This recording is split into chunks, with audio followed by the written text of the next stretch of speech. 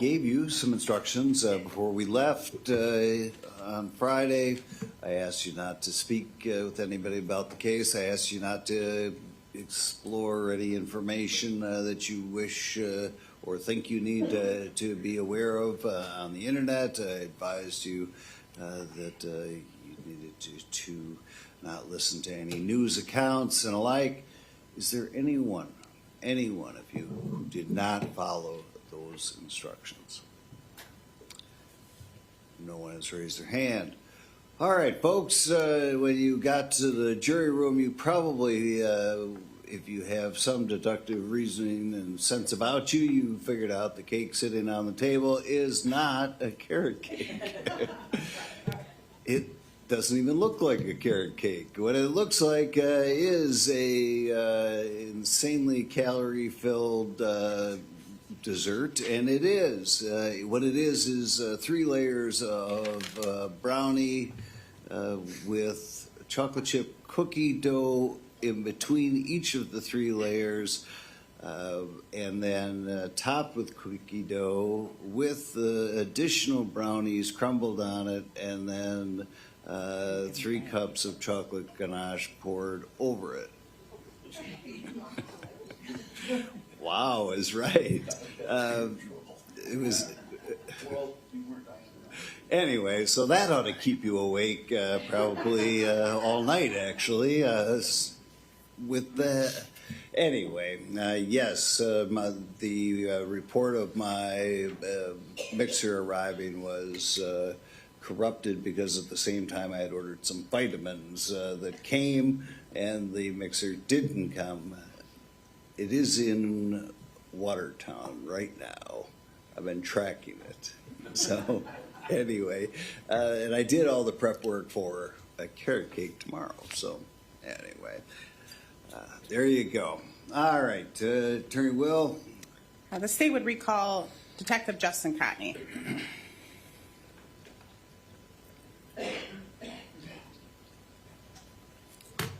Please be careful on the ramp. Raise your right hand, please. Do you swear to tell the truth, the whole truth, and nothing but the truth, so help you God? Yes, I do. You may be seated. And I think when we left off on Friday, we were still on the defendant's interview, and we were on clip 8. So we will start playing at clip 8. So that starts at 3 hours and 32 minutes and 25 seconds into the interview, and that will end at 3 hours and 46 minutes and 42 seconds in the interview.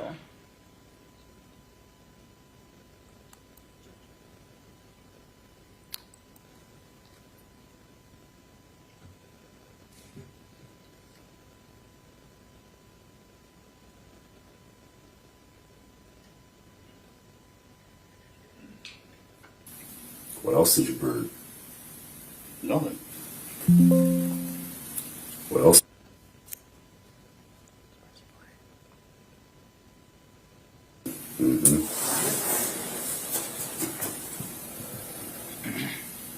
What'd y'all bring with you on your trip? What? Nothing. Nothing? Just There's nothing. Just the stuff we picked up in the store? No. Nothing else in that car? No. That car searched inside and out, viewed at every place you stopped. There's nothing else in that car. How about your red car or your truck?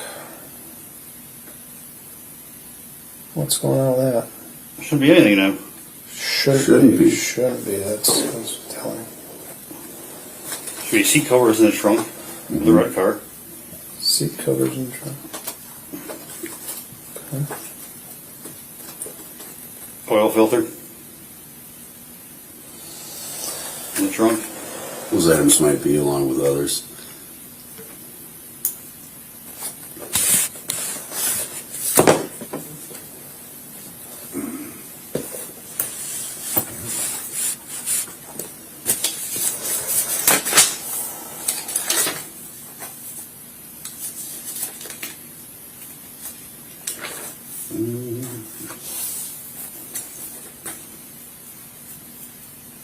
Trying to remember what else is in the trunk. Well, I think my sweatshirt's in the trunk. That's okay. Let's talk about what happened to Crystal. I don't know. Why wouldn't you tell us about the land up north? Why don't you tell us about that? No, they got all land up there. They never go up there. Why don't you tell us about that? The trailers. And that you were there, and that the land is part of the trust that your grandpa owns. Yeah, and that Crystal's phone pinged. Grandpa, Right in that Sam, area. Grandma, Weird. Rachel. Weird. You were up there with her. Two around. Together. And then she was missing. And her phone pings to your land that you won't even admit exists. Maybe not your land, but you know what I'm talking about. Last Land time we with were the there is when trailers. we were together, and I brought it Yeah, up, I believe that. That I believe. That I believe. and we came back. That I don't believe. Yeah, we did. You did. You came back. We both came back. Well, yeah. Only you really know what happened, so, I mean, fill us in. I'm serious. We both came back. Well, Tell us about that. Yeah. Then where is she now? I don't know. I dropped her off in Kleinman at the church. No, you didn't, because we didn't find her body laying in the parking lot. I don't know where she is. She in your You burn know. pit? What? Was she in your burn pit? No. She in your suitcase? What? It was just a suitcase inside a suitcase. Okay. Nothing else in there? No. Did you bury her up north? No. Did you bury her up north on your land? On the land up there? On that 40 or 80 acres up there? Did you bury her up there? What? Did you bury Crystal up there? I don't know where she is. They have cadaver dogs that can find They her. can search it. Well, they are. I don't know where she is. You do. You're the only one that does. Yes. No, I'm serious. I do not know. You're the only one that does. We've already established all the lies leading up to this. We know where you were. We talked about there and coming back. Yeah. Where is she? Where is she? I don't know. If she's Yes, you alive, where is she tied up? What? If she's not dead, if she's not buried, Which- where is she? Yeah. I do not know where she is. I'm serious. I do not know. No, you're not serious. You're lying. No, through I'm your not. teeth. Yes, you are. No, I'm not. Absolutely, no doubt. I've been watching you for hours. I can tell when you're lying when you're not. You've been lying. You know exactly where she is. No, I don't. Yes, you do. No, I Yes, don't. you do. I'm Yes, serious. you do. I do not. You know exactly Yeah. what No, happened. I don't. Yes, you do. All right. However you're justifying it in your head, you know where she was put. Because you put her there. What? Why are I didn't you... put her anywhere. Then what are you doing on the land? What are you doing on your grandpa's land? What are you doing? Think before, instead of thinking of a lie, Answer the think question. about, stop fucking around and answer the question. I can be there anytime I want. Exactly, you can be. Why were you there yesterday? Just to see if she's been up there. To the land. Yes. So she's been there with you before. Yes. Oh, all right. Oh my Now we're getting goodness somewhere. sakes. So you were there at the land with her before. Yes. Okay, thank you for telling us that. Because she's got stuff up there. Okay, what stuff? Clothes, deodorant, pads, shoes. That's why you went up there? To see if she was up there to get the stuff. Okay, so you went and see if she was up there to She get has some all that stuff. stuff in her house. But no, just hold on. Where does she keep it up there? In the camper. Okay, and who owns that camper? Me. All right, is this something you guys bought? Together, yes. Okay. Tell me about the camper. It's where we stay when we're up there. Mhm. She has a key, I got a key. So I thought maybe she was back up there. Keep going. And I noticed she wasn't up there. I want you to tell me what that camper looks like. How you have it for. I want to know everything about this camper. I'm a camper guy, like for real. It's it's actually a pretty nice camper. Okay. It's got a couch in the front. Mm-hmm. It's got, So this is a travel trailer? One you hook on, you can pull around? yeah, Or it's not like a mobile home? no, Okay. it's a big one. Okay. Okay. And it's got a couch like in the front, TV. She's got a blanket laying in the front. She's got the beds all made. Okay. She's got it all neat and tidy.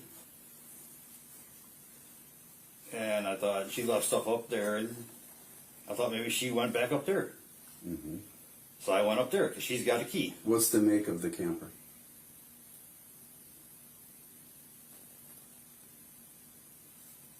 Oh, I can't think of it. Okay, what color?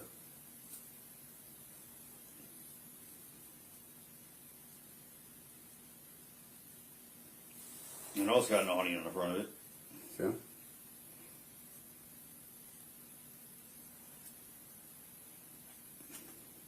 How about where do you park it on the land?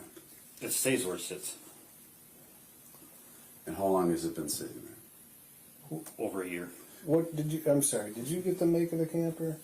No, where Is it a fifth wheel? Is it a? No, it's a. has an awning. What color is it? That's what we're working through here. Compared to the other ones that are sitting up there, how is it different? It's.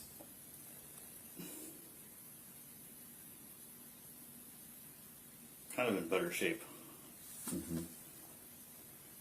So it's like a little bit newer. Not really newer. My uncle's got one up there. It's newer, but it's crappier. Okay. Do you know what year approximately you guys bought it and if it was used or new? It's used. Is yours the biggest one up there?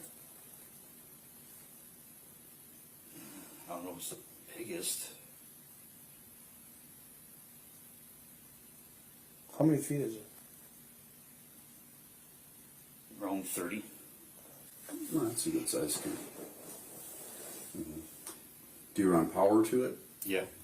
Okay. Do you have a power connection up there? Yeah. All right. Is it, again, on the location of that land? Where do you park the camper? By the road. And which road are we talking?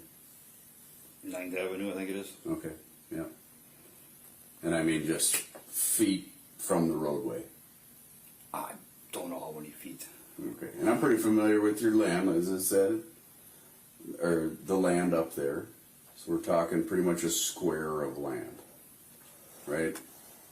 Appears to be about a 40. I didn't do like an actual measurement how of it it or comes out. whatever. But I'm just, is it,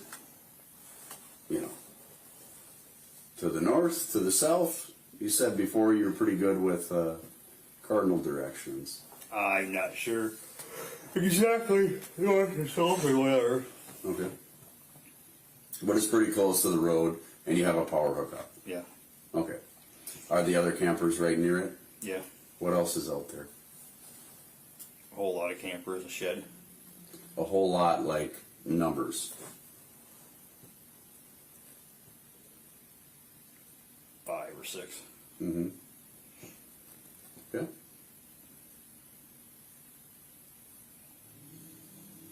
You got like an ATV up there, or UTV, anything like that? No. Do you guys have like a bonfire pit or burning area up there too? Yeah. Okay. It's not very big. Mm-hmm. Got an old tractor wheel dug into the ground. You Okay. got trails Some- up there? Like trails through the woods and stuff? I don't know if they still are. But my grandma had some people come in and they cut down some trees. Mm-hmm. And there's a guy up there that rents it. And he hunts on it. He's got cameras up all over the place. Okay. I don't know where the cameras are. Okay. So you went up there to look for her. Yeah. Where did you look on the land? I just looked at a camper. And you drove in there? Yeah. Okay.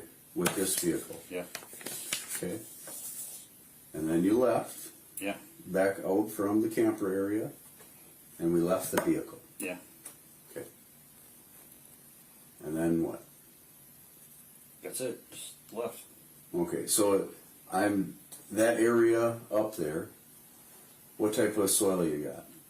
Sand. I think that's what it is. Okay. Have you done work up there before? No. Okay. I guess how do you know it's sand? It's been going up there for years. Okay. All right. I'm pretty sure that's what it is. Sand. So in the sandy, did you look around anywhere? I mean, because you said you guys have been there before. How would Crystal have got there? I don't know. Okay. So how did you bring her there? She went with me Yeah. How? in a vehicle. Okay. In this same vehicle? Yeah, Okay. and sometimes a truck. All right. And when you brought her, or with this one, when was it last? It was a while ago. Again, what's a while ago? 2-3 weeks ago. Okay, so 2-3 weeks ago. So we keep going back to the same time frame. All right. Right around the 10th. Poof, she's gone after you guys have your weekend in the Dells. Right? That we talked about in detail earlier. Yeah. And then now 2-3 weeks ago, which is that same general time frame, you're telling me you were on that land too. Yeah. Okay, but you didn't tell me about this before. This is why I'm rehashing this. So tell me all about that. We just slept there Okay. and left. I know there's more than that. We left and bummed around. Okay. Where? Like at Rapids and Dells and Moston, Okay. Adams. So my thing is these time frames are matching up, and we have a lot of these transactions and all this going on. But why where's Crystal? I'm Where's serious, I do Crystal? not know. Where's Crystal? Where's Crystal? You have her card. You told me you brought her there. And I brought her back. You brought her back. Yes. Okay. Was she alive when you brought her back? Yes, she was. Where's Crystal? I have no idea. Why'd her phone stop working up there? Well, I don't know. I have no idea. She was on her phone on the way back. And then why did you go back there? See if she was there. Why did you come home and have a fire right away? Didn't have a fire right away. Why did you burn the Drano bottles you told me about? That was Sunday. Yeah, why? Burn everything. Cardboard, garbage. Okay. So this clip number 8, this is, we stopped it at 3 hours, 46 minutes, and 42 seconds into the interview, correct? Correct. And now we're at 4:58 a.m. in the morning, correct? It appears so, yes. Or I think that's actually the start time. If you can you go all the way to the end and just stop it?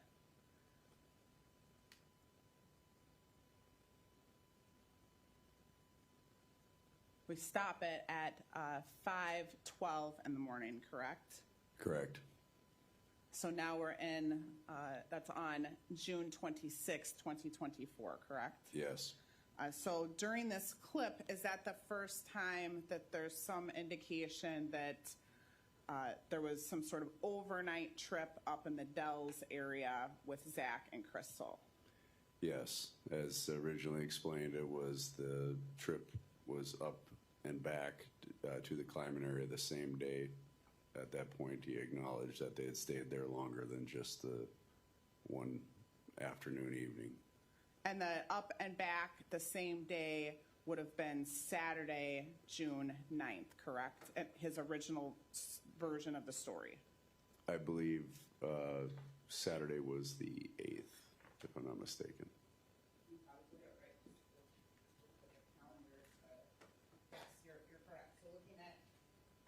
It would have been the 8th and the 9th.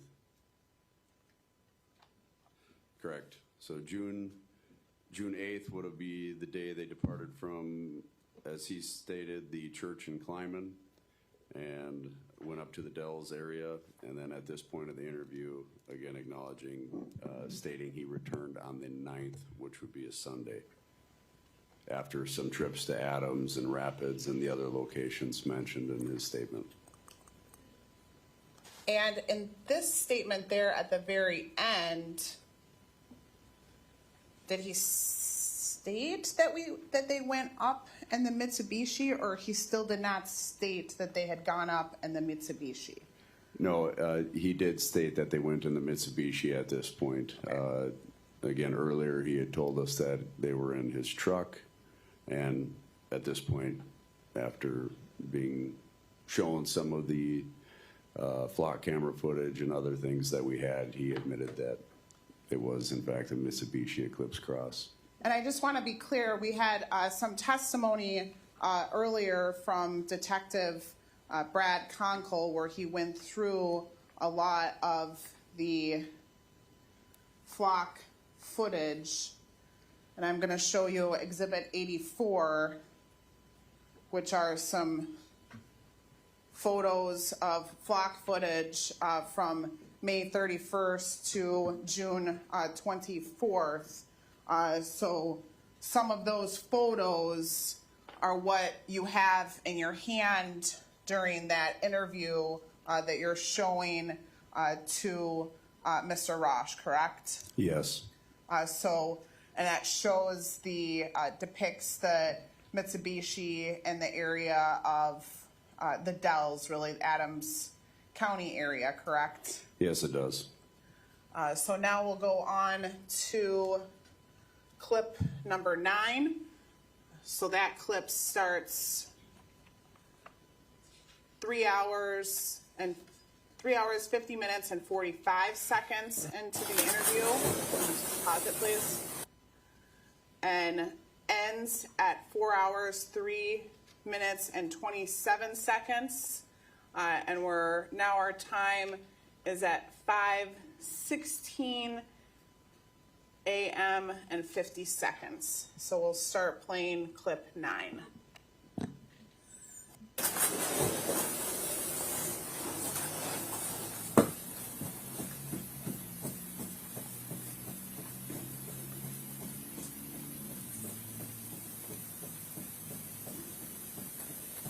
We can say, I don't know. I'm serious. I do not know where All she day is. Yes, you do. Yeah. I can say yes, you do all day long too. So Yeah. we can. I can sit here all day too and say I don't know. Because know. I don't know. I know, because you're just sticking to it.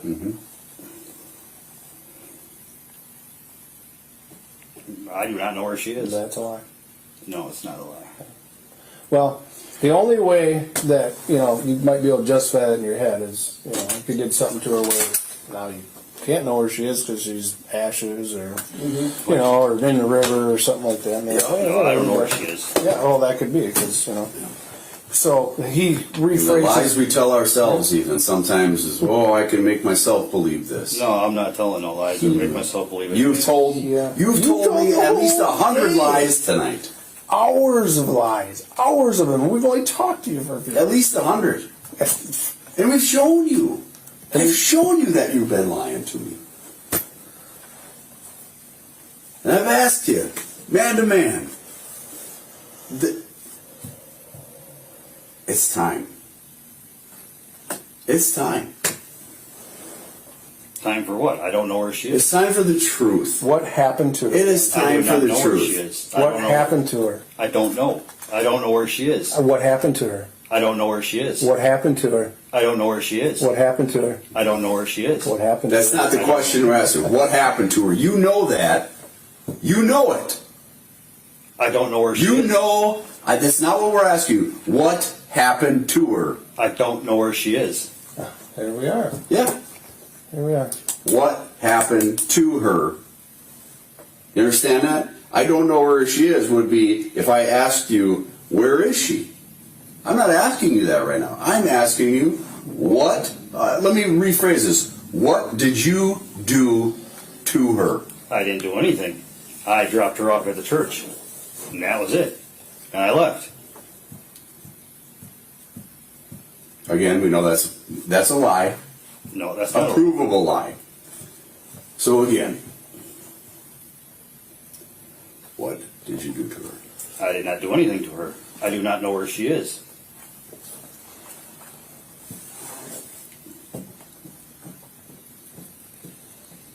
So back at the camp, the last time you were there with her, at the camper that originally you said you were not at,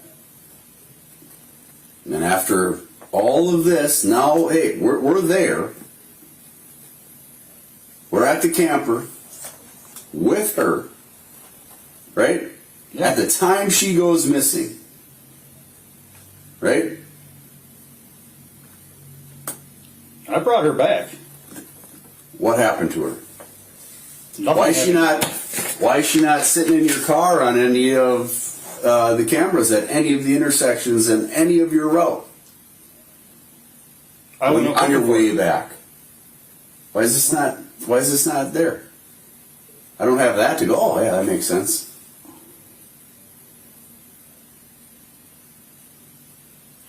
Again, just slow this down a little bit. Okay, you We went up there went to up look to see if she was there. She was not No, there. no, let's No, back no, up. came Let's back. back up. Let's back up.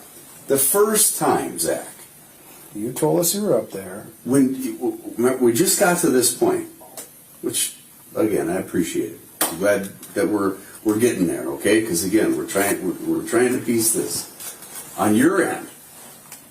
We have our end. I'm trying to get your story. You're up there with her. Yes. Something happens. Nothing happened. Yes, it does. No, we came back. Yes, we did come back. While you were up there, what happened? Nothing happened. Okay, so we know you said you went You're to the assuming Dells. something happened and nothing happened. You said you went to the Dells with Yes. her. You originally told me we just went to the Dells for the day and then we came home. Right? And then that story changed and we proved on dates and all that. There was other things going on there. Again, now you're telling us you're up there with her. Yes. What did you do? And I don't want to hear nothing. What did you guys do? Talk me through from the start to the middle to the end. Everything you do. Everything. Went out to eat. Where did you go out to eat? We went to Denny's. Okay. We've been to McDonald's. Denny's where? Boston. Okay. Go ahead. I just want to get my map right. We've been to some restaurant in Boston. I can't remember the name of it.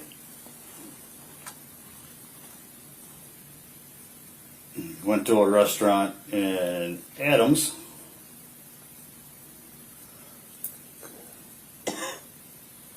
Don't remember the name of that restaurant either. Where else? We've been to the grocery store up there a couple times. Got ice cream. Been to McDonald's. Been to Ray's Closeouts.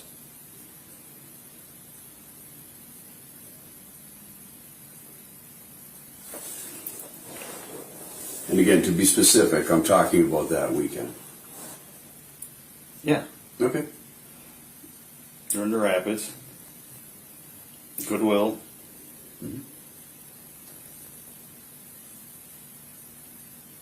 Taco John's.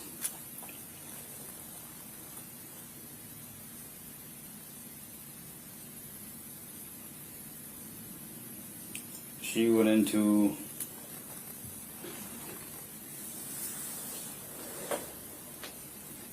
clothing store.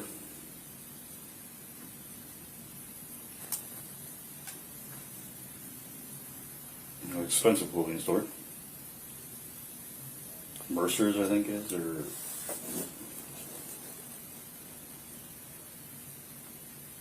she's trying on a pair of pants that didn't fit. She's trying a couple pair of pants that didn't fit. I went across the street. I went into a pawn shop, looking around. Looked at movies. Didn't see anything. She went in the store next door. I don't remember what that was. But I know they had a little dog.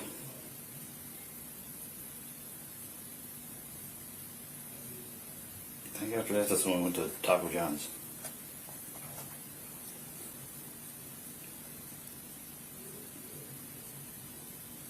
We stopped at a Quick Trip up there.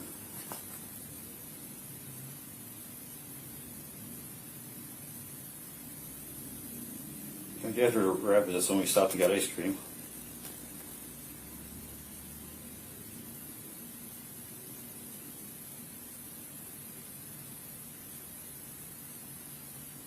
We did the flea market first, then we did the Rapids. Both flea markets. How long were you up there? Couple days. Okay, a couple days. Couple days as Like in Friday, Saturday, and Sunday. Saturday and Sunday. Saturday and Sunday.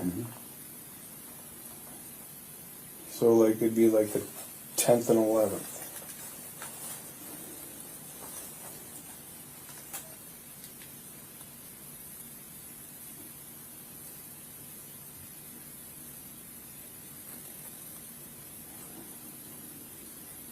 Yeah, we came back Sunday. Oh wait, that's I'm off here. So they came back a Sunday.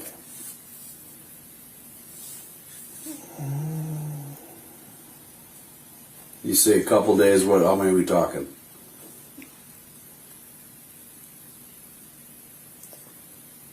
You're saying it's a Saturday, Sunday? Yeah, came back Sunday. No idea which week it is. That was 2-3 weeks ago. That's not that long ago.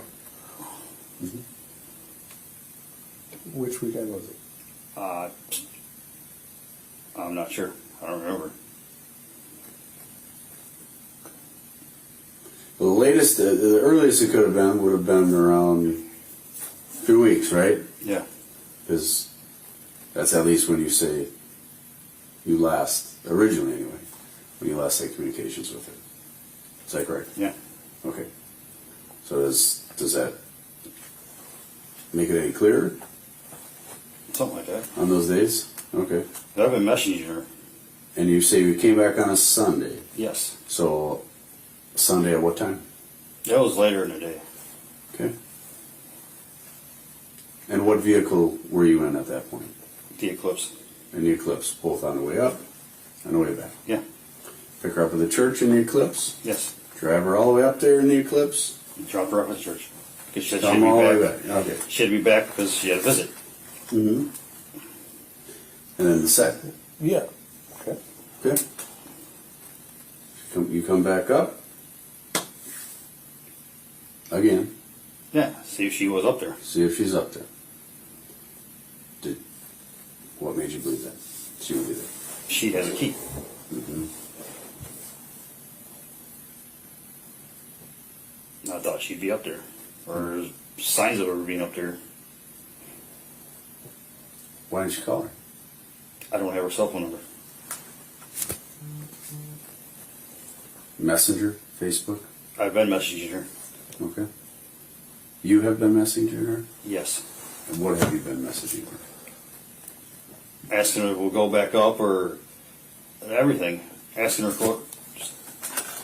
what's going on. Why she ignored me. Okay. Mm-hmm. Why she ignored you from not hearing from her during the week? Yeah, I've been asking her. I asked her other stuff too, and she just wasn't checking nothing. Okay. Then I asked why she was ignoring me. Mm-hmm.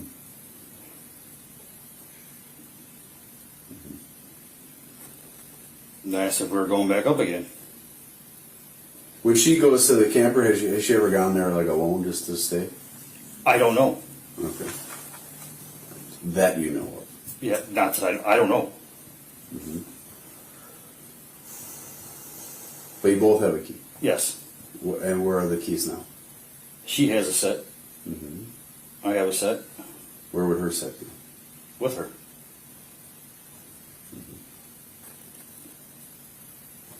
So where is she? I have no idea. I'm serious. I do not know. Because I drove up there and Break? gotta take a leak. Yeah. You need to go to the bathroom? no. So we're stopping clip 9 then.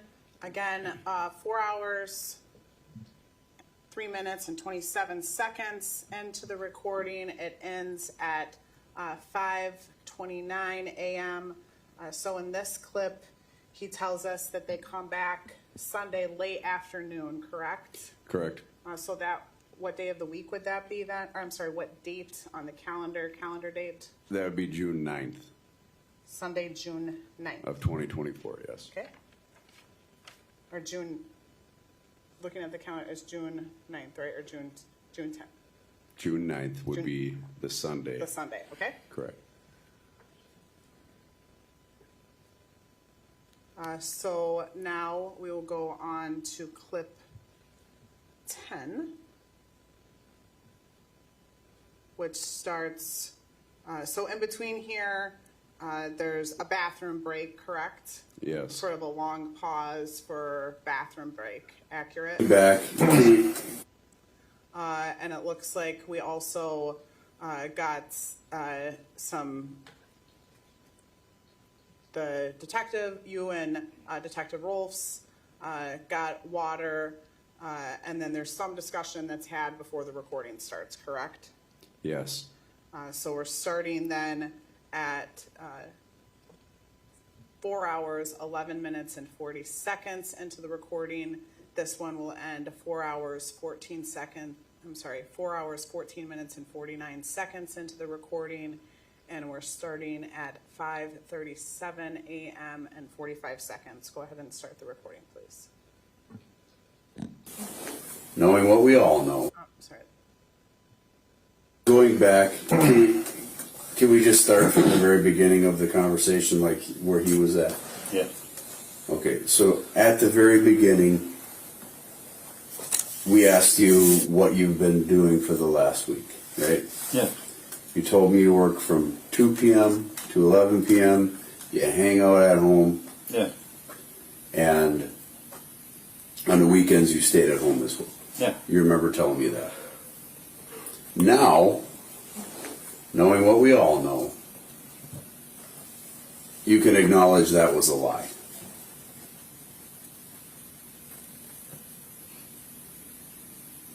You understand what I'm saying? You It's a yes or no. I'm just saying you acknowledge now you were lying to us at that point. Yeah. Okay. We talked about Adams County, for example, Yeah.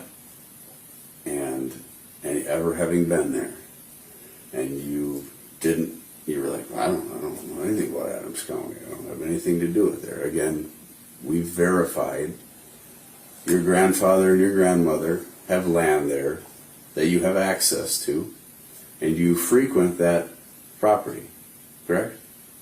Yeah. Right. So again, you can acknowledge at this point that you were lying to us about that. Again, I'm just asking for your acknowledgement, yes or no. Yeah. And I mean, Because all she ever said is that she didn't want anybody knowing that we were doing stuff together because people would be mad. okay. You told us about the picking up at the church and that type of thing.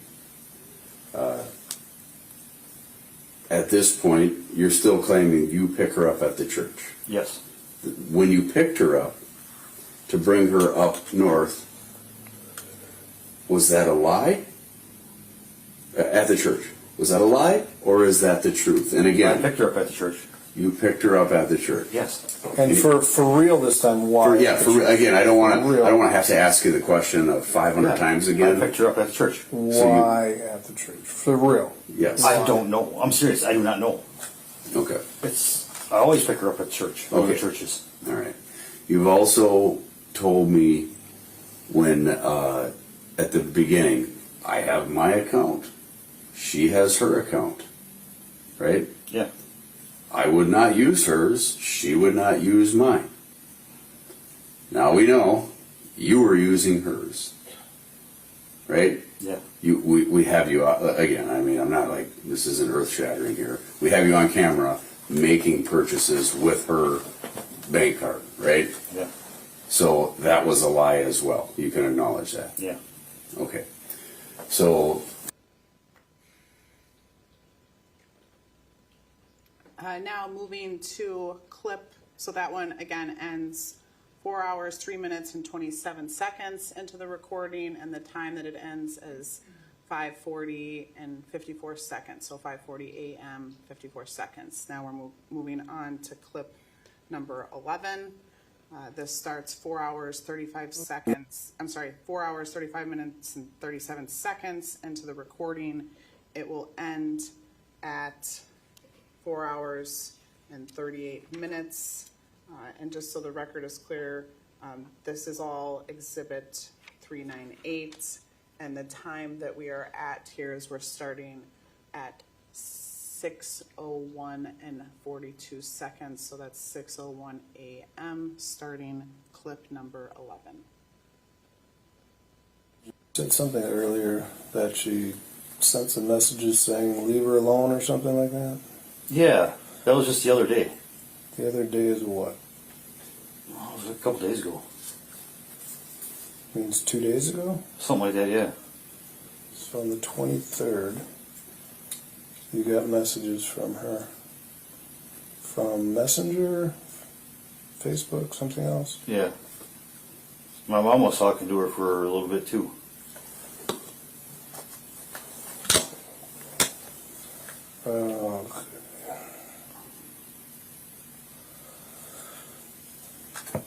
Was it from her regular Facebook page? Because when I look her up, I see more than one Facebook page. No, it's from a different one. But when I tried sending a message to that one she sent me from, I can't. It won't let me send a message to it.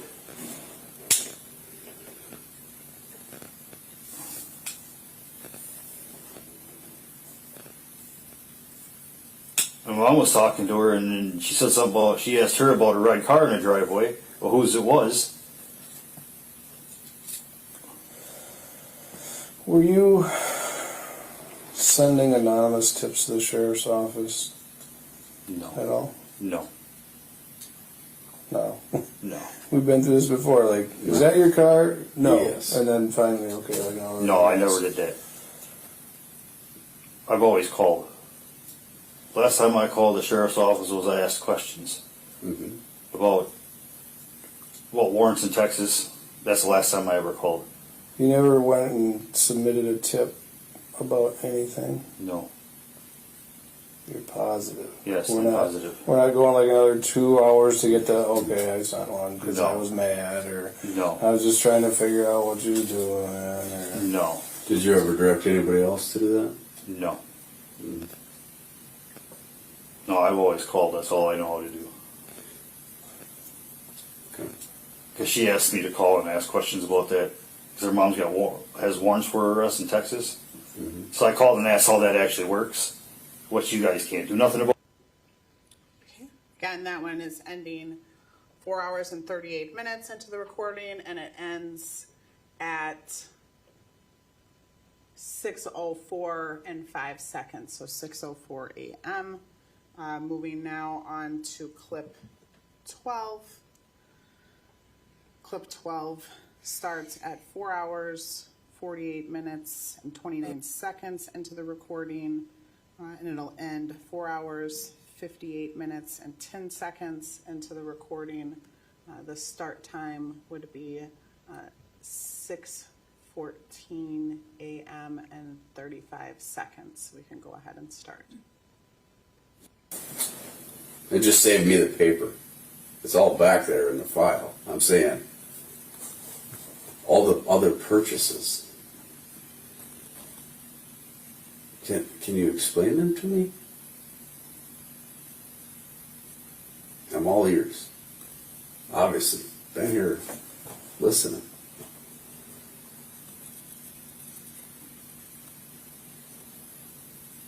Because you know what the items were.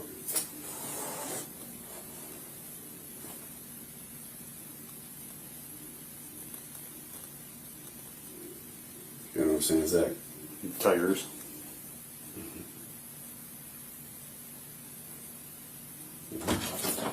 That's some. So we got tires, Drano. You said it's about the socket set. Yeah. We still got a lot of other purchases. You want coffee? What? No, I don't drink that stuff.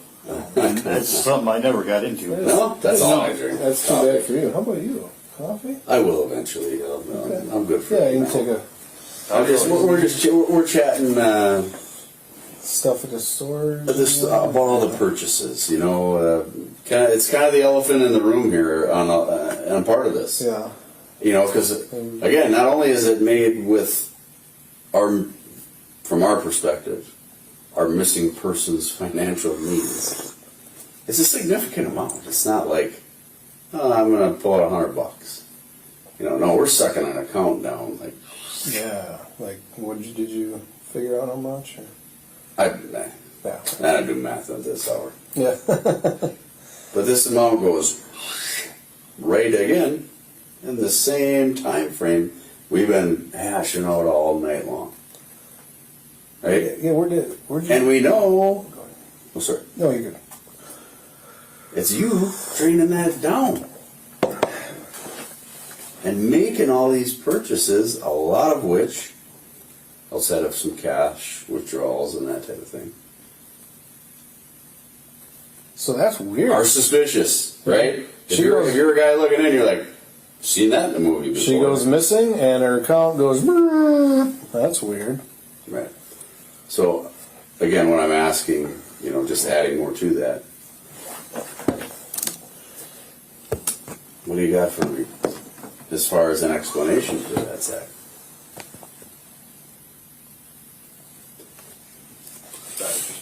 What was your intention with all that stuff? With what? Tires? No, just using her Tires. card for everything. I always pay it back. But we don't know where she is. And I don't know where she is either. She's gone. You got her card, and you're surrounding her accounts. She knows I had her card. I know, but what do you think about that, right? Okay, She told me I could get tires. I'm just not tired. I'm just telling you, she disappears, and you're draining her accounts. What is with that? She knew I She's could get tires. She told me I could get tires. Because the tires in the truck were really bad. I bought tires before, and they're not like $7,500. Right. That's one. $1,500 cash. How did you get $1,500 cash on a debit card? Can I ask that just because I've never even tried that? Huh? $1,500 off a debit card? 1,500. Did you take out $1,500 cash? No. You were taking out like $200 at the Quick Trips and stuff, right? Yeah, so. I never did 1,500. You didn't do the 50, or not that you. Yeah. I was curious because I'd never seen a debit for that much. No. Like, yeah. Yeah, we'll figure that all out. I mean, it's all. It's all. On I didn't know you camera. could do 1,500. It's all on camera, so we'll figure that out. So what other tools we buy?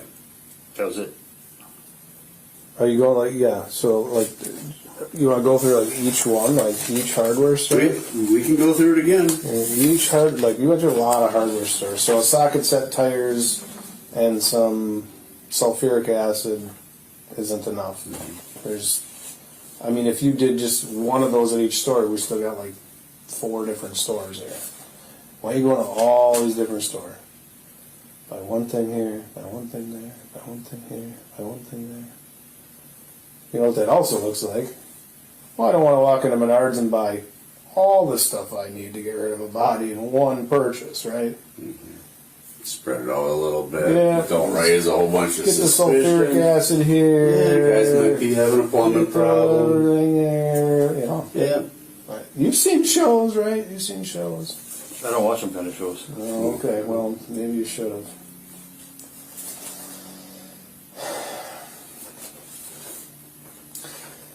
Okay. What about the hardware stores? That's what let's get Where were we getting at the the hardware store? like, Hardware stores. Yeah, we had video on. shitload of them. Yeah.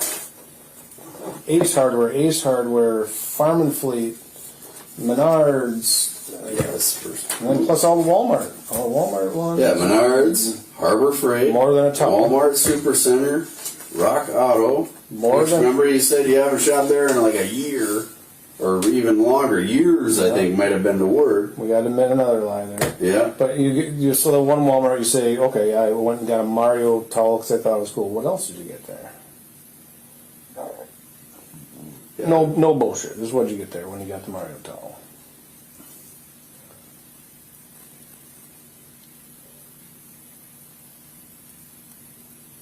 I think allergy pills. The 80 milligram allergy pills that you don't know what's Okay. And there's in. quite a few Dirt. Walmart visits, so $123 Walmart Allergy on pills are Bernard about Street. $5. On the 17th. Yeah, that one we had. That's not allergy pills for $123. Then you're buying a lot of shit. Mm-hmm. And that's what I think. And then right after that, the Walmart Supercenter, because there's two separate transactions. There's one Bernard Street, 123, and then another one right after for 174. And we're getting all the video and receipts and stuff like that. It's not just so it's no. Yeah, no, like I said, this stuff we This already is have the easy it's peasy. all the provable Easy stuff. peasy reading. Quick Trip, Spring Street, Beaver Dam, $200. Cash. That's the one we got your picture. Yeah, we got the photo on of my that right at the phone. machine. At the machine with your car parked at the pumps. The red car that This you were one, using, you know, your like beater right there, car. your beat With the plate, the whole thing. Cobalt beater, 240,000. Another Walmart. Like, what are you doing with all the cash? I guess I should ask, because you're using her card for everything else. So what are you doing with the cash? You're taking a lot of cash, so you got to be spending the cash. Mm-hmm.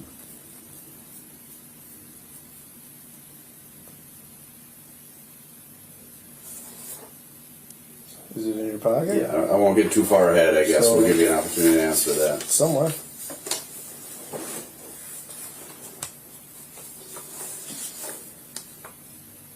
No, it's used for gas. So by this point, we've You're gone using through. using a card for No, by this point, we've gone through, and we're not even halfway. Probably $5,000. That's a lot. It's a lot. It's not just allergy pills. That's a lot. Like what? I mean, like I said, we're in the process. We got people out all over the place doing shit right now. We're gonna know exactly. We're gonna have the receipts. We're gonna have you on video buying all the shit. Mm-hmm. So all we're asking is, just for the sake of our conversation here, if you can just tell us what you bought at some of these places. We have some of it, but and then like what is it Trickle for? on in, yeah. And let's go back to. Sorry, I'm getting a little off track here. What's all cash for? How much cash we got? We got several $200 transactions. So cash, yeah, $1,200. This might be earlier. Hold on. Because you don't need the cash. You're using the card. So what are you doing with the cash? Gas. No. Okay, so that one ends at 6:24 a.m. And then again at 4 hours, 58 minutes, and 10 seconds into the recording. Go on to clip 13. So that one starts.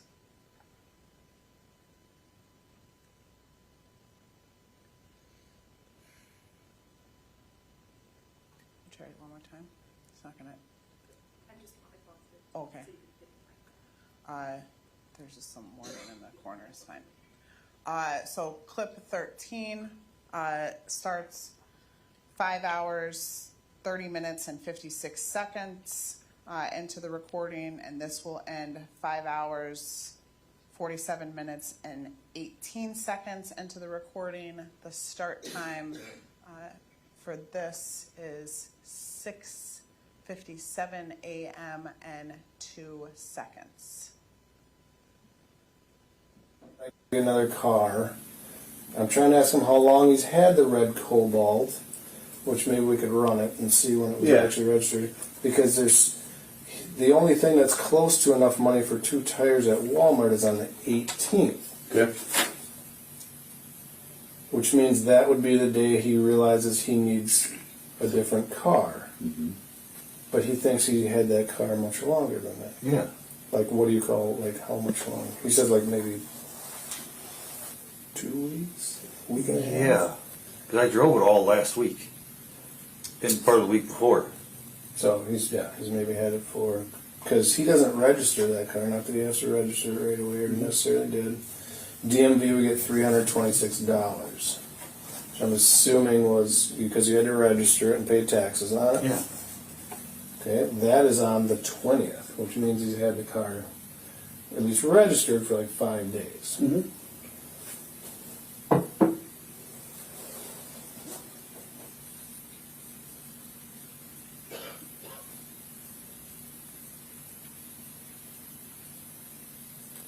I was just clearing that up because I didn't know how long you had the car. Was there a guy you knew anything about? Girl, guy? Anybody you knew? Huh? No. That you bought it from? No. How'd you find it? Marketplace. Facebook. Yeah. What'd you pay for it? $1,200.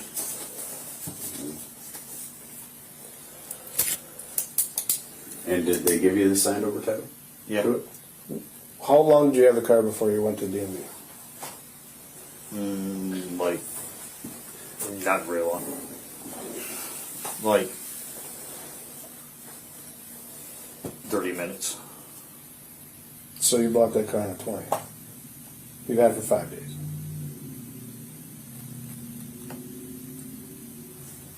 See, that don't come out right because I drove it all last week. And part of the week before. Alright, we'll have to verify that. Yeah, something fishy there too, yeah. But so then I wonder about the truck. Then the truck versus the Eclipse versus the red car is something. Mm-hmm. Why did you? Something is weird about this Eclipse that I can't understand. When did you buy the Eclipse?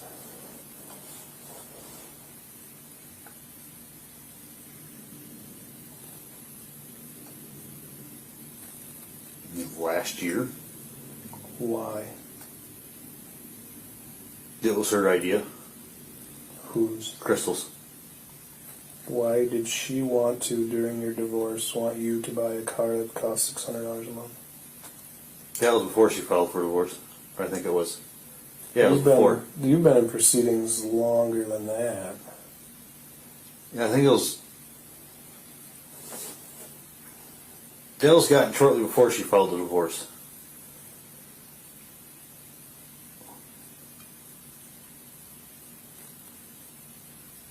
So you got the truck, you got the gray car, you got the truck, you got the red car. So if you've only had that red car for 5 days, No, it's been longer. Well, I know that. well, for a fact. Yeah, let's see. You registered it that day, you said, right? You said 30 minutes after you bought it, you went to right to the Watertown DMV, right? Yeah.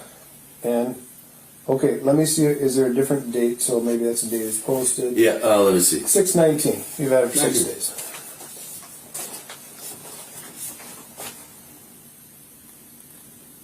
Yep. No, I've had it longer than that because I've had it for a couple weekends already. No, I'm serious. Alright, what did it smell like when you got it? Like feed. You registered it the day you bought it, which was on the 19th. That's what I'm telling you. And you say it smelled like feed. Yeah. Yeah, like He works at a co-op. Okay. This guy, you don't know, you know where he works. No, I don't know where he works. He had me meet him there Meet him at the feed. Which Yeah. one? in Hartford. He came out. I look at Beaver Dam. Yeah, I met him at Beaver Dam. He left the car in Beaver Dam. I met him to pick it up in Beaver Dam. But he works in Hartford. where I looked at it. Just tell us how that worked. How'd you get the car? Tell us everything. You're perusing.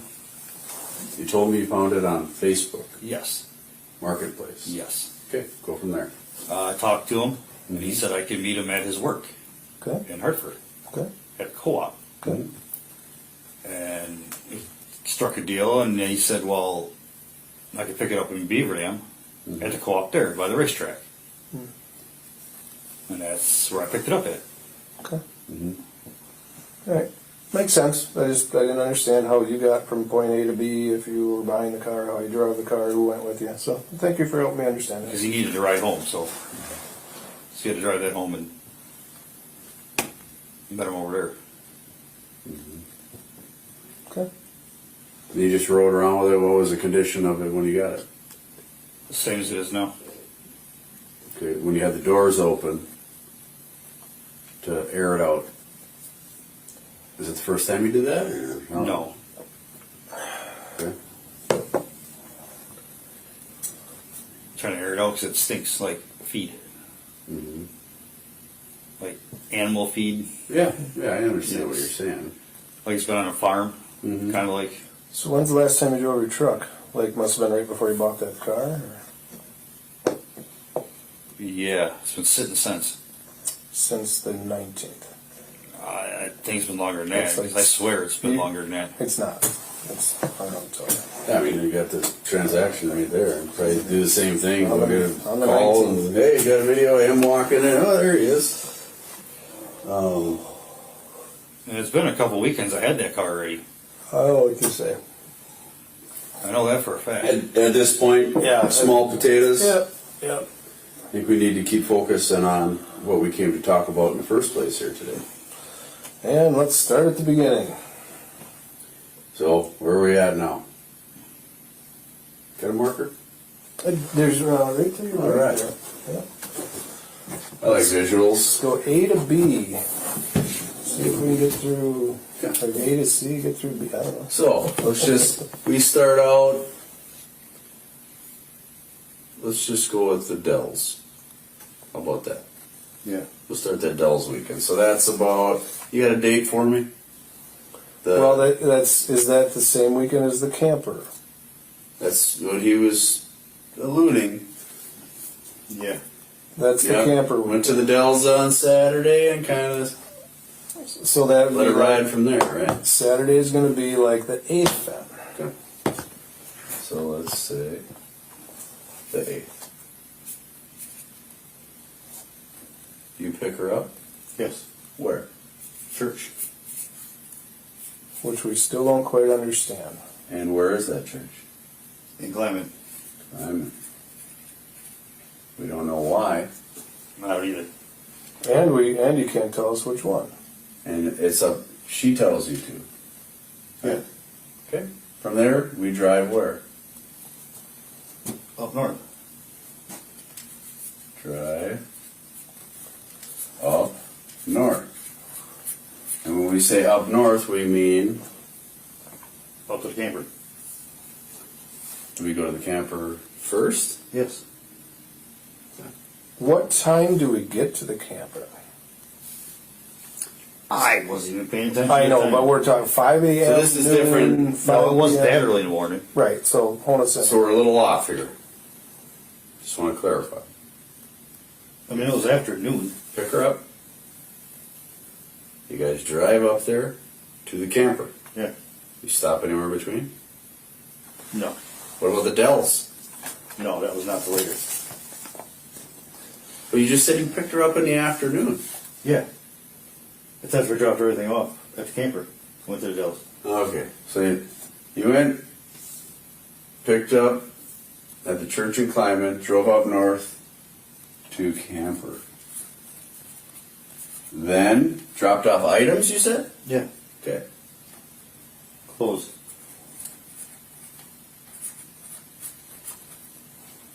And then Dells. Yeah. That night, we're at the Dells. Finished doing what we're doing, eating the elephant ear, having a good time. Shoulder to shoulder, never out of your She's sight. next to you. She's- You guys going in and out of some She's shops. busting out hundreds like it's spending going out of money, style. making it rain, and then where do you go at the end of the night? Back to the camper. Back to camper. Evening.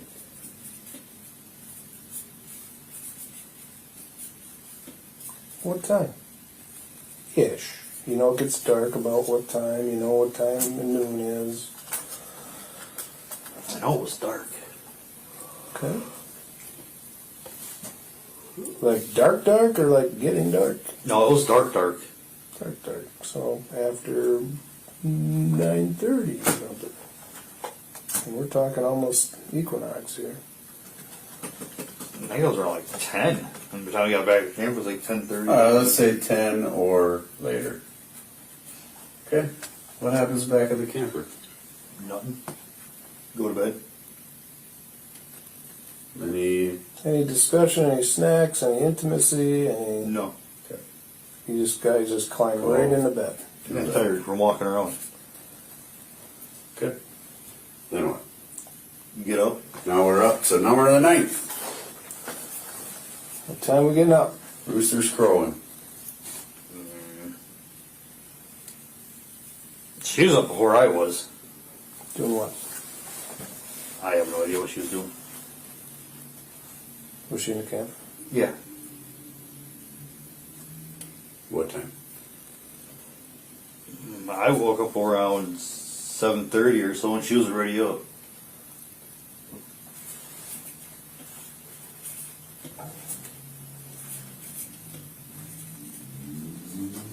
This is now Sunday, or just Sunday, I believe you said. how many That's nights? it. How many nights did you stay at that? One.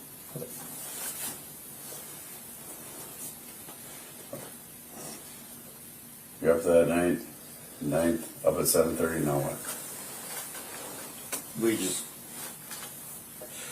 She was eating. Or after a while, she was eating.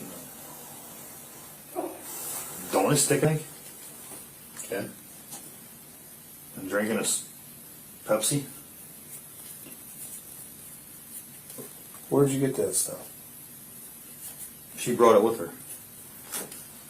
Any other items she brought? Clothes. This close? Yeah. And the butter and all that and No. any of that stuff? No. Right. And then what? We eat a donut, we drink a Pepsi. I got an energy drink, and I was drinking that and getting dressed. Okay. And we left.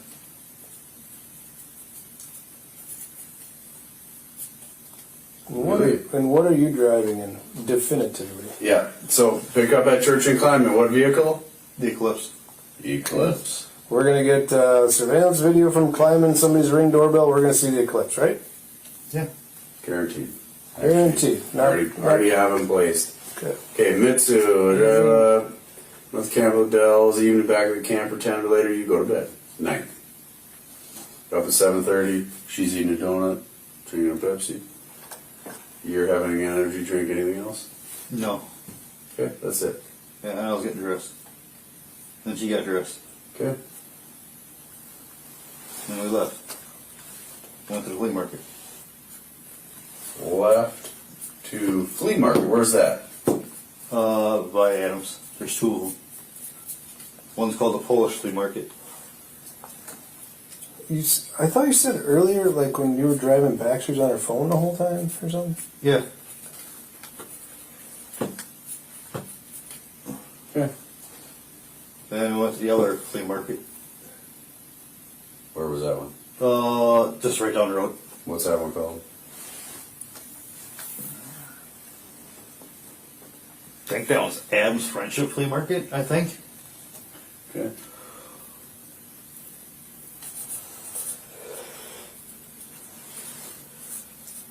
And you're positive this is Saturday, Sunday. You didn't take off on Monday. This isn't a Sunday, Monday. No. Flea markets, are they only on Sunday? Do you They're on know? Saturday and Sundays. They're on both. Okay. Okay. All right. Let me make this a little better. Yeah, it could be. We'll make it work. There you go. Good. So then what? You go to the flea market, 2x2, both of them. Now what time frame we in? Oh my god, I don't know what time number. Did you eat lunch before or after something else? Did you get food at the flea market? Did you go to dinner? Did you go to lunch? The Polish flea market, nothing was. There was no food there. No He was Polish, just setting up. no Polish sausage. The other flea market, person that had like the egg rolls and stuff that she does, she wasn't there, which is kind of weird. There's like a little Chinese lady that they do egg rolls and wontons and stuff like that at the flea market. All right. So where'd you guys go after the markets? I think we went to Ray's Closeout. What is it called? Ray's Closeout. What is that? It's Liquidators.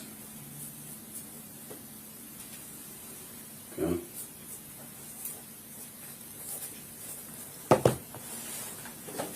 Yeah. And then? This was a bad idea. There, here we Sometimes go. we have a- Here we go. This is better. You got that? I just don't want to have to duck the whole thing.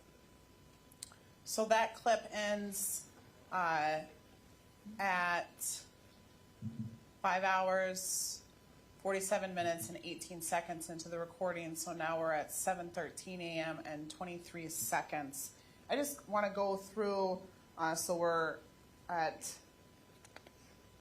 clip 14 now, and we start out this registration of the red cobalt, which while you're in there, you have that original Bank of Link Mills bank transaction information that Lieutenant Taylor Nails had obtained, correct?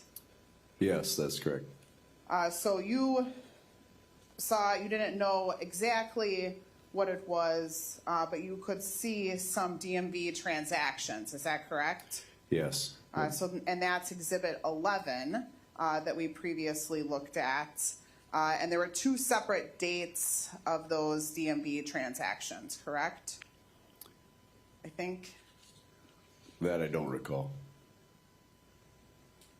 I believe there's one, if I'm going strictly off memory, it was like $340-something for the tax title registration. But basically the idea that he purchased, when do we think that he purchased that red cobalt? It would have been the date. Yeah, I'm sorry, I don't remember the exact date, but it was right around like the 17th, 18th, something like that when he picked it up.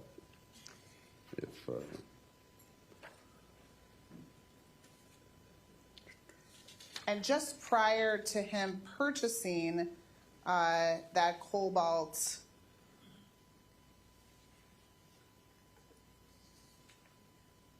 we did have some flock footage of him headed in the direction of Hartford, correct? So we had some Yes, flock towards the footage co-op on 60.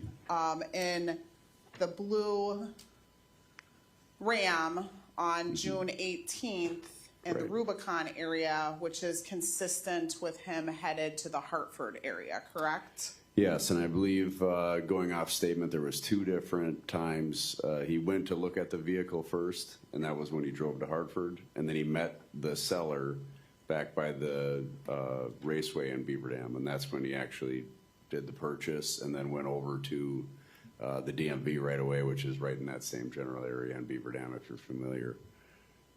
In Or, I'm fact- sorry, he did the Watertown DMV. Is where he is that registered it, Yes. correct? Yeah.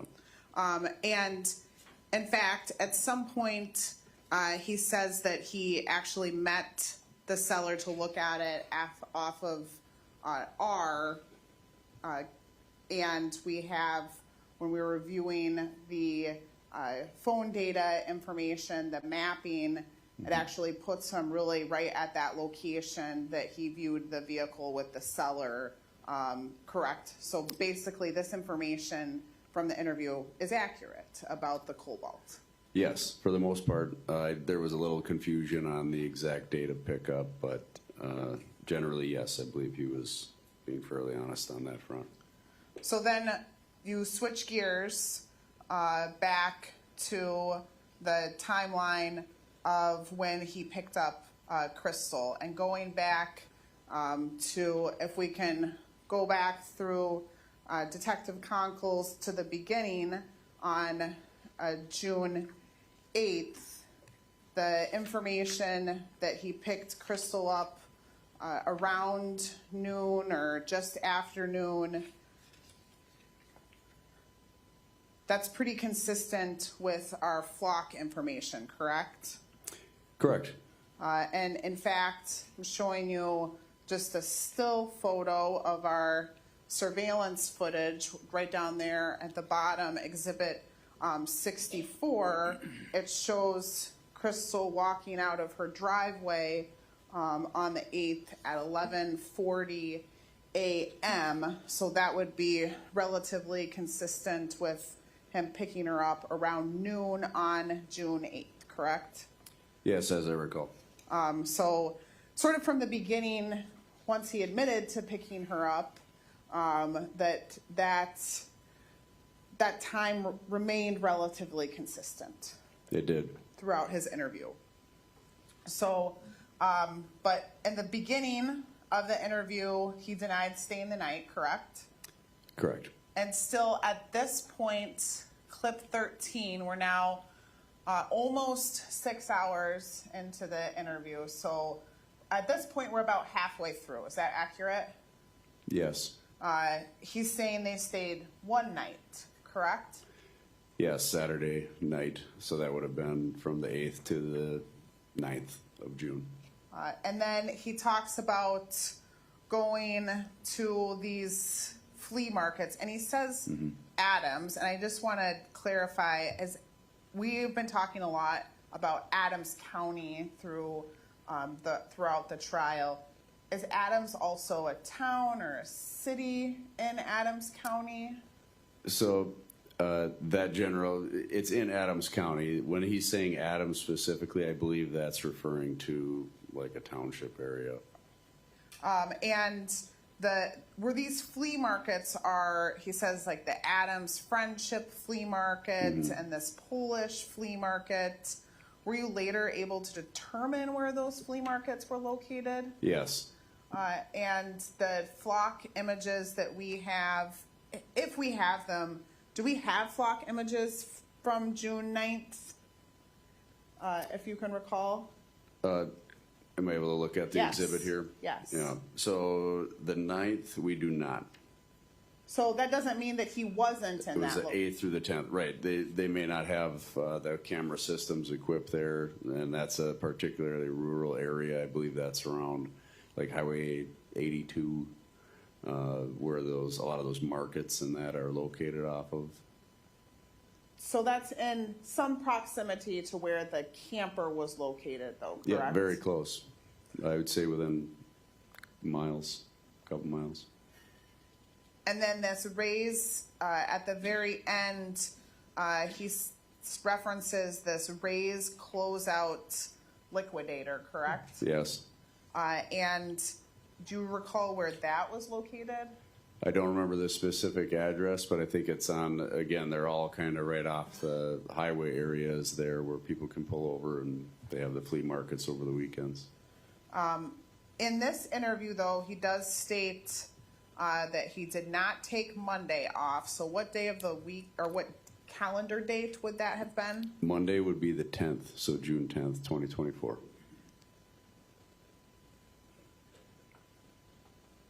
And during the interview, you were not aware of what days he did and did not work, correct? No, at that point, I had none of that information. We were just getting his side of things. But now, once we've reviewed all of the evidence, do we know, did he work on Monday, June 10th? No. So he's still, now halfway through the interview, he's still not giving us accurate information, correct? Correct. So we're gonna go to we're now on clip 14. That Take a- would be a very good place for a break. Perfect. So we'll take a 15-minute break.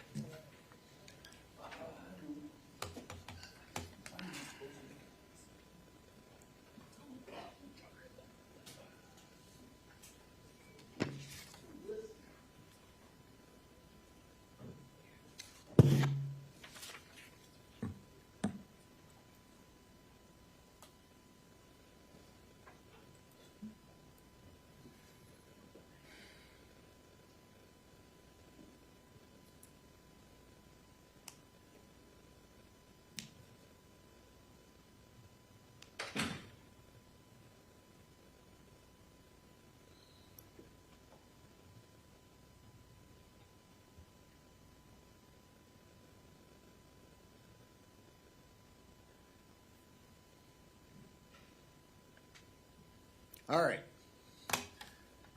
10:08. Oh, you're on one point of procedure. I think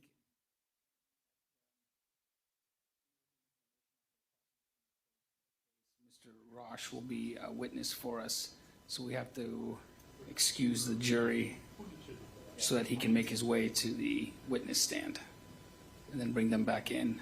So we just have to take that into an account for him going on and off the stand. Very good. Okay, thank you.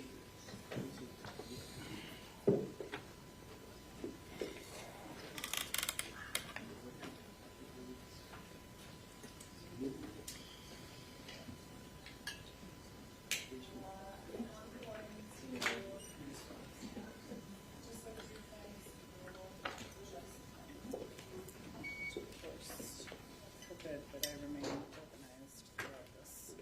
And I would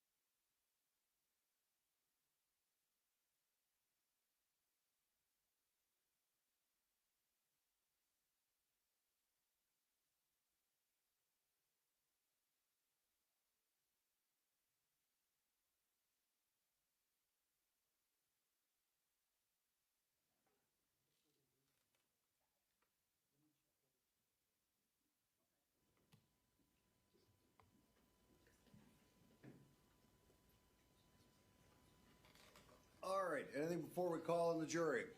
Well, we were just talking about, because I just asked the sheriff's office if they wanted to participate in the security discussion, and do we have the bolt?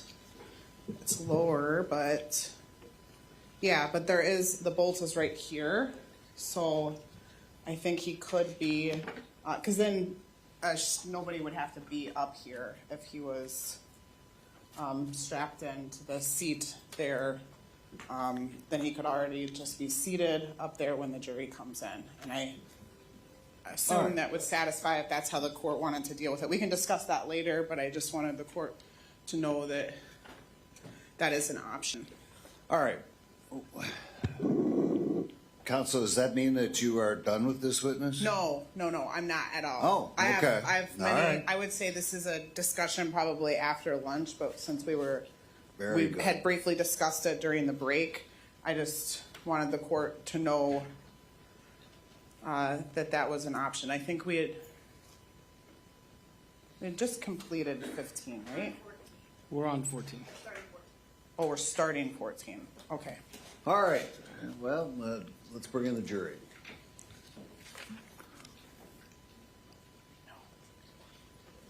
We're starting 15.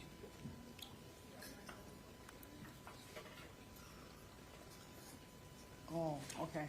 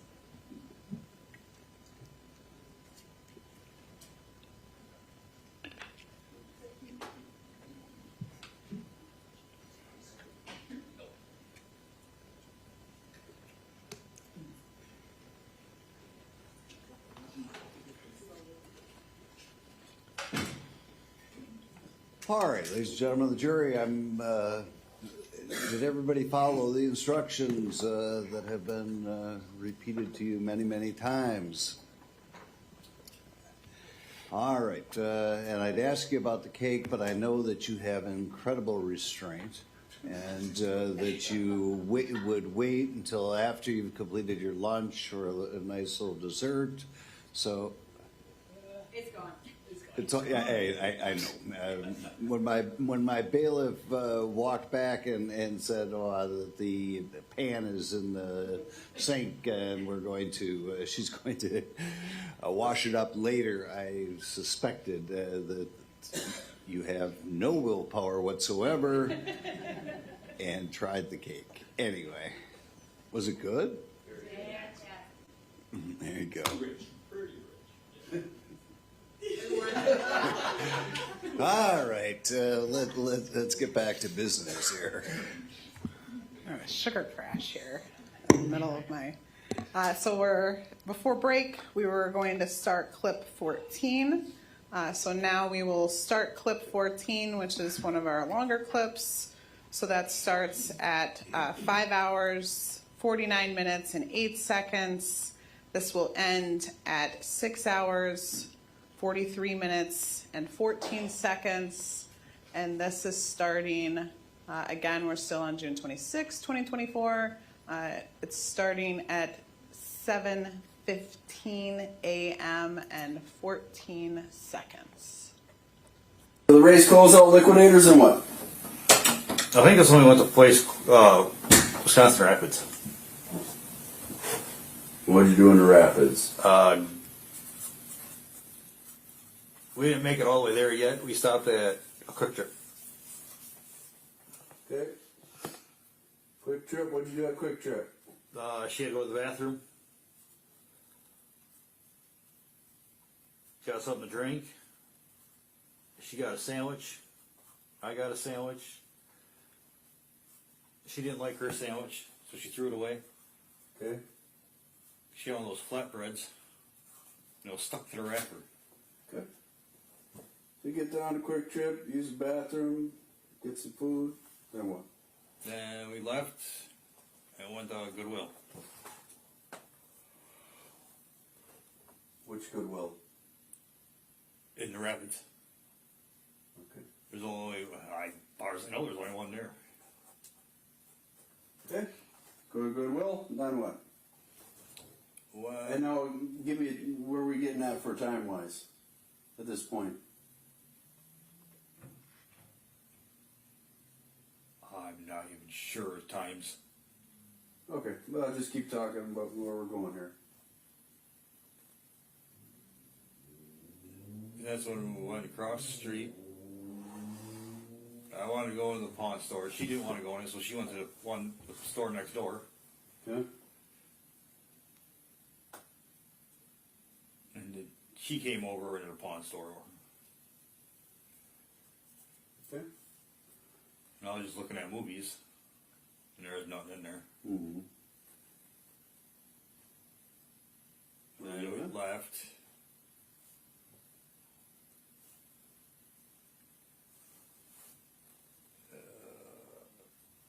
We went to Taco John's, I know that.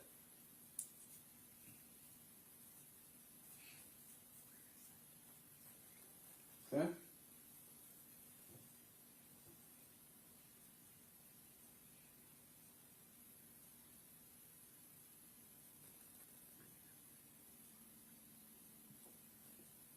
Trying to remember everything.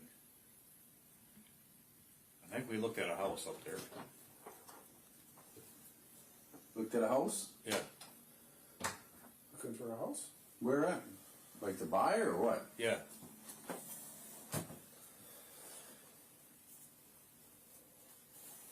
Where at? I don't remember the street. I think it was.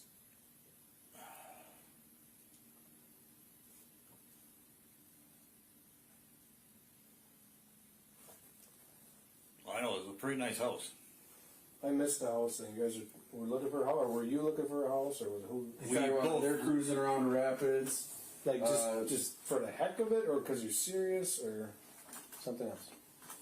She did all the talking to the realtor. She actually spoke to a real. Yes. I didn't do hardly no talking. Was it an open house or something? No. You had an appointment? Yeah. Really? Yeah. And she did all the talking And where was this house? in Wisconsin Rapids.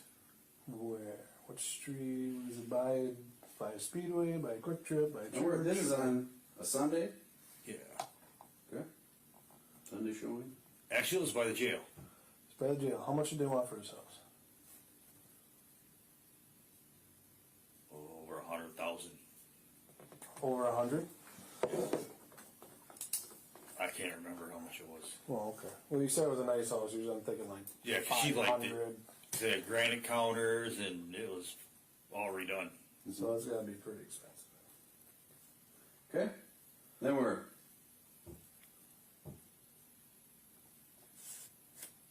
I think we left the Rapids. She's got her phone with her this whole time? Yes, she does.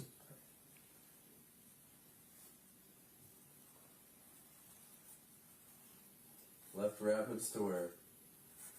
We went back to the camper, Okay. packed up and left. What car were we in? The Eclipse. Okay. Any food left in the fridge? No. He packed up. How about the drive home? That was. She was on her phone. What's your route? 16.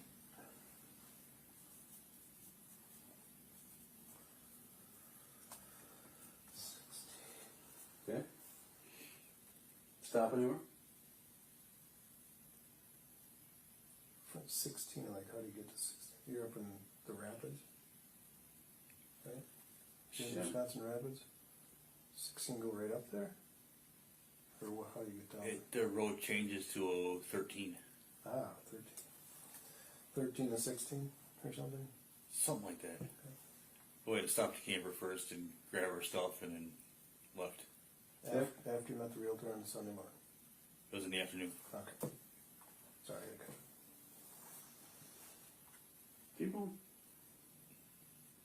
you still got a lot of time to fill here.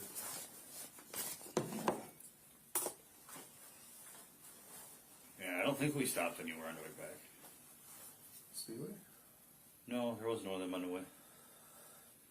Just joking. Okay, and then we're on the. Where'd you go from there? Where'd you drop her off? I dropped her off at church.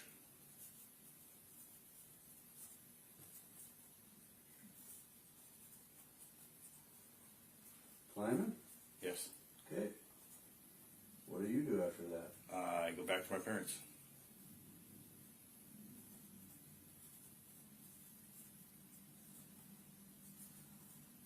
Okay. And then? That's it. What did you do when you got home?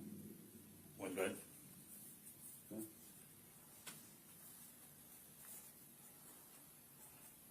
Bedtime. Alright, you wake up on the 10th.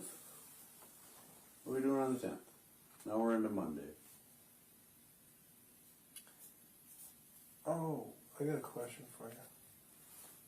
Was Crystal sick at all? Well, I mean, you notice how, you know, I have the, you know, was she sick? Yeah. Did she say she was sick? Did she feel sick? Did she look sick? She was blowing her nose a lot.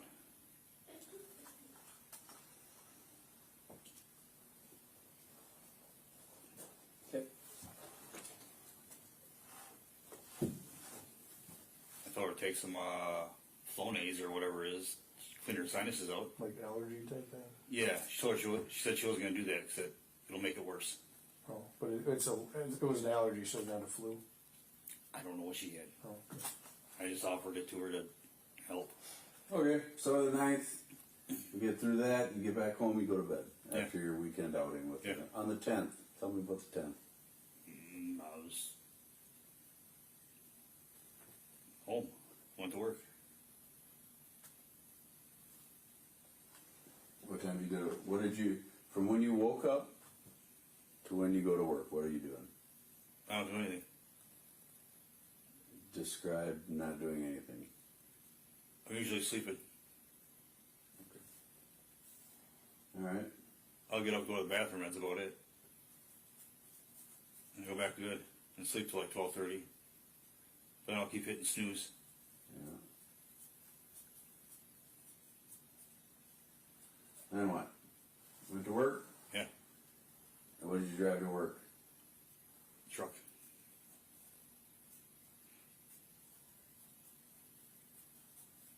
And where's work at specifically again? Exonia. And you were working what hours that day? 2 to 11. Okay. Now what? And I got off and I went back. You get done with work at 11? Yeah.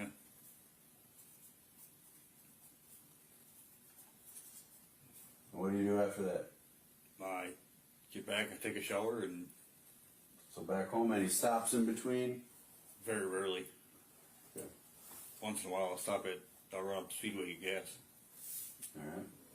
And them little chicken bacon ranch things. Mhm. Every time I stop there. are they like wraps or something? They're breaded. Oh, Mhm. They're actually really good. Alright, so Kind of after work, addictive. you're home. And then what do you do once you get home? Shower, sleep? Yeah. Okay. Sometimes mom has something to eat when my dad gets home, so I eat that too. Okay. Then I go to bed. Sleep through the night? Yeah. 11. Same thing all over again. Any deviation? No. Does anything happen of significance on the 10th? No. Nothing. No. Yeah. Now, I believe reviewing some of the court stuff, was that the day you terminated turned over rights? I don't remember. Okay. Alright, just trying to jog your memory. So let's just say repeat for the 11th. Possible deviation on that, right? A little bit. Yeah, I don't know. Well, I don't remember what day it was. Okay, how about the 12th? Same thing. Wash, rinse, repeat. Yeah. 13th. Same thing. I can't give exact days to get gas because I don't know. But if you would have got gas, it would have been at Speedway on Church Street. Yeah. Yep. Okay. And it's usually normally pump 1. 14th. So now we got 'Cause I don't know. I like pump 1. Friday, right? So the 9th is Sunday. Monday, Tuesday, Wednesday, Thursday. What do you do that Friday on the 14th? Work. Same hours? Yeah. What do you do after work? Same thing. What do you do before work? Sleep. Good. All right, now, hey, the weekend's here. What are we up to? Nothing. You get home Friday, working all week. What do we do? I'm usually sleeping until 12, 1 o'clock. And then you, any activities for the day on the 15th? Again, we're into Saturday now. I don't remember.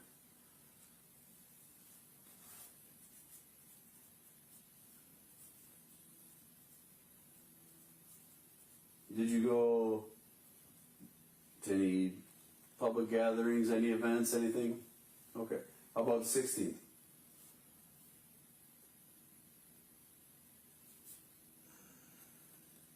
Now we're in Sunday. I think the only thing I did that day was go to my grandma's. Grandma's? Yeah. What'd you do at Grandma's?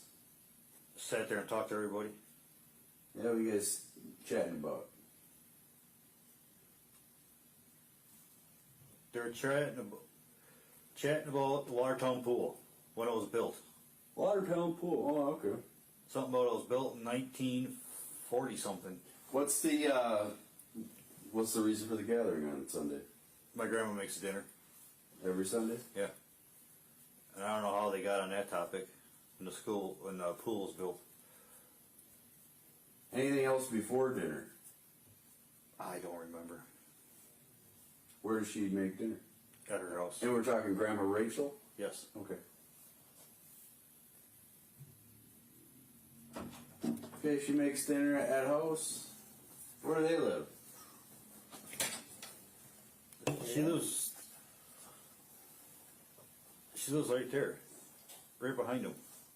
You know, on which road? She lives on J. Okay. Alright. What time dinner go till? Start, finish?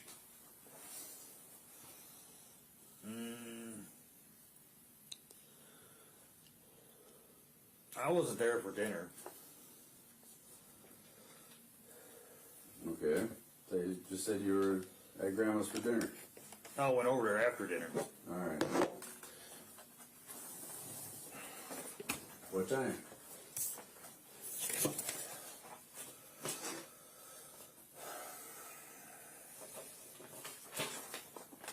A little after 5:30.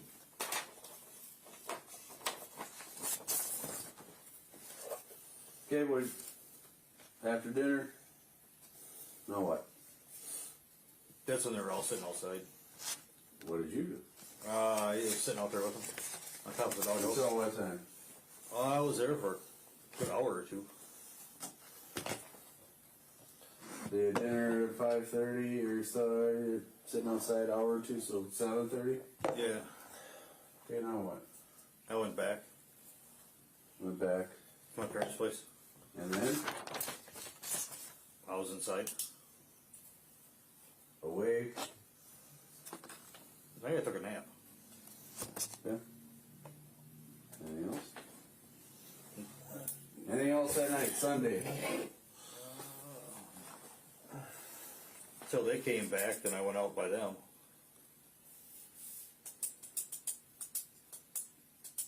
To do what? Talk. Alright. And you say went out by them, where were they? They're in his bedroom. So you went in their bedroom and talked with them? Yeah. Okay. That's where they watch TV.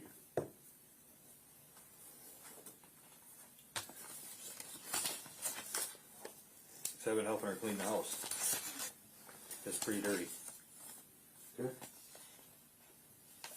And then? And I went to bed afterwards.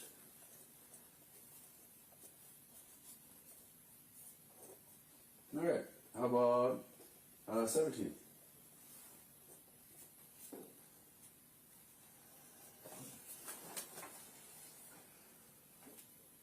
Mm-hmm. 17th was work again. Not sure, what was it? Work. And what were your hours on the 17th? The same as 2 to 11. Sleep. What did you do in the morning? Anything?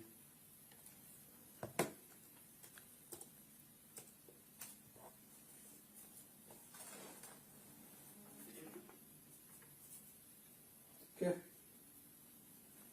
After work? It's the same thing. 18th.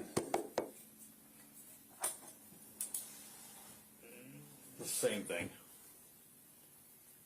Work. Yeah. 2 feet 11 feet. Yeah. Come home, go to bed. Yeah. 19th. Same thing. Okay. 20. Same thing.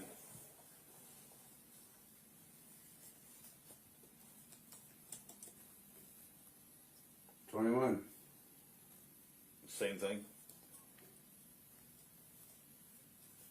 Okay, so now we're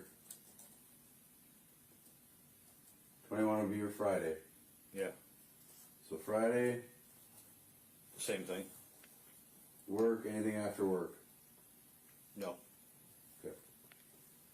22, Saturday.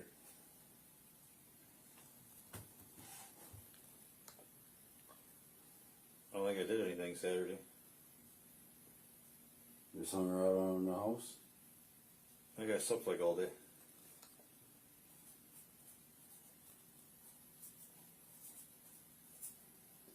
'23. I was in. Or did you do anything Saturday night? On the 22nd. I don't think so. Okay. How about the 23rd? Now we're back into Sunday. Like just a couple days ago here. I know I went to Goodwill. I bought DVDs. Anywhere else that you went? I never stopped at a GameStop.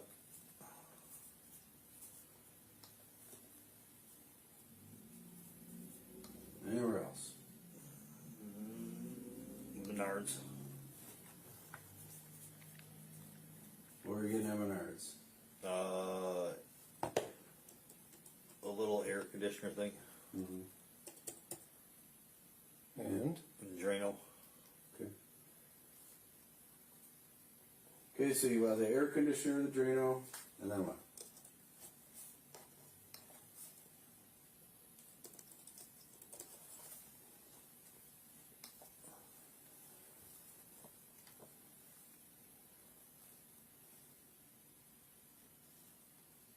I think I stopped at Casey's afterwards. They got a piece of pizza. Which Casey's? In Beaver Dam. Okay. straight back Back. to my parents.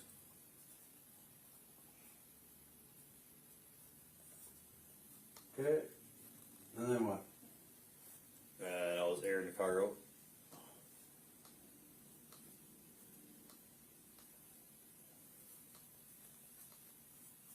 Okay.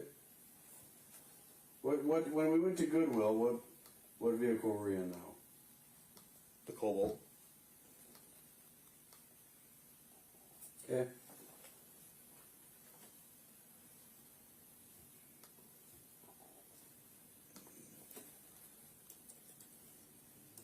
What else?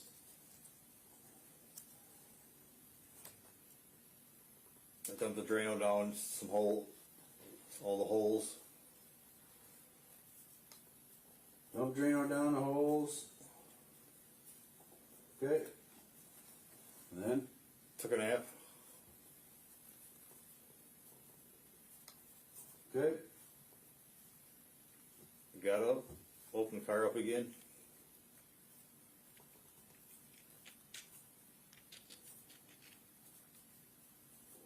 And then? I was burning some garbage.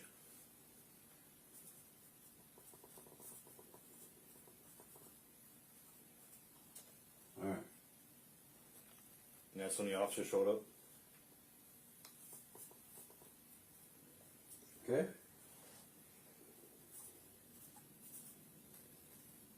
And then shortly after he left and the fire died down, that's when I started going looking for Crystal.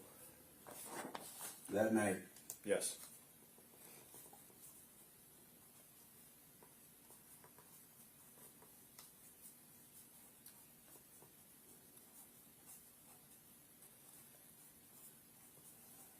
Okay. 24th. Or let's even say if we're in the 23rd yet, before I jump ahead of that. We're all looking for her. What time? It was still like 8 o'clock. 8 o'clock at night? Yeah. Okay. And where'd you all go? Driving around Watertown. Good. Anywhere else? No. Okay. After the Watertown looking around, then what'd you do? I went back to my parents' place.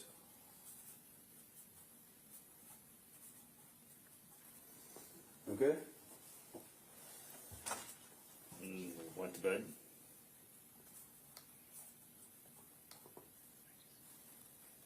And didn't get up till after 1. After 1 on the 24th? Yeah.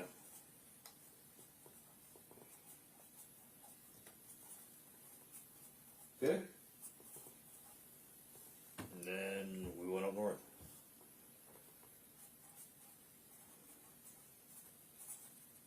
You say we, who's we? Me and my mom.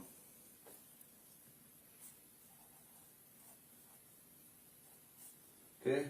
To see if she's been up there at all. Alright. We kind of hashed that out already. Yeah.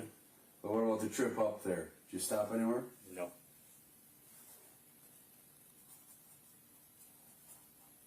About after you got, how long were you up there?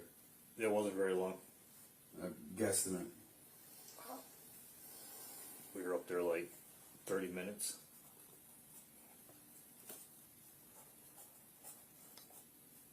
She was picking up wrappers off the ground. Mm-hmm. Like candy wrappers around Yeah, all over the place. sure. And don't know where they came from. Okay. Know what to do. And we left. And when you left, where'd you go? And straight back, stopped a Quick Trip in Columbus.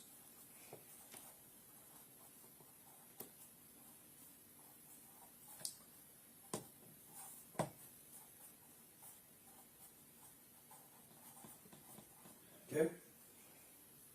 Then it was back to her place. Back to her place. My parents. Her parents? No, my parents. I thought you said back to her place. Well, and then my mom's. What did you do with, where'd she end up? My mom? No. So you back, went up north, no sub camper, 30 minutes, left straight home, stop at KT.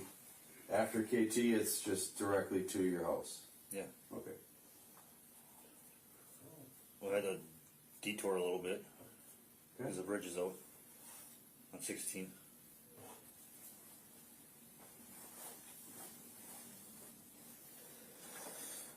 Detour from Columbus to your house. There's a detour. Yeah, because the bridge is out on 16.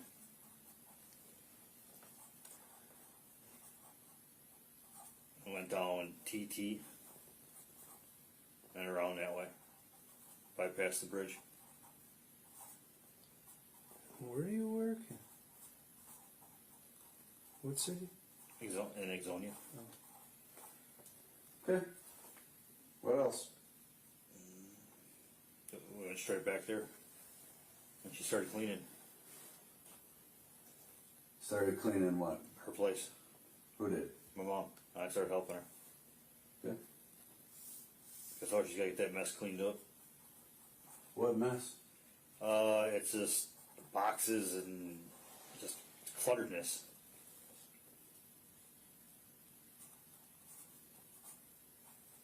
That's when you had the fire? Yeah. Okay. Otherwise, they burn in a little wood stove, and I told her you keep burning in there, that's gonna fill it up real fast. Yeah. So what else do you do on the 24th after the fire? Well, nothing. Again, describe nothing. Does that mean I go to bed? Does that mean Yeah. what? Okay. Got dark out, thought it was gonna rain, it started sprinkling, went inside. All right.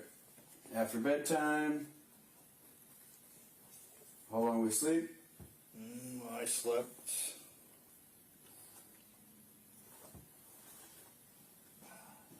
It's about 8. I got up, went to the bathroom, went back to bed, Yeah. and got up at like. Alarm went off at 12:30. I kept hitting snooze.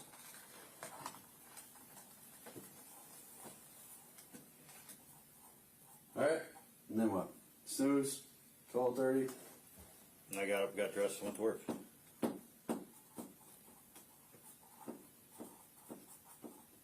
Okay. How about the 20 after work? I tried stopping at Quick Trip out by the hospital. Which one is that? Watertown? Yeah. But if I've ever since they were closed, you can still use the pumps, but you can't use the pumps. Good. First time I ever experienced that problem. I was able to get like not even 50 cents worth of gas. So I tried another pump. I thought it was faulty. Same thing. So I drove out to the other Quick Trip. Finished using my gift card. Then I went to Speedway and filled up.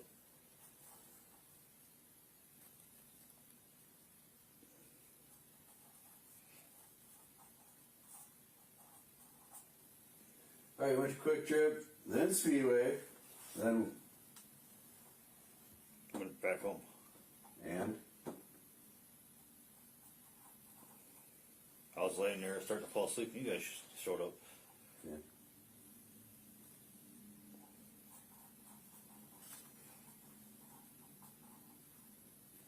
So that would have been a day off, I think.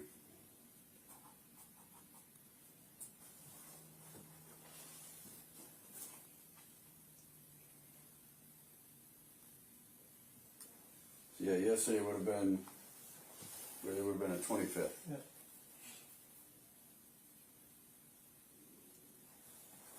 So we got to the 24th.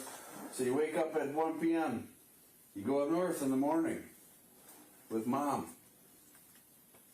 Check the camper. You didn't stop anywhere on the way up there. No. You're there for about 30 minutes. You left straight home with a stop at Quick Trip in Columbus. Yeah. And you went back to the house. Yes. There's a detour from the bridge on 16. Yeah. So you went around TT, bypassed the bridge, and then you decided to help your mom have this fire. We burn out whatever we're burning. Yeah, clean the house. Helping clean it. You go to bed next day about 12:30 p.m. You're hitting the snooze button. Eventually you get up, you go to work from 2 p to 11 p. Yeah. You stop at Quick Trip by in Watertown, Yeah, going by the hospital. by hospital. And then you go to the other Quick Trip. That's the one not too far from the high school.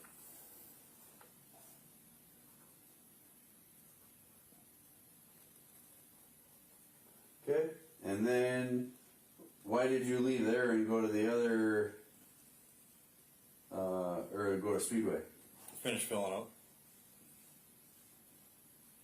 Why not just do it all right away? I only had 4 something in Oh, okay. a gift card left. Using gift card. Okay. Yeah. Okay, KT gift card.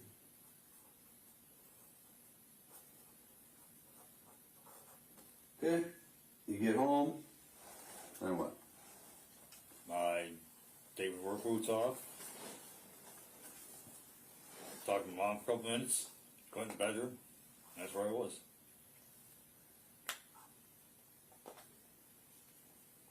Alright. Okay, we're gonna go back to 11th. 11th is a repeat of the 10th, right? 10th is what, work and all this stuff? Slept till, yeah, here, I can put this up here now so we can look and reference. Can always add if I need to.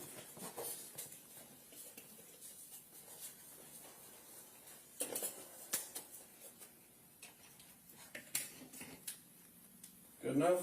Can you read my chicken scratch? Yeah. Cool. Okay, and 11th says repeat. So basically, sleep, took truck to work, 22:11. So you said you stayed one night up there, right? Yeah. Am I reading that? But I, on the 11th, have this vehicle coming back from the Dells the morning of the 11th. I don't remember being up there on the 11th. I have this truck with this plate coming back from the Dells area at 8:17 a.m. on 6/11. I don't know if you need another color. Use blue maybe. Yeah, I would have. Yeah. I like the colors. Alright, so 11th. What time you got on there? 8:17 a.m. It says westbound Broadway from East intersection, whatever. It's by the Dells anyway. Okay. So you're clearly not home.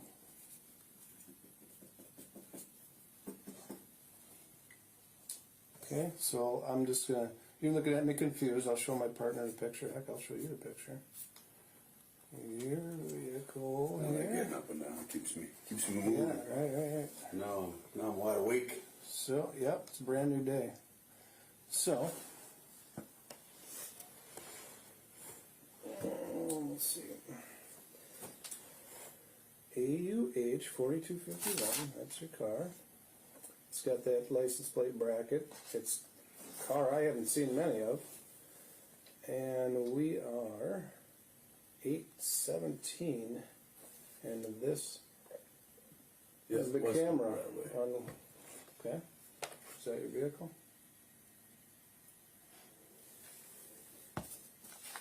Same plate. AUH 4251. You see the license plate. I remember being up there. Well, clearly. That, or you're leaving something out. Then, Well, clearly, yeah. where do you go next from there? So you come back Monday morning. That's a Monday, right? Yep. So Monday morning would have been Monday at 8:17. You're cruising. Just real quick. Monday the 11th. We're on still. Yep. Yep. And then your car ends up down in Milwaukee. It's up in Milwaukee, Layton Avenue and 84th, Loomis and 51st, Layton South I know that 27th, Loomis and 51st, Which school down Layton there? and 76th.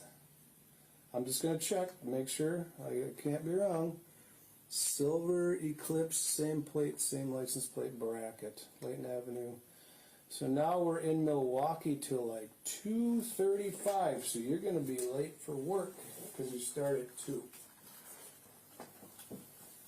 2:35 p.m. PM. Late. We are on, well, the last one at 2:35 is northbound at 164 in Lisbon. Okay. So getting on the north So- side there, kind of towards the falls. What are we doing in Milwaukee? Again, Any purchases down there? honesty. Got a guy with a pocket full of cash, newly acquired. Oh, What are we doing in Milwaukee? We got some cash. 611. Let's see. 6/11/24. Is that the time? 11. 1. Is there a Goodwill down there? There was a hit on there, down there. Actually, now that I think about it, Yeah, number. I know you guys. That would be the Oconomowoc one. Okay. So we're getting over there at 164 in Lisbon. You're kind of coming up through. Yep, you can go through Like the there. falls, if you kept cutting towards the west, like you were going to head back to your parents, that would make sense. Economwalk, Goodwill. Does that ring a bell?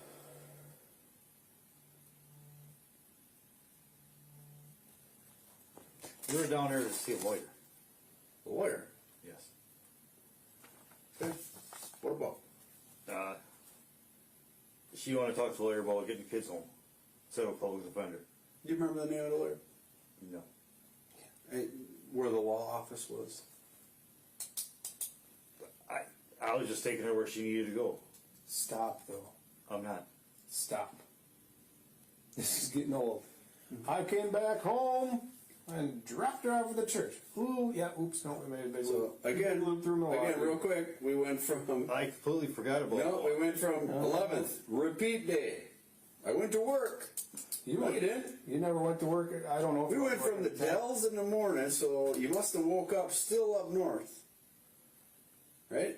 Yeah. Drove back, so now we had a whole another day. So I'm betting the 10th didn't happen the way you said it did either, because that said I slept till like 12:30 and then I took the truck to work.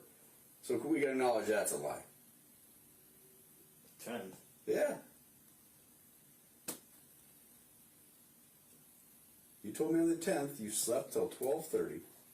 You took the truck to work in Ixonia from 2 to 11, and then you went home, showered, bed. Repeat, repeat, repeat, repeat, repeat. Monday, Tuesday, Wednesday, Thursday, Friday.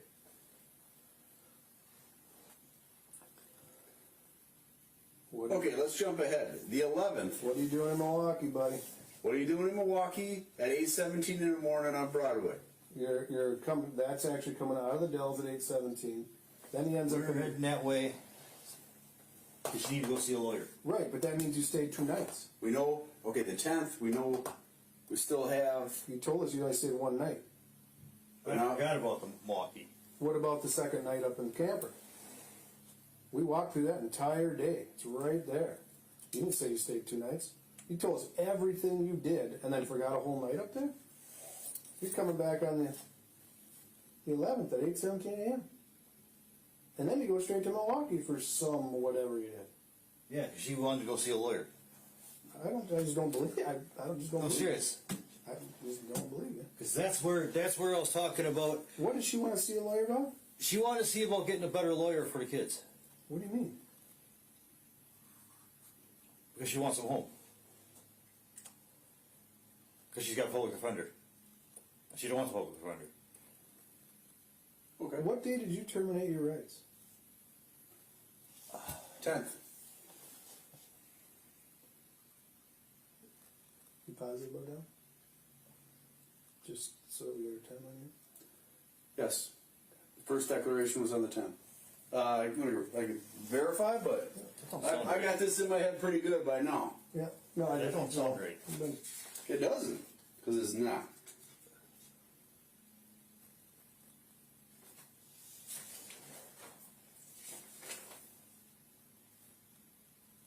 what are you doing down there?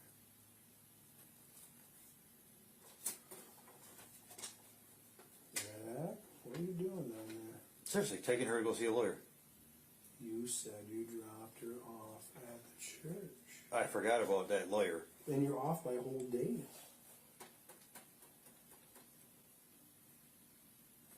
that's a tough one.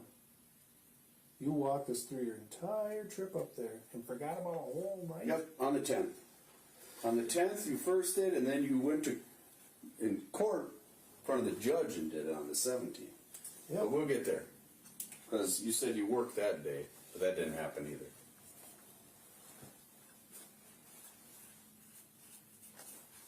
Okay, now Court was let's, in the morning. Mm-hmm.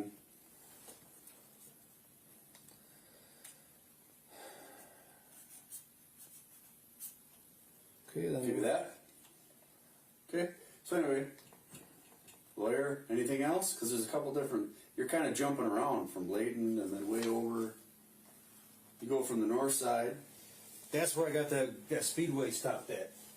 You drove to Milwaukee to go to Speedway? No, we were on our way. I had to stop and get gas. When I was pumping gas, she got out and she went into this gas station. I can't remember the name of the gas station. Oh my God, dude. I'm serious. The gas station had Rocky Rococo's Dude. Yeah, we went over that already. and We went over the A&W. Speedway. That was a Speedway. This All right. is a gas station. You're killing me, dude. No, I'm serious. Oh, man. All right. You are It's killing right off. me. It was right off the interstate. I don't even know what to say anymore. You got that truck plate handy. I'm sorry. Which one? The truck. Blue truck? Yes. Yeah. That is UF. Oh, hold on. I should have it Here, memorized. just let me write it down. UF 7325. UF 7235. I like moving around. I shouldn't have to ask you again. If you do, it's all good. Keeps 100 my blood times. flowing. Okay. Because that was in the morning, and she went in, and she said they weren't open yet because it wasn't time for lunch. Who wasn't open? A&W, because it wasn't time for lunch. A&W in what town? And where are we talking on here, man? It would have been the 11th. Okay. That's what I was talking about. That's where I had that come up. What? I can't even remember the town that was in. You're killing It was me. right off the interstate. Okay, let's just we'll try to jog memory. We went through your rendition ad nauseum quite a few times. Now we're at where we can verify these things. So this we know happened again, right? This is what we think happened. This is what we know happened. Okay. What you need? Number? Yeah. I know where everything is. I think I got it. I don't want to have to decipher my truck again. I didn't see him pop up. Union Frank 7235. Union Frank 7325. Ah, it's getting early. A little bit. I think that was around, I can't remember what time that was. It was too early for lunch. Okay. So we left.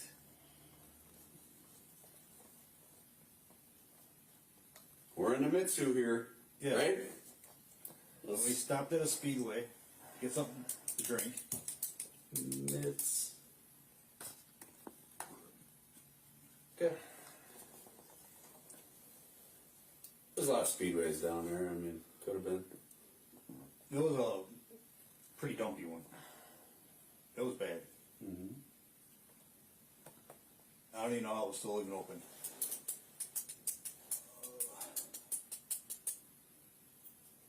So what's she doing to this day? Because have any appointments or anything? The car. The car. Car. The cash.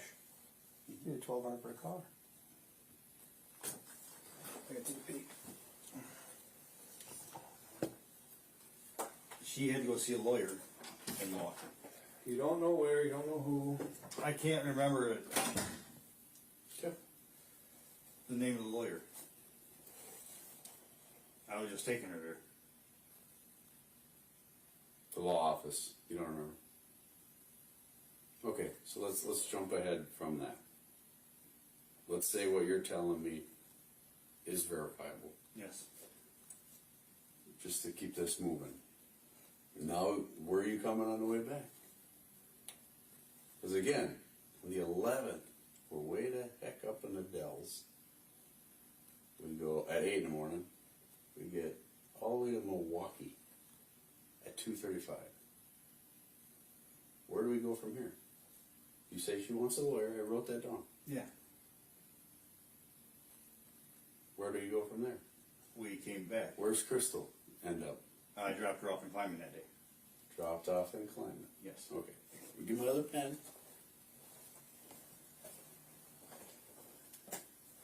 Okay. What time did you drop her off? Oh my God, I don't remember. Okay. Let's say afternoon, evening. Yeah. Dark. It was getting closer to that. Where do you drop her off? At church. And what do you do? I went back to my parents' place. Okay. Then what? I didn't do anything. Okay. Any other? You said something about court or whatever. Any other events happen on the 11th? No. At all? No. How about the 12th? You say you go home to the parents. Nothing happens there. No. Okay. You're with her all weekend. Does she tell you there's anything going on the 11th that's important? Plus, you gotta tell us about that whole second night. Yeah. Another zone here. Remember, right here. I drove home. We took 13 to 1660. We didn't stop. Dropped her at the church. So all of that. I'm going to put a little line. That didn't happen. So, you looked at a house on Sunday. You went to the camper.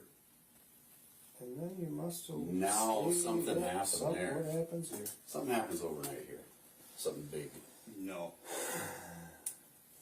I mean, a major event. Yeah, Something like something it's- changes because Something you can't forget. you're there. She's there. We believe you. She's there. 10th. You're there. The 10th, we looked at another house. Yes. They're the daytime. That's under the 9th. Yes, we looked at it on the 9th and the 10th. We looked at What two houses. happened? What happened overnight from the 9th to the 10th? Now they looked at two houses. What happened when you went back to the camper? Nothing. Nothing. Describe nothing to me. Nothing. Because the realtor can even tell you that she was with me at the... At the camper? No, at the 10th on the showing. Yeah, we're beyond that. Let's Nothing not. happened at the camper. We're jumping ahead. 9th, this lovely day you had, the Polish flea market, the Adams Friendship Flea Market, the race liquidate closeout, This could be a Hallmark movie. the Quick Trip. She uses the bathroom. You get some food. You go to the There's a Goodwill. little You go dog. you slide over to the pawn shop. You have some Taco Johns. You have an appointment with a realtor at a house around 100-something thousand. A nice granite marble tops. You guys are like, I mean, I'm tracking. Yeah, she really liked it. She liked it a lot. And then She what? did all the talking to the realtor. Okay, so again, then we leave the rapids and we go to the camper. What do we do at the camper? That night, because we know you're still there the next day.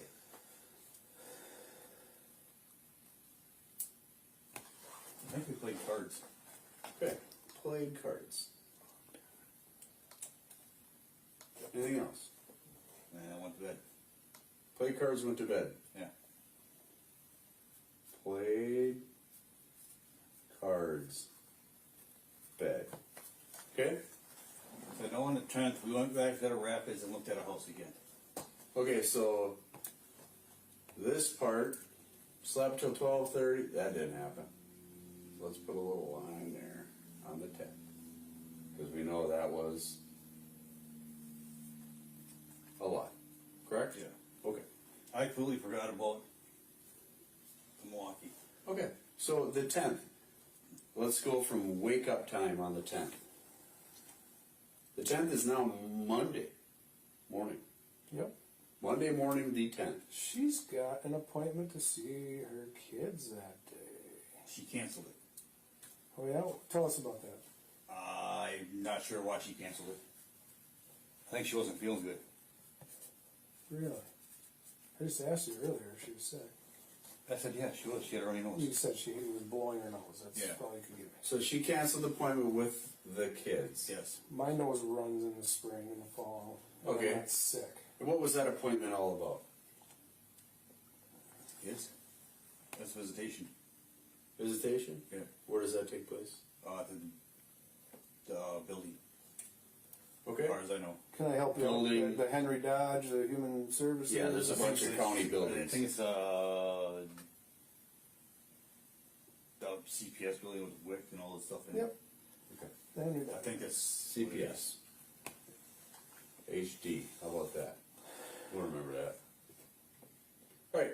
So cancels appointment with CPS HD. So the kids are already like planning to go there. You told me before they live like in a whole different area. Yeah, they So live- it's kind of a big deal to cancel that over a runny nose. She wanted to look at houses up there. Okay. Okay. So I So looked at another house. she wants to look at a house. Where's the second house? Why does she want to look at houses? Is that why does she want to look at houses? To get out of this area. Okay. Keep going. That one was on, she did all the talking to the realtor lady. I didn't hardly say anything. She wanted to get out of this area, so she was looking at houses in Wisconsin Rapids. Is that what I'm getting? Yeah, where's number 2 house? Because you told me where the first one was. We got that down. I don't know where the second. You just said we looked at another house.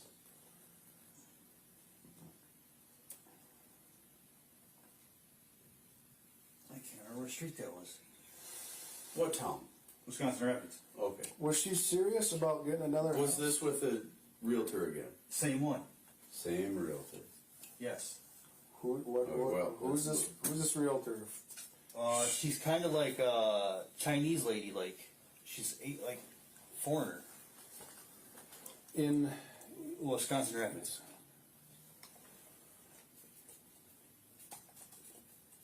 Okay. And then what? You go to this house. How was this one? How'd it go? What did Crystal think?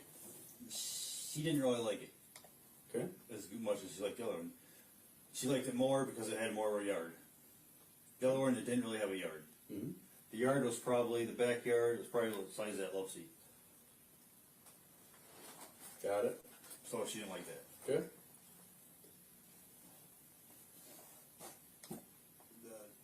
The second one is just kind of like, it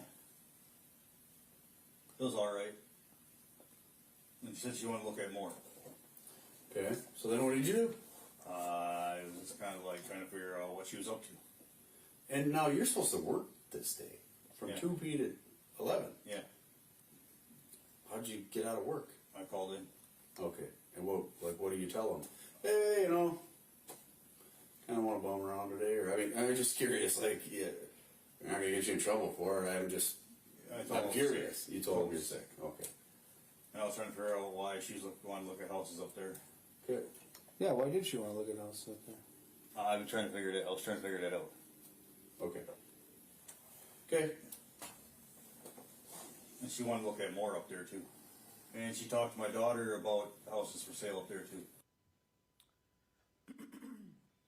So that concludes clip 14. That clip ends again at 6 hours, 43 minutes, and 14 seconds into the recording. We're now at 8:09 p.m. and 19 seconds. I'm sorry, thank you. 8:09 a.m. and 19 seconds on the 22nd.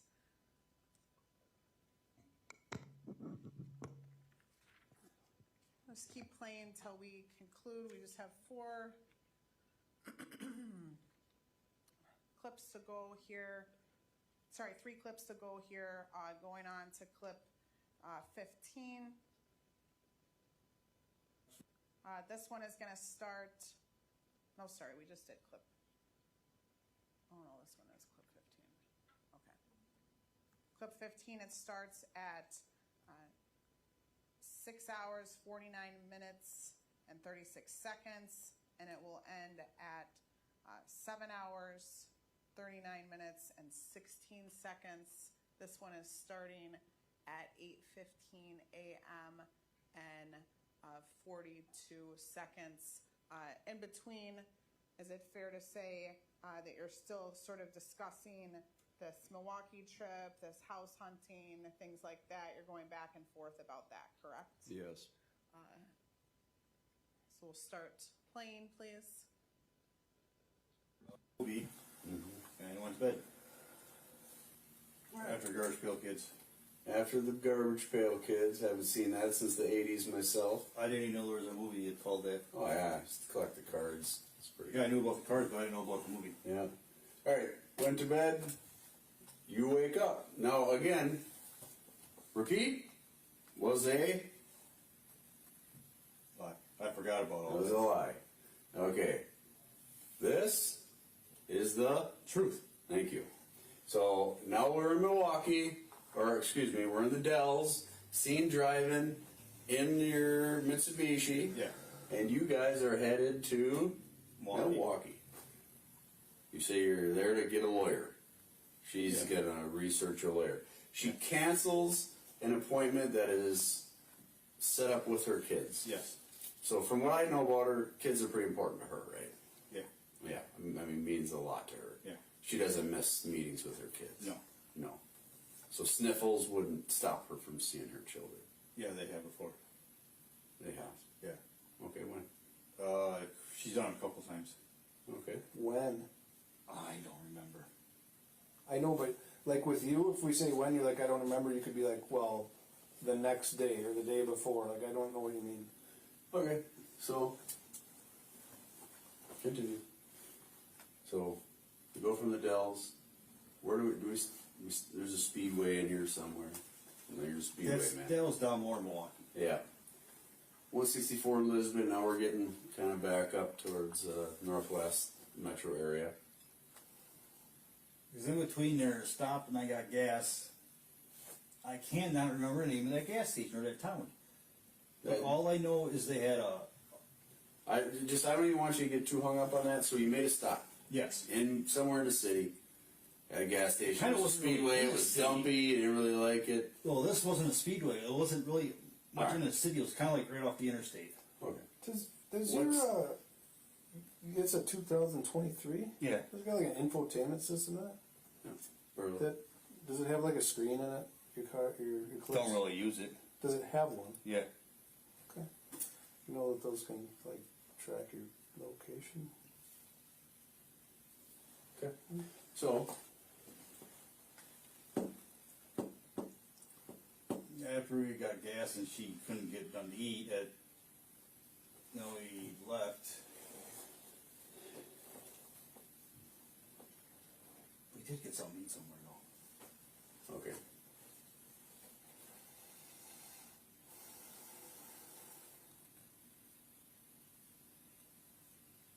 We're still playing the game. Where we go next? We know you're there. Showed you the pictures. Got any other ones in that zone? There's like a whole loop. Yeah. It's a whole loop. The whole loop. Oh, This maybe we can jog your memory. let's see. That's the truth. We stopped in Economowoc at Culver's and got lunch. Oconomowoc. We ate at Culver's. Anywhere else? And I think after that we went to Goodwill. You did go to Goodwill.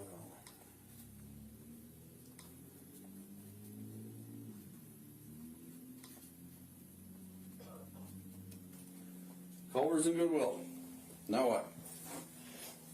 I think after Goodwill. We're getting closer, right? So now you're in Oconomowoc. Then we headed into Milwaukee. Again? Yeah. Actually, I don't think we ever made it to Milwaukee. Well, you are in Greenfield. You are north of Milwaukee. You are over by Sussex. That's the 164 Lisbon. And you are I know you made it there, but you're on 175. Mill Road Parkway, yeah. Okay, so we start out this whole trip. Okay, just follow with me. 8:17 in the morning, we're in the Dells. 12:46, we are now at Layton and 84th. 1:26, we're at Loomis and 51st. 1:37, we're at Layton 27th. 1:42, we are at Loomis and 51st.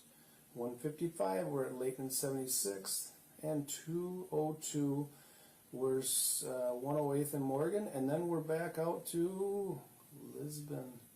So 12:47. Like you're never 12. I don't know what you're doing down there. Picking up. Picking up? No. You ever do any drugs? She ever do any drugs? Illegal street stuff? I have no idea. Okay.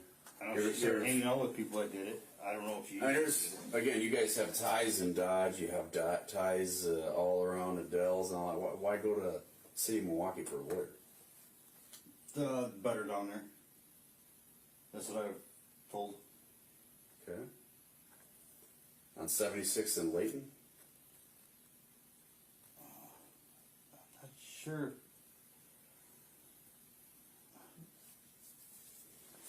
That's like, it's kind of getting out viaduct area. Yeah. Can you see? Yeah. Yep, I can see. I'm pretty familiar.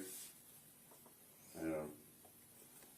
All right, so no explanation for that, other than you heard there was a better lawyer there. Yeah, that's she wanted a better lawyer. Well, where did you stop to meet with this lawyer? She went in. I didn't.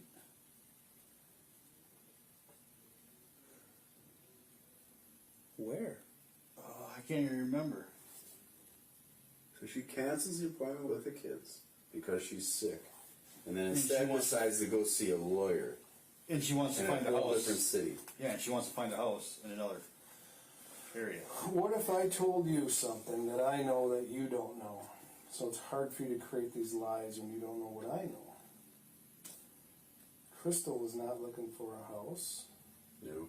Crystal was all set up to move to an apartment, all ready to go. You could talk to this lawyer, this realtor. She was. No, she actually, no, yeah. just- I'm serious. Give me your name. Yeah. She was.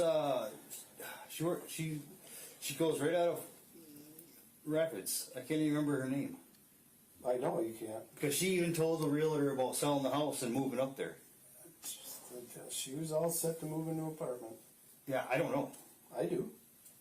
because she even told this realtor about moving up there. So that doesn't make sense to me. No. Granite countertops. What are we looking? $300,000-$400,000 house? No. Usually I don't have granite. No, it You wasn't said even you said it was 200,000. really nice. Yeah. With granite countertops. Yeah, In Wisconsin Rapids. yeah, it wasn't even 200,000. Either it's got to be, yeah, okay, whatever. Okay. I'm serious. I think it was around like 180. All right, let's drive on from this little hiccup here. So you're in Milwaukee, you're stopping at some places, doing some things. Sounds shady, to say the least, but It's shady. we end up rolling back somewhere at some point. Where do you end up with on the 11th? Honestly, remember? Truth and lies. I dropped her off at church. Dropped her off at church. 2 days later than you originally said. That day. Yes. What time? Oh my God.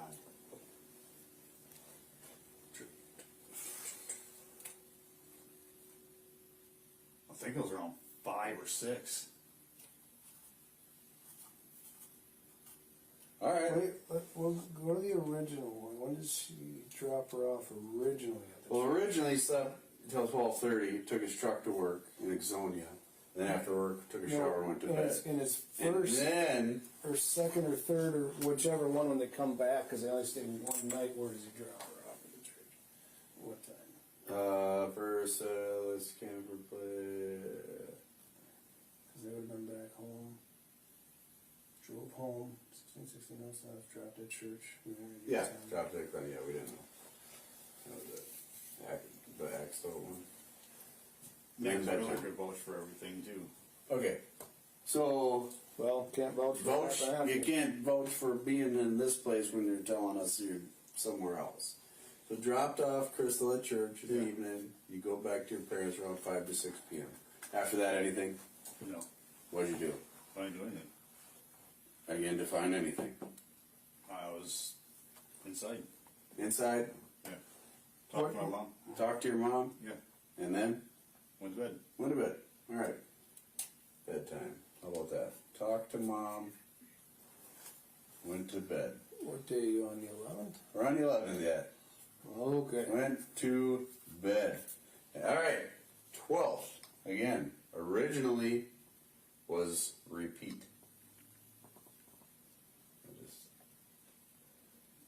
What actually happened on the 12th? Back to work.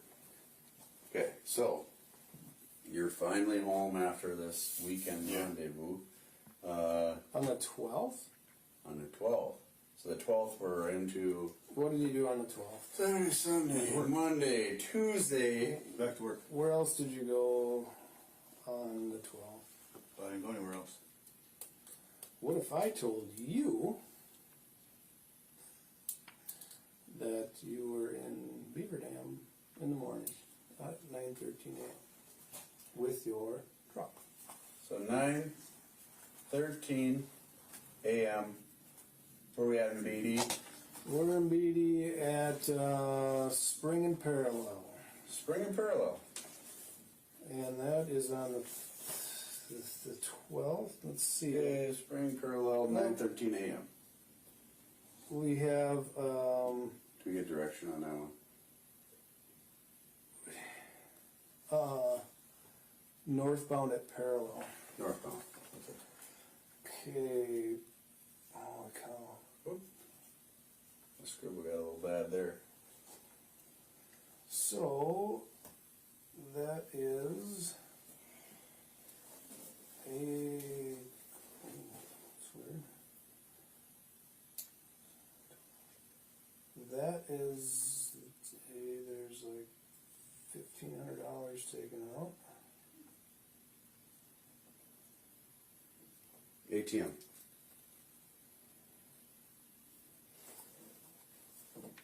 Is that the That's the 1,500. yeah the spring? That one's on says Moline, so that's the one we were. Oh, okay. That's the 1,500. So, and I believe ACH is also like can be like a check or a purchase. That one, do you remember making a $1,500 Well, purchase? that on one that says day? debit card, Okay. but that's a big one. Yeah. We'll have to dig a little. Yeah, we'll have to. But anyway, we know you're there. You're in Beaver Dam now in the morning on Spring and Parallel.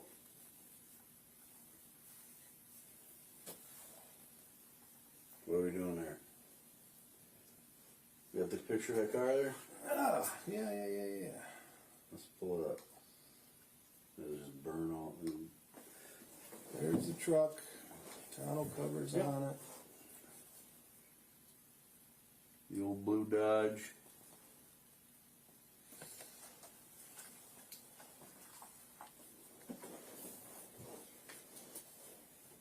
So now we're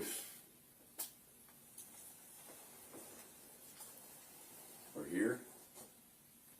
We're in Milwaukee. And now we're in Beaver Dam.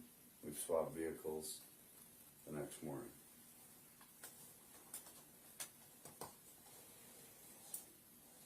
Any of this ringing a bell? I don't know where Spring and Parallel is. Okay. Well, like Fleet Farms North Spring. Yep. Spring and Parallel would be kind of by when you come in on 33. If you go north on Spring Street, I believe Parallel hits it on an angle up there. Yeah. Kind of by like Rechecks Yeah, by the ish, or that center. by Coyote Liquor, by the tire. Yeah, that place. sounds right. Where'd you buy your tires? Walmart. Which one? Beaver Dam. When?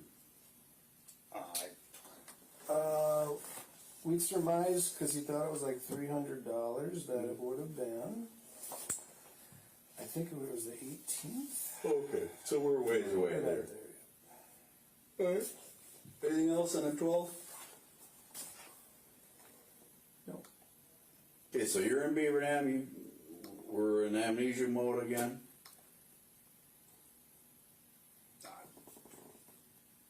I mean, you don't live in Beaver Dam. You're way closer to like Watertown and that area where you live.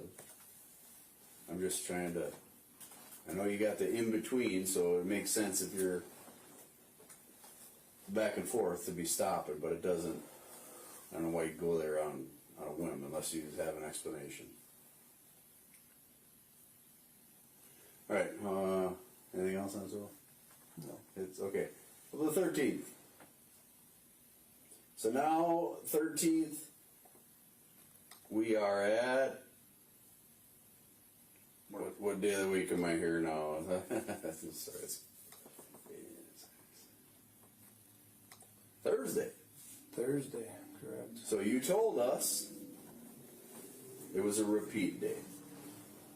I went to bed, slept in, got up, went to work, came home, you know, that type of thing. Same thing, your normal routine. Any on the 13th? On that? Okay. Any vehicular changes on there? Trucks? Car? No. Alright, how about the 14th? Remember the Friday? Was it a repeat date? Yeah. You have nothing? No recollection. 15th. 15th is a Saturday. And you said you don't remember Saturday the 15th. No. We went through this. Okay.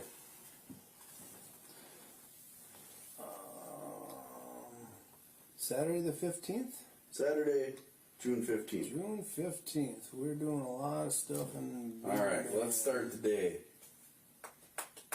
Still up in Beaver Dam.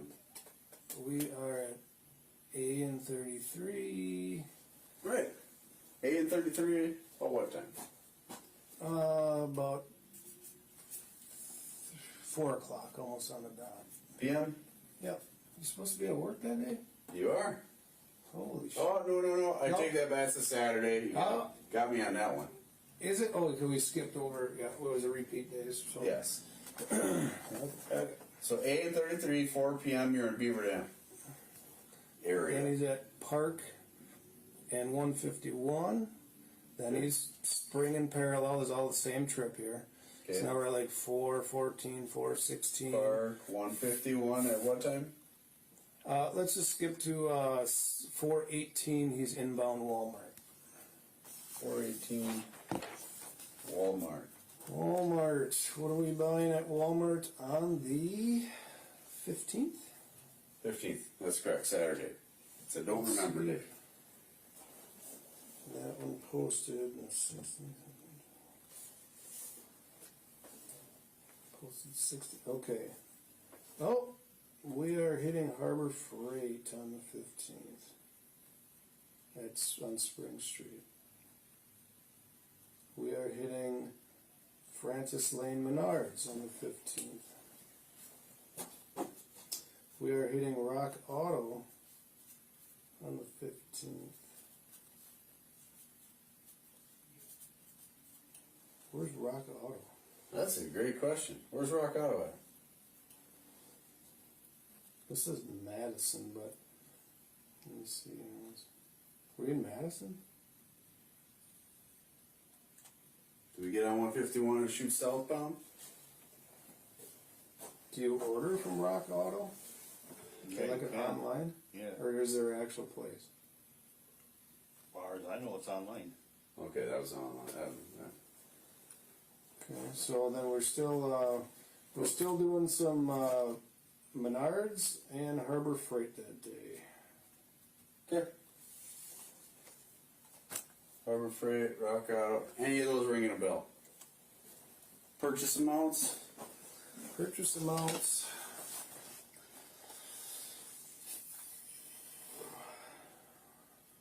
Now, mind you, per everybody, Crystal's not with you now. Yeah, I don't know where she is. 174 at Harbor Freight, $174. Okay. And then 205 at Menards. Okay. What do we got going on that day on Saturday?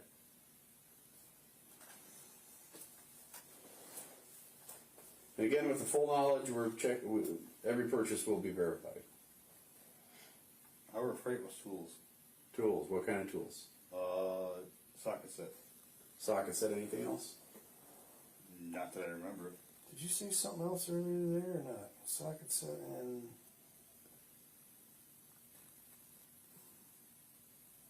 What is socket set? I thought there was... Yeah. I thought you said something else. Okay. How about Walmart? Or Menards. Menards. Some more Drano? I don't remember what I got there. Why not?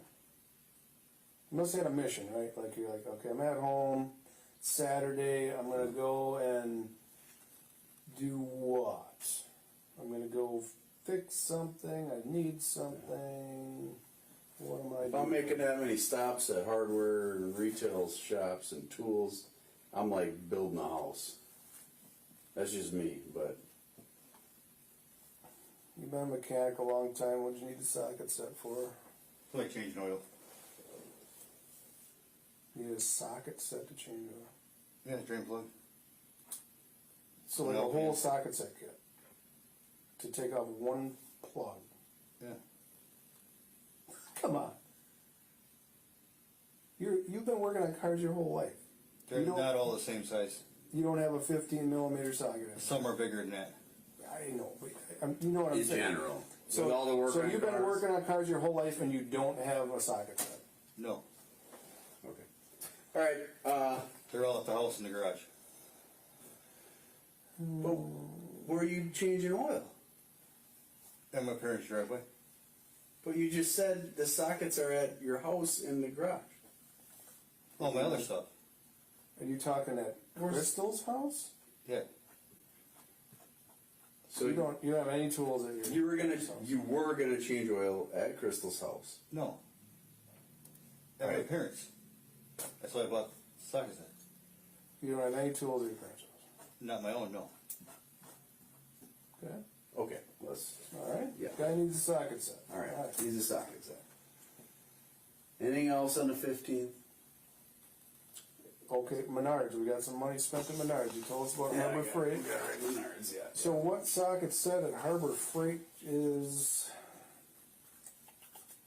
Hang on, because they post on a different day. I kind of got to sort through here. Yeah.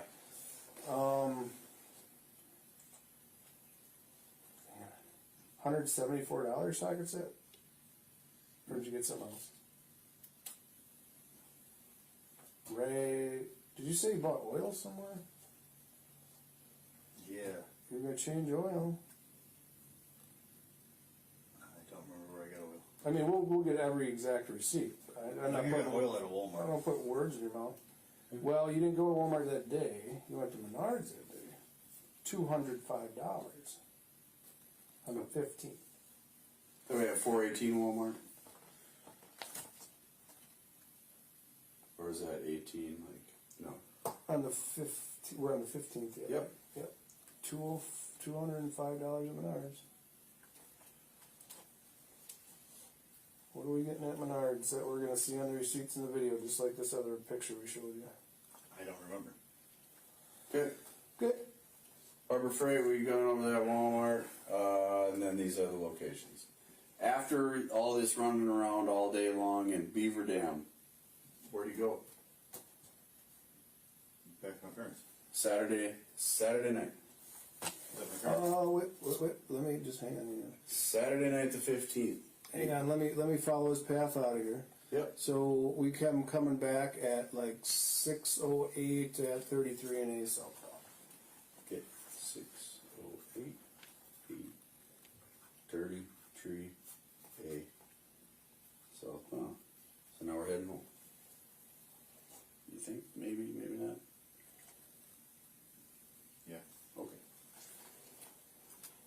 We get home, then what are we doing? We got all our tools, we got our oil, we got our all the other items that you bought.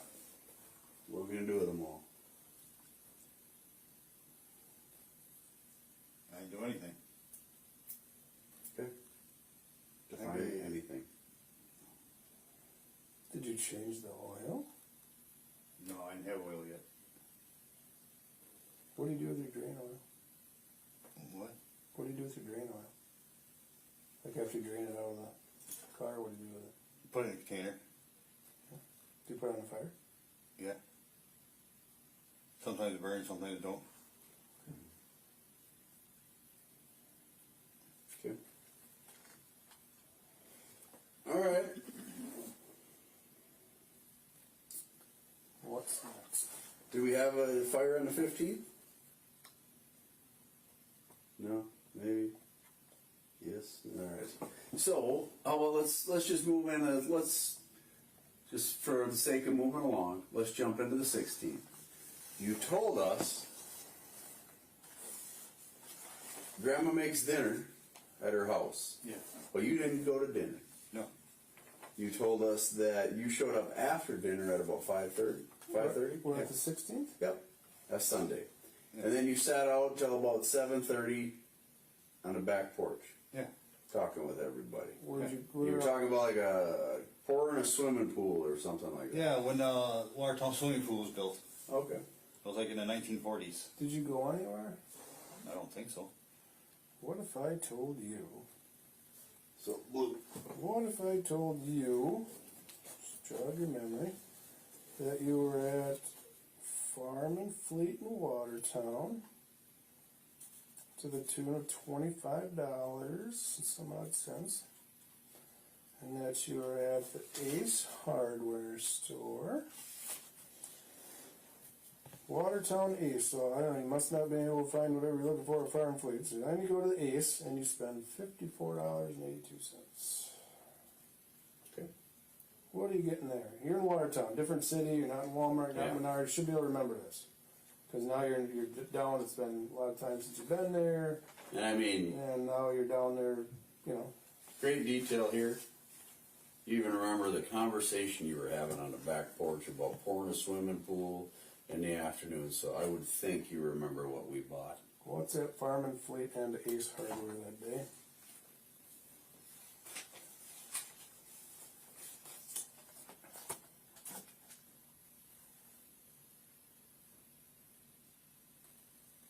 Oh, the one thing I bought was an oil filter. Oil filter. So, what is that, $25 oil filter or a $54 oil filter? Because I mean, even if you're running a Primo K&N Racing filter on a high performance classic hot rod, max would be that. But Any barn lime or anything? yeah, get anything like that? Huh? A barn lime. What is that? It's like that white powdered lime. I never heard of it. Okay. Oh. Any recollection of what you bought? No. No recollection. Okay, moving on. Anything else on here? Oh, so we got the two in Watertown. Two in Watertown. On the 16th. Okay. Oh yeah, Super Center. Walmart Super Center 123. We're doing a whole tour down So there. 123, Walmart, Super. Okay. So you remember going to Walmart? It was another $123. Easy money, just keep swiping her.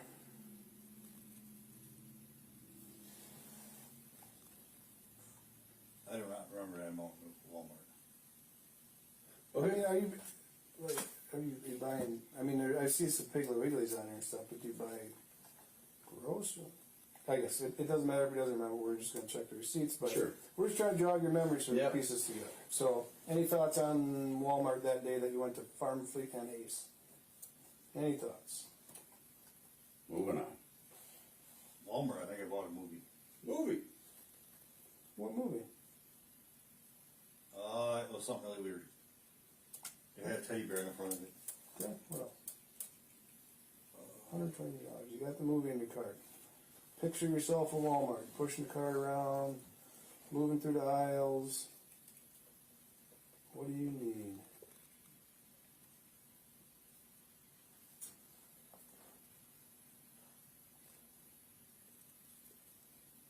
I remember getting a movie and some soda and chips. Okay. Okay. Okay.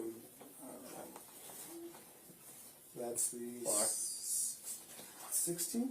16th, yes. Alright, 16th. Let's take a look here because he doesn't get the other card till later. So then we got timelines. You know, that's the other Yeah. weird thing here. Alright. Well, we can. I don't have any flock for the 16th. Okay. On the truck. On a truck or the So, Mitsu. yeah. So now we have a deal, like you said, you've been rolling in the red bomber. Well, when do he gets the bomber on the 19th? Okay. But that don't seem right. I understand. All right. Let We don't me, need to let rehash me, that. I'll just check. You just Yeah. go on here. All right. So we end up after that going home-ish. Get home with, like we talked about, back porch conversation about pouring the swimming pool. You talk with grandma in bed, and then you go to bed yourself. Yeah. Okay. And grandma again, Grandma Rachel. Yes. Okay. This is at their house off Jake. Jake. Okay. The morning, 17th, kind of a big day. We know we got court in the morning, right? What happens at court? I guess let's even back up. When did you get up? Tell me about driving there and the whole spiel. I just went to court. That's it. And I went back to my bed. What time was court? About. 8 or 9. Okay. And then you went back home. You went to bed. Yeah, for a little bit. What happened at court on the 17th? Find out my rights. Okay.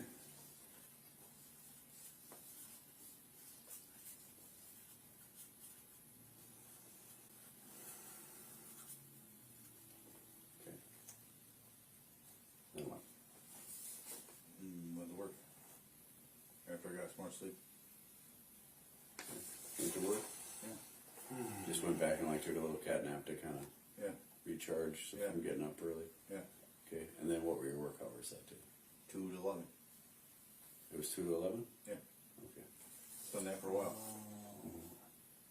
Any other places that you went before or after work?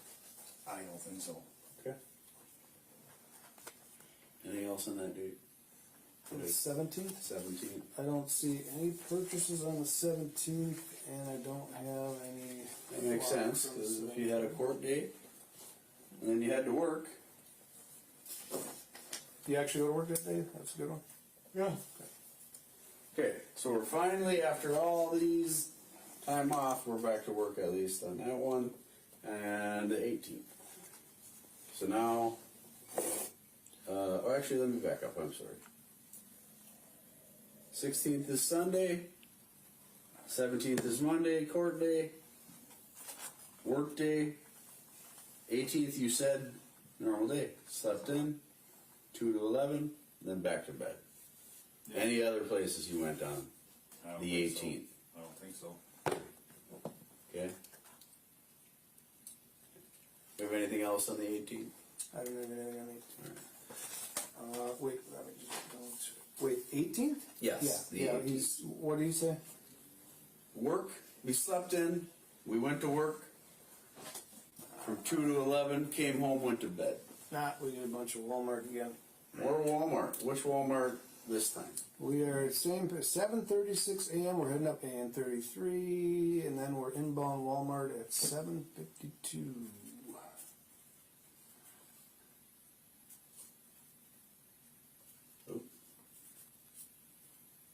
Okay.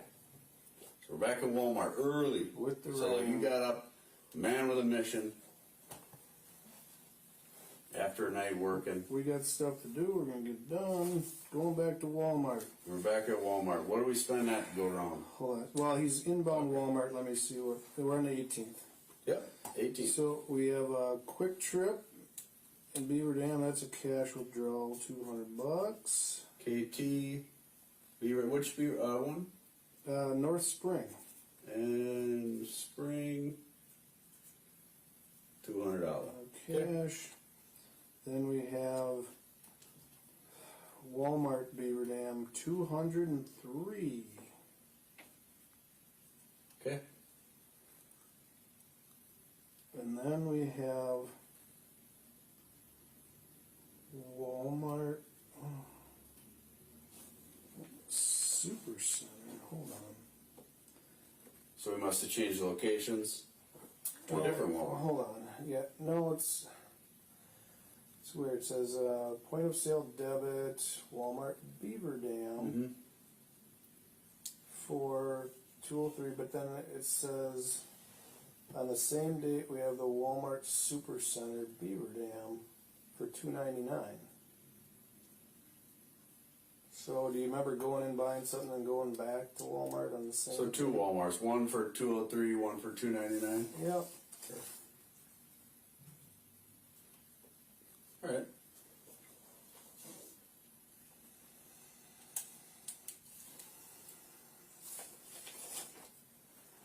What times were the?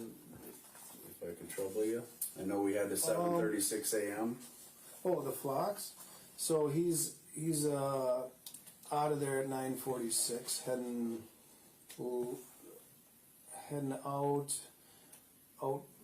outbound at 9:46, and then he's going down at like 10:20 on 60 in Goodland, and then 11:03 60 in DJ. So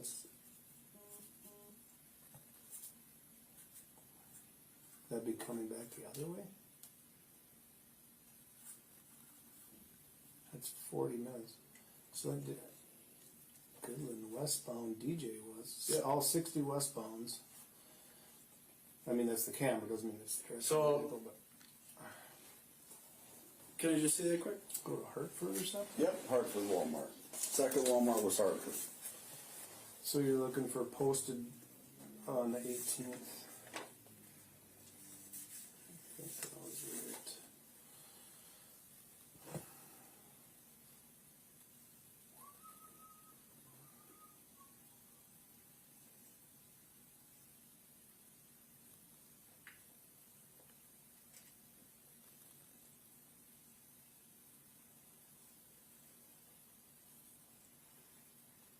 I see what you mean. Super Center.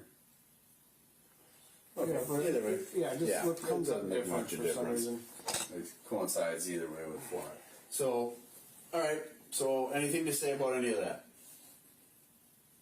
You drove all over, and you stopped at another ton of places and bought a bunch of stuff.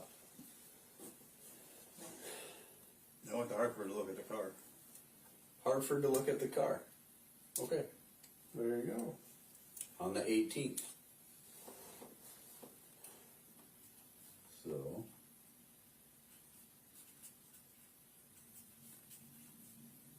And not only to look at the car, but you bought the car. Right? Not that day. Oh, okay. Right, because he brings it over to Beaver Dam, right? He was in Beaver Dam. So he brought it there to the other Yeah. co-op in Beaver Dam. That's Yeah. One by the raceway. All right. So okay, so you're on the 19th. So yeah, so we're still saying that you believe you went to work after all this morning activity. You go to work, Yeah. and then after work you go back to your folks' place and you go home. Yeah. Okay. What are you doing to get home? Sleep. Sleep. Wake up on the 19th. 19th was the day you said you did the same. What happened on the 19th? Got the car. Okay, what time?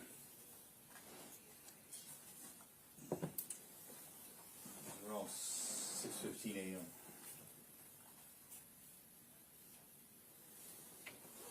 6:15 a.m.? Yeah. Pretty early.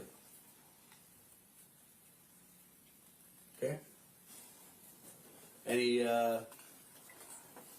block activity on that? I'm sorry, date. Do you remember where you went to go look at the car? Are we in the 19 or 20? Where? I'm sorry.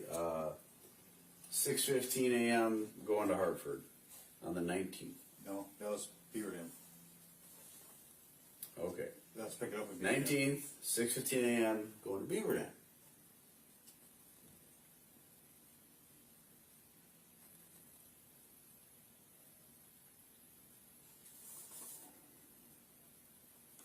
Walmart Supercenter, Watertown, for 148. What time? I can't really, I don't know if these actually tell the time. Okay. It's military time, but Well, okay, then it's 8:08 a.m. 8:08 If a.m. that's that number, I didn't know what that number was. Okay, yep, 8:08 a.m. 08 a.m. And that's Walmart Yep, and Watertown. yep. And then we also go to the DMV at 7:21. We got to take care of getting our car registered and whatnot.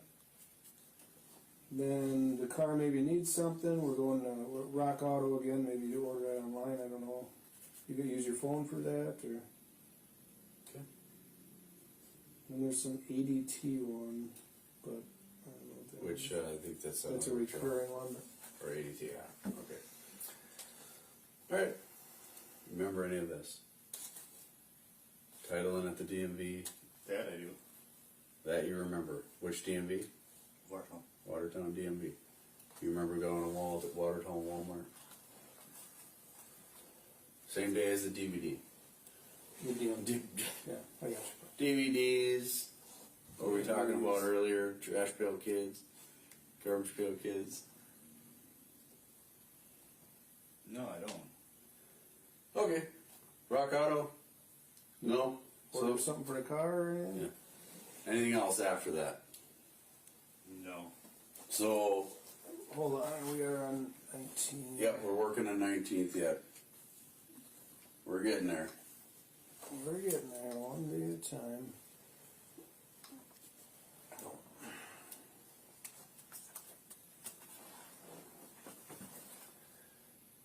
Cool. All right. So 19th, and then we again. Originally, this was I got the car at 6:15 a.m. and then I did the same. We take that back. First, he told me same. Didn't include any of that. Now you said we got the car, so that's clarified. And now we have verified these locations. So Okay. let's say afterwards, again, I'll give you benefit of the doubt. Let's say what you said. You go back to the 2P to 11P work schedule, and you go home, chill out, go to bed. On next day, the 20th. So now we are into. Oh boy, what day of the week are we on here now? The 20th? I got a calendar in here. Okay. The 20th is a Thursday. Thursday. Okay. What's happening Thursday? I don't think anything. Okay, so you believe it's still what you said on the 20th, same routine, sleeping in, going to work, all that. You don't really have nothing to do that day. Okay. Okay. However, we have Quick Trip, Watertown, $200 withdrawal. Then, and that's at 10:30 a.m. At about 9:56 a.m. we're at Farm and Fleet again for 33. Farmer Fleet, which one? Watertown. Watertown. Then we are at O'Reilly that day for the tune of 105. Getting a lot done. Then, okay, that's something else. What time O'Reilly did it? O'Reilly is at 1017.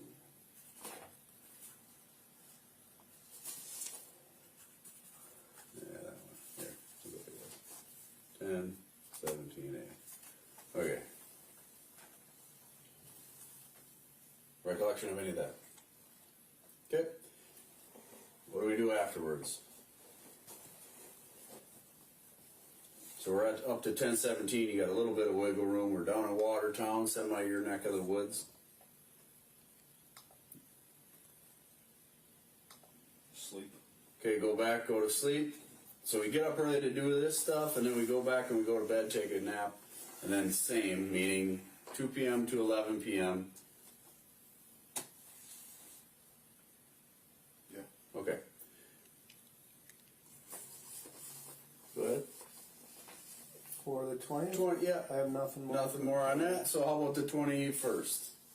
The day that you claim is same.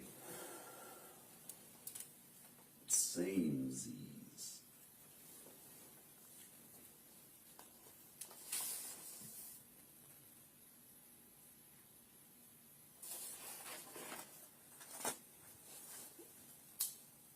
I got nothing on here for 20. Okay. So 20th, let me give my day right.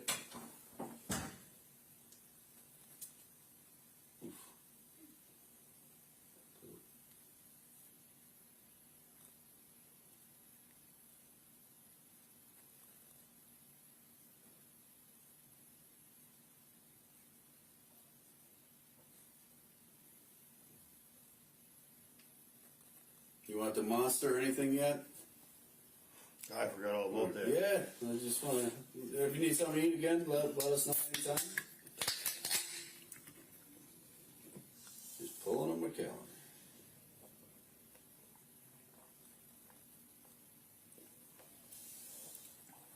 Oh, where'd it go?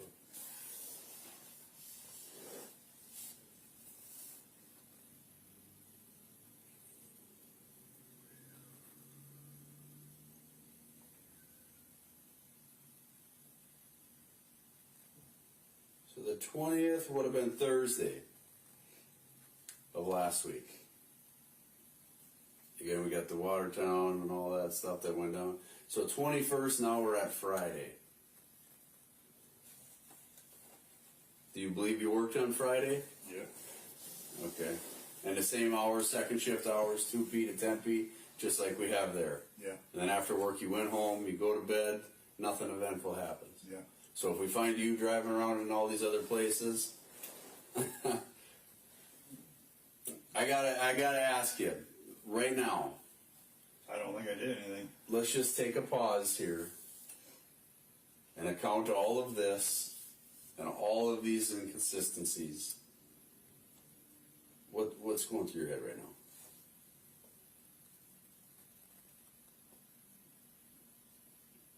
What are you thinking about? Just sitting there. Okay.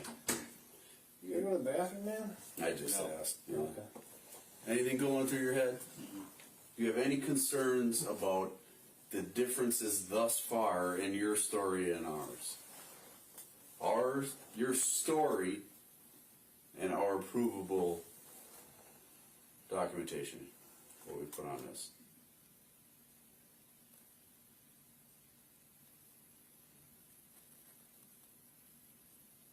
Yeah, 'cause I know the realtor can.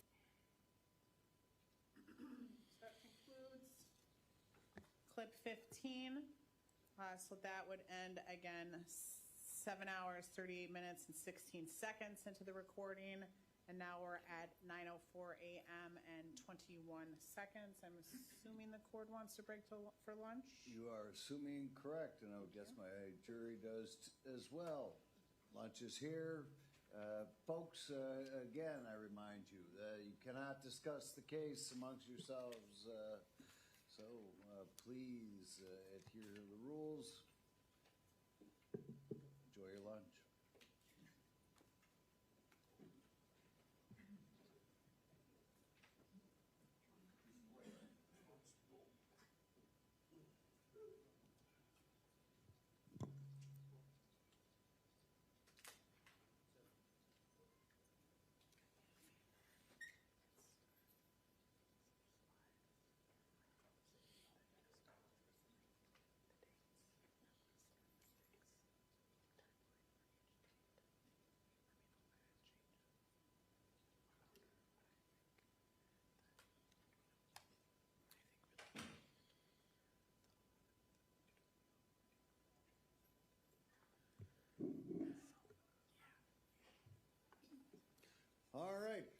we will take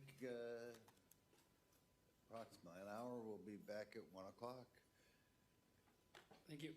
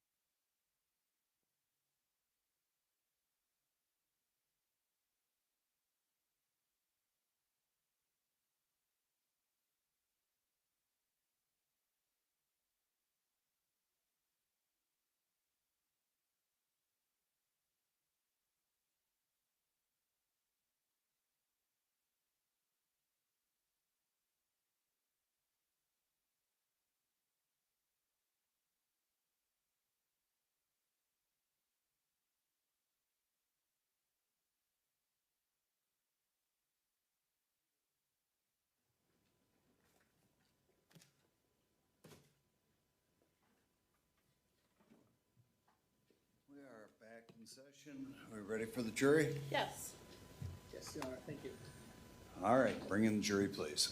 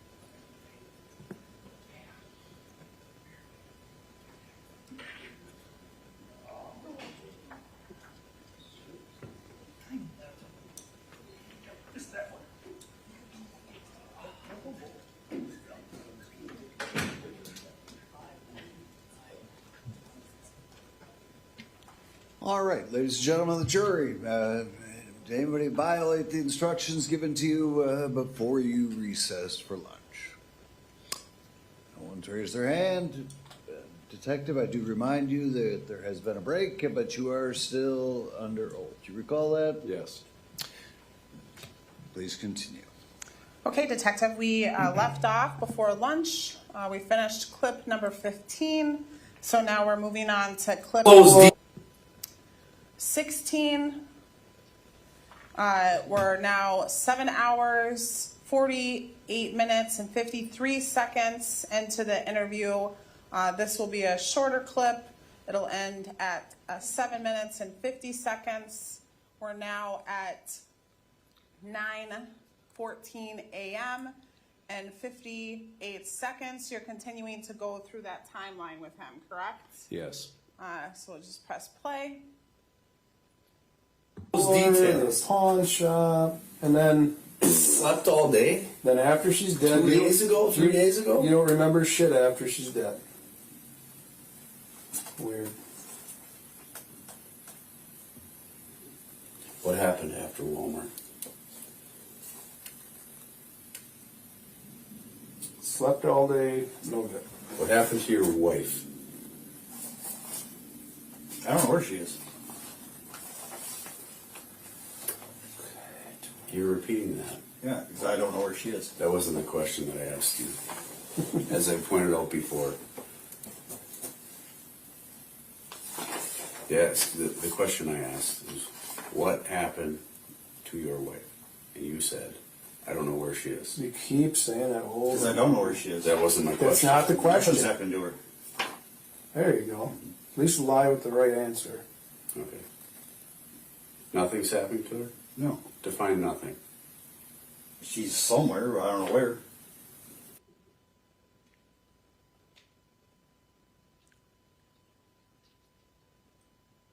So that ends then at 9:16 a.m. and 5 seconds, correct?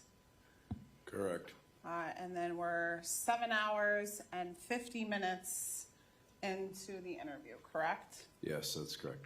And then we have our final clip, clip 17. That's 7 hours and 50 minutes and 7 hours, 50 minutes and 54 seconds into the interview.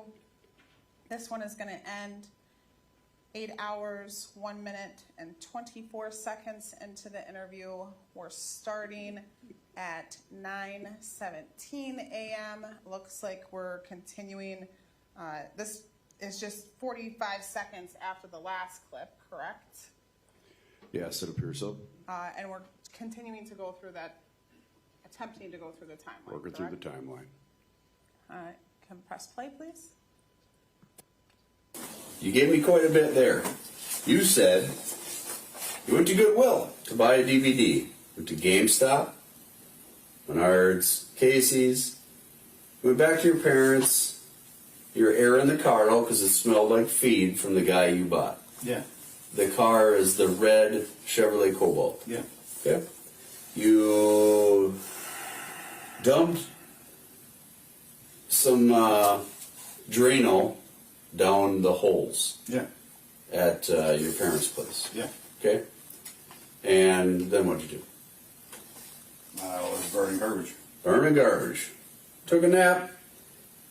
Got up, opened the car again, so you must have shut it at some point. And then you and your mom started burning stuff. Cleaning day. Burning garbage. Around that time frame, at some point, officer shows up. One of our guys. Oh shit. And, again, we see the video. We look a bit startled, to say the least. Fires died down. They ask you a couple basic questions about, hey, where's Crystal? Story of the night, right? I was in shock. Yeah. What were you so in shock? That she's missing. But you knew she was missing. No. No, I didn't know she was missing. Okay. What'd you tell the officer? I thought she went, like, to Michigan or something. Mm-hmm. Or paid. And that she does this all the time. Runs away. She's running out a whole bunch of people. You didn't sound in shock. You sounded like a guy that was like, well, yeah, this is what my wife does, right? She gets upset about something, she takes off, she'll show up. No big deal. According to other people, that's not true. But that's what you told the deputy. Yeah, that's what she does. Okay. So, after that, you're like, yeah, she does that. But now, I gotta go out and look for her. So you start going out and look for her around Watertown at about 8 p.m. Anyway, Wait, what time is it? 8 p.m. I was Watertown. out till about 8 p.m. You're out till about 8. Yeah. Okay. You were in, what time did you go out? I would guess shortly after the officer, right? Because he came and see you about 6:30 p.m. Something like that. I can pull a video or whatever, but Well, we have several transactions for the 20th Okay. here. so let's go. So he's in Watertown, just looking around. 23. All right, 23, 11:49 a.m. So before officer. $200. Quick Trip Spring Street cash. KTVD Spring. Okay. Then at 12:35, we are back to Menards for $68. You were down. Yep. Then can't get enough of Walmart. Back at Walmart at 11:26 for $137. Not even gonna ask, and that's what we got there. Okay. But on the 23rd, we do. He's got his red Chevy, inbound Walmart, Gateway Drive, Spring Street. So from like 10:39 to 12:42, he's in Buran.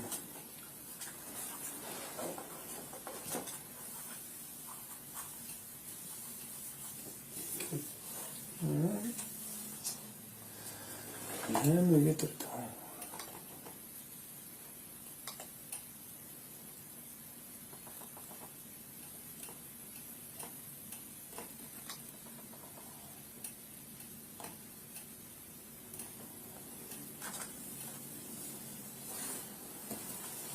earlier in the morning. Okay. So some of that pans out, right? Menards. Walmart. Oh, I didn't say Walmart. Unless you're in that general area, right? By GameStop, you told me.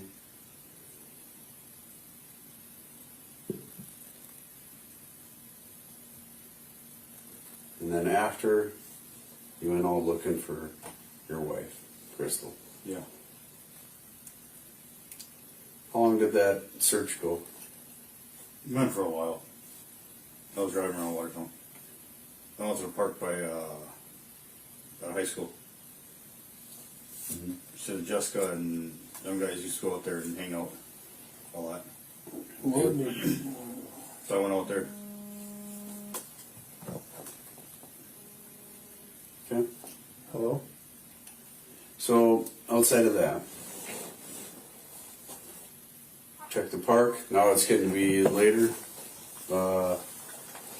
Anywhere else during that search? I think I drove down 4th Street. Okay. What were you thinking at that time? Trying to find her.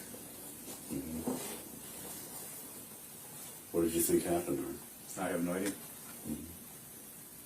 Just looking for her. At some point, we Well, go. hold on a second. You thought she was up in Michigan. Why are you driving around here looking for her? You told our deputy that. She might be.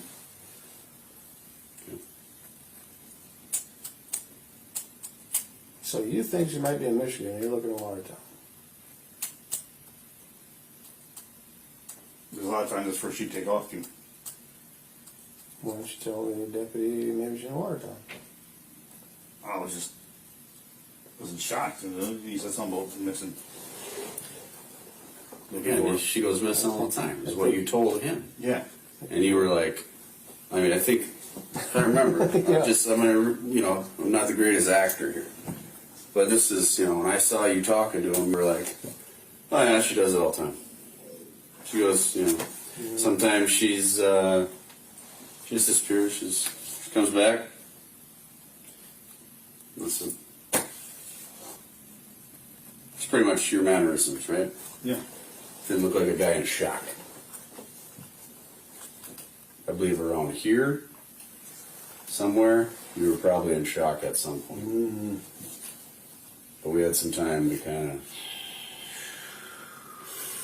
what are we gonna do here? Made a mess?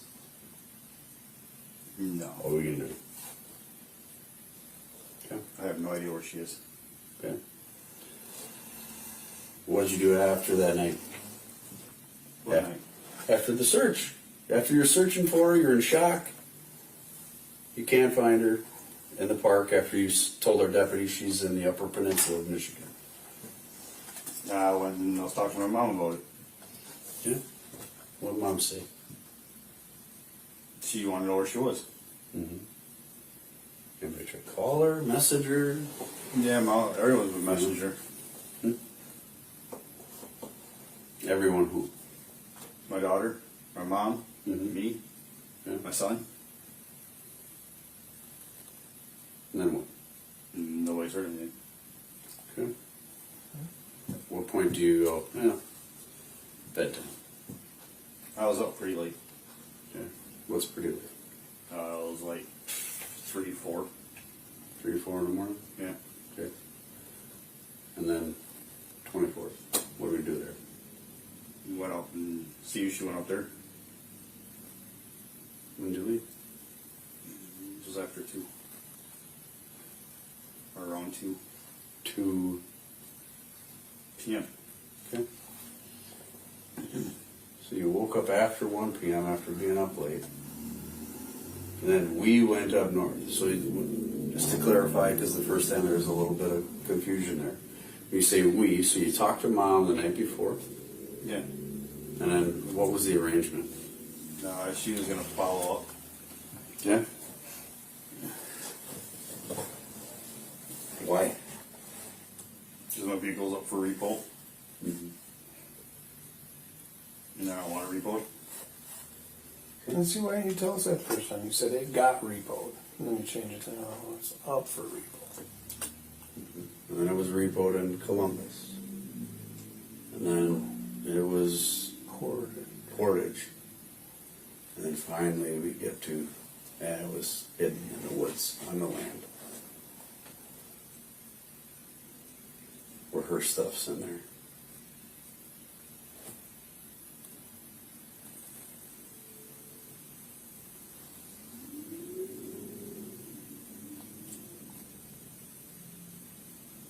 What more can you tell them? I don't know what's. And that clip ends at 8 hours, 1 minute, and 24 seconds.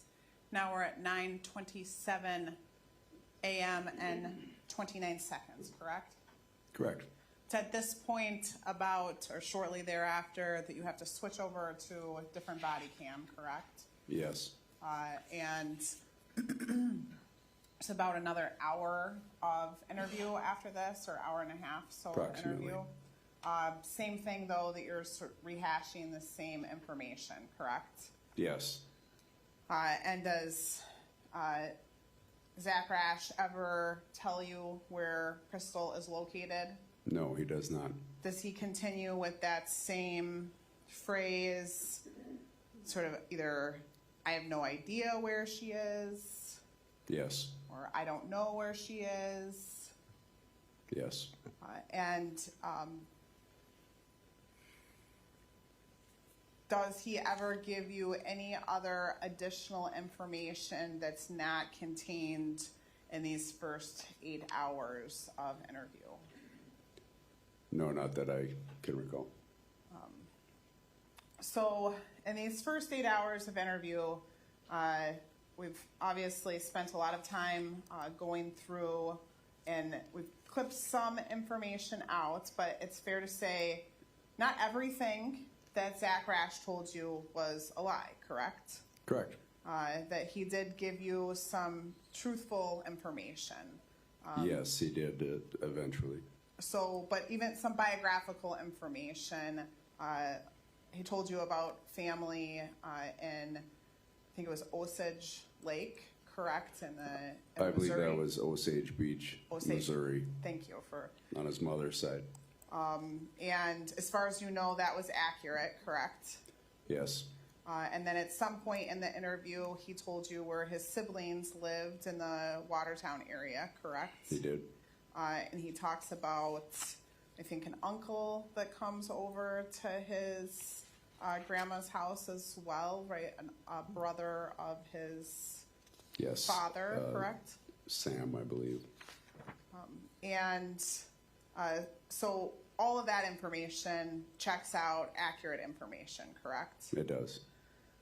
I think we talked about this last week, but all the other information that he gave you in relation to the vehicles, except for basically omitting the Mitsubishi, that was accurate information.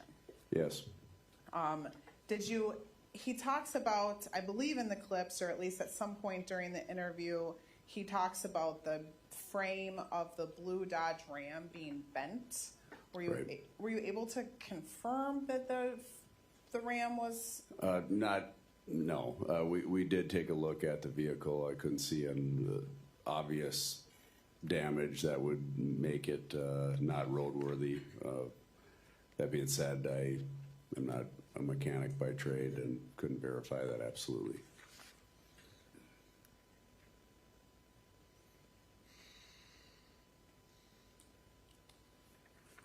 Were you also able to confirm with law enforcement spoke with Rachel, the grandmother, correct? Yes, several times. And at least that Sunday that he was referencing, that there was in fact a family dinner on that Sunday, correct? Yes.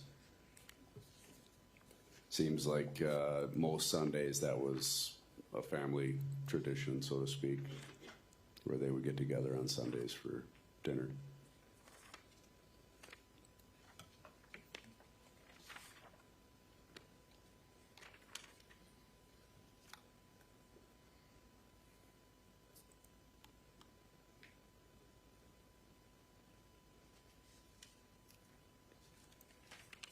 Now, in some of the clips you talked to him, this was sort of the clips that we listened to last week, but you asked him about the divorce, correct? Yes.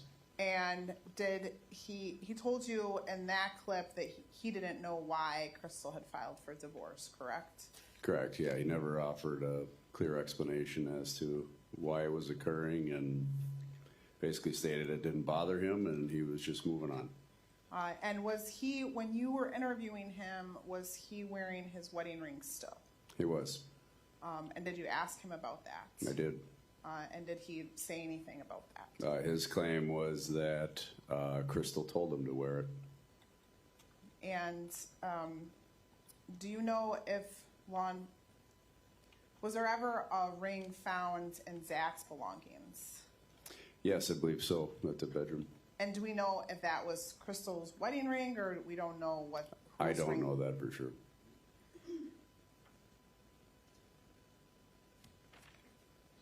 Now, I wanted to ask you about, there's a lot of discussion about this vehicle. Do you still have Exhibit 11 up in front of you? The bank transaction information. Yes, I do. There's a lot of discussion back and forth about this Mitsubishi. He talks about it first being repossessed, and we know, of course, that the vehicle was never repossessed, correct? That is correct. And did we ever find any letters in the house putting Zachariah Rasch or Mary Rasch on notice that the vehicle was going to be repossessed? None that I'm aware of. And is it fair to say that it did not appear that the Rasch family threw out much of their mail? Correct. And there was a $1,500 transaction on June 11th, I think at 11:11 p.m., that you referenced in the interview. Did you later follow up on that transaction to confirm who the lending agency was in that transaction? And who was the lending agency? It came up on the bank statement. There was multiple transactions, and it was, if I'm looking at it, it came up as IHMVCU, but it's essentially the lending company for Mitsubishi. So there was, they actually hit on the 12th of June for that $1,500. And it was, let me just make sure I have this correct. It appears to be 5 separate transactions that went through all to that same lender regarding the vehicle. And we did verify that later on. That was, in fact, the vehicle loan. So it's certainly possible that he was behind on the payments in June. Yes. But as of June 11th, it appeared that he was current with all of the payments on the Mitsubishi. After those payments went through, which, again, per this statement, would be the 12th, I would assume, yes, at that point he was.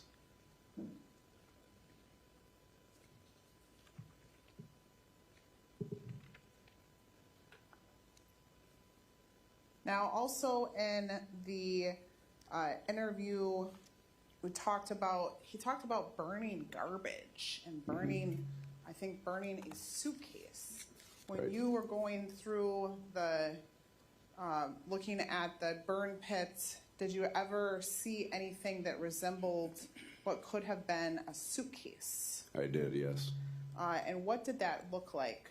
There was like the banded frame, like where the suitcase connects, where the buckles are. The frame, all the plastic or whatever material that it was constructed on was consumed by the fire.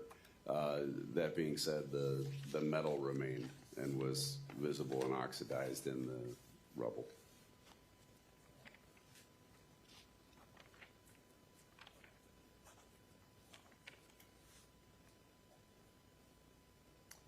The locations that he went to, that he described in the Dells, did law enforcement ever make any attempt to confirm their whereabouts at any of those locations? Yes, we had multiple investigators working to obtain surveillance from any of the locations claimed.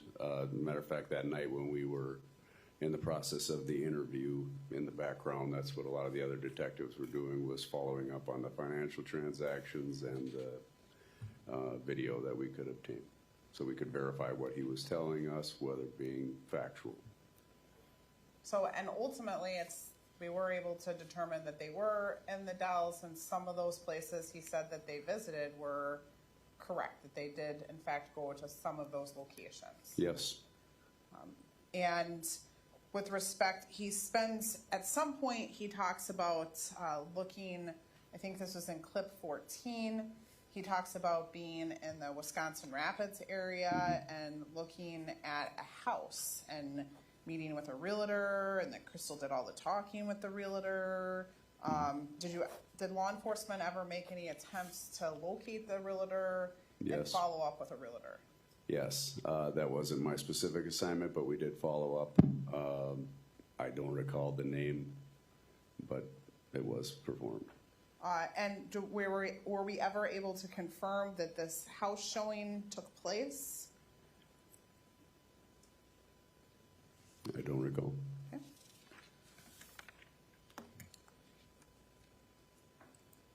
Now, with respect to his work, initially, Mr. Rasch talked about going to work, coming home, going to bed, sleeping basically until the point that he had to go to work again, and sort of repeat on the days in the 2 weeks prior to the interview.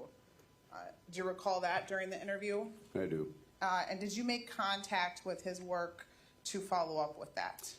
Not me personally, but yes, it was followed up on to get his work schedules and verify the hours that he would have been there. And can you remind me where he worked again? Well, it was K&S in Ixonia, Wisconsin.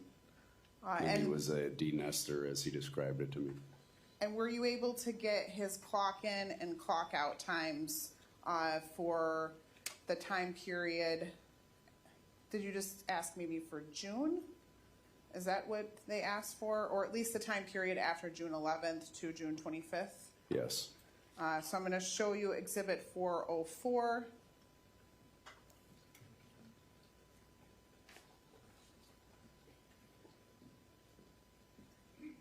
Is that the information that law enforcement was able to get from Mr. Rasch's employer?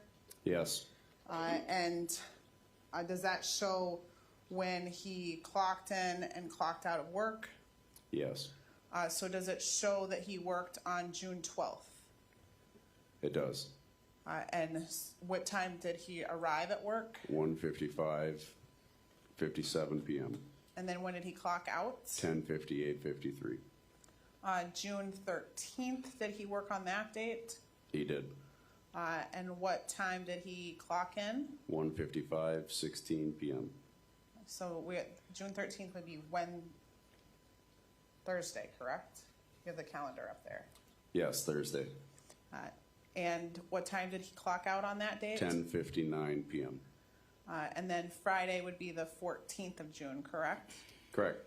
And did he clock in on that date? He did at 1:55:32 p.m. And what time did he clock out? 10:58:59 p.m.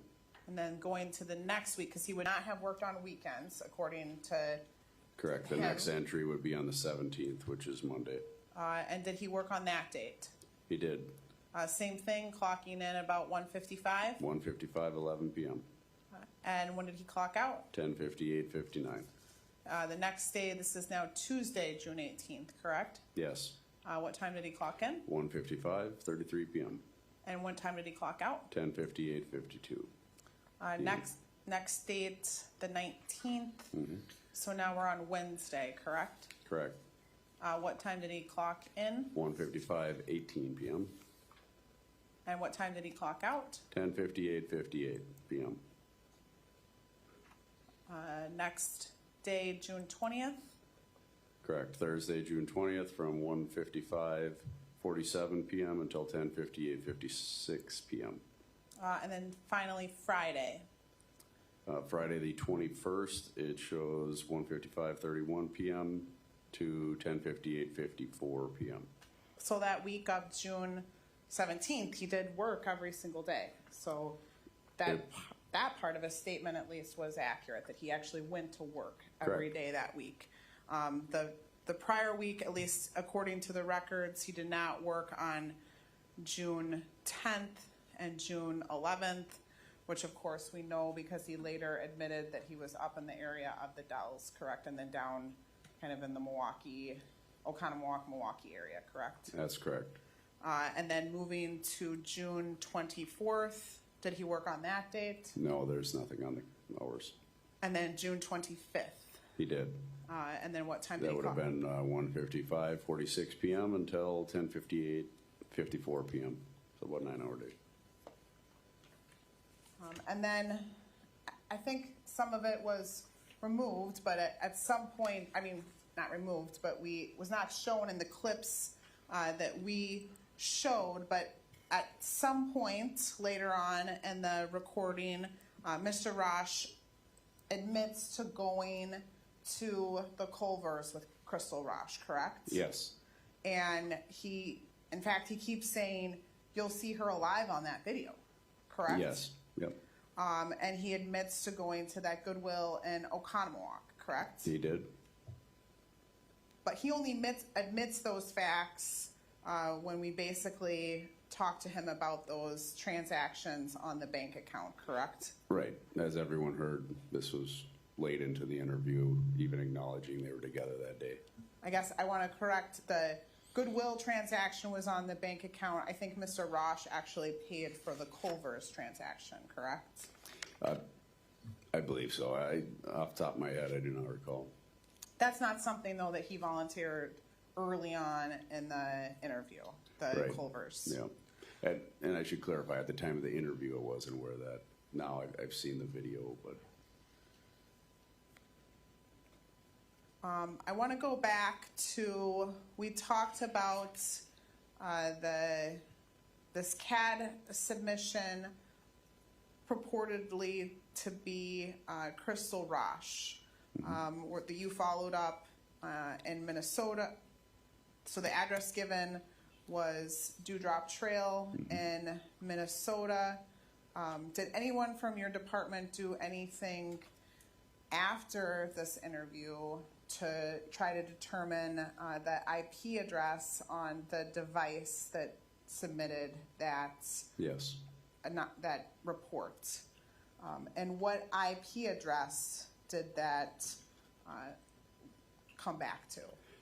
Back to one belonging to Zach Rasch. Now,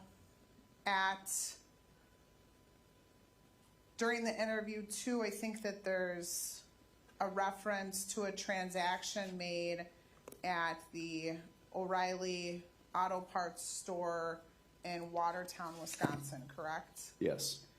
And there's been no other testimony at this point with the receipts or transaction information for O'Reilly. Do you know what he purchased? Not everything, but do you know what one significant item that stands out in that purchase? Yes, I do. And what is that? The LED bulbs. For, I believe they were like $105, somewhere around there. And why was that significant when you later followed up in your investigation? Why was that purchase significant? Regarding what he had previously told his mother, having purchased them from some person there for $25. Claiming the value being at over $100. But he had bought them for retail value, again, using Crystal's card.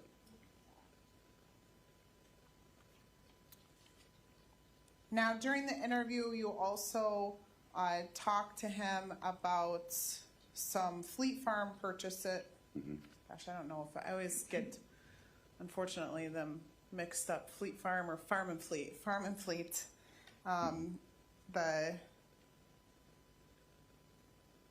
And there was some purchase of a 27-gallon black heavy plastic totes. Are you aware of that transaction? I am. Did we ever, in all of our searches, did we ever locate those totes? No, we did not.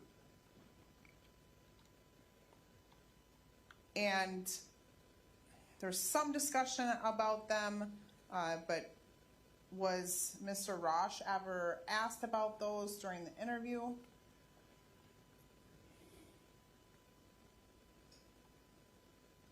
I can't say for certain if we had that information yet on the receipt at that time.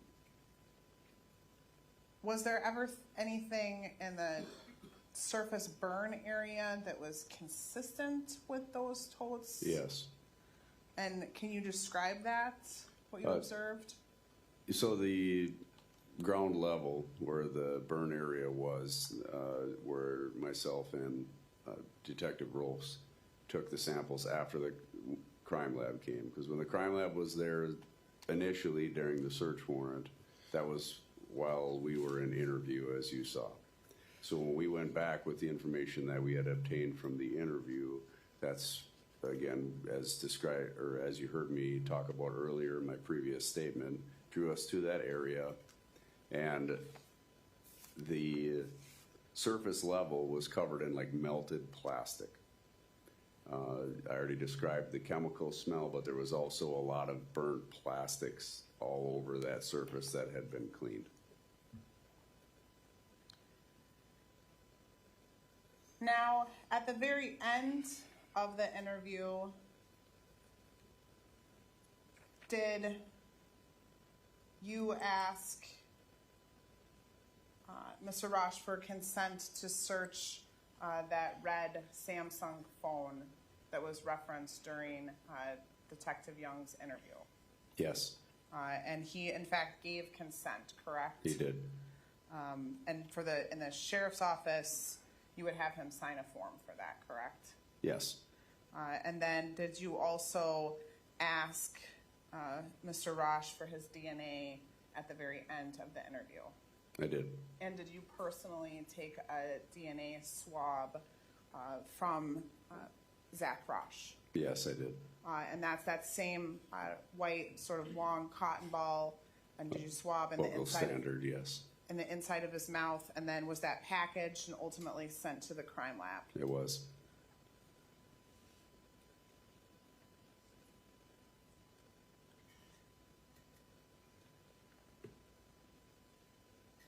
So after the interview then was fully completed, is it fair to say that you were required to go home and sleep? It was a long day. And once you returned to work, what was the date that you returned to work? I believe my first day back would have been that same day.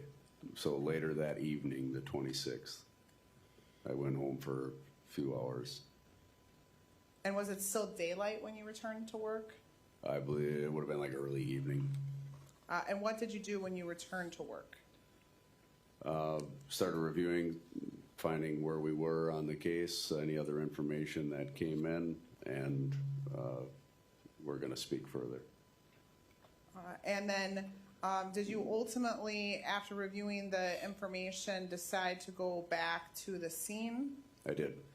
That would have been the following day, however, I believe on the 27th when we went back to the scene.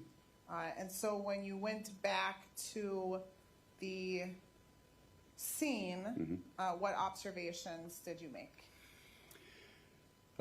Again, as described earlier, so right when I got there, I walked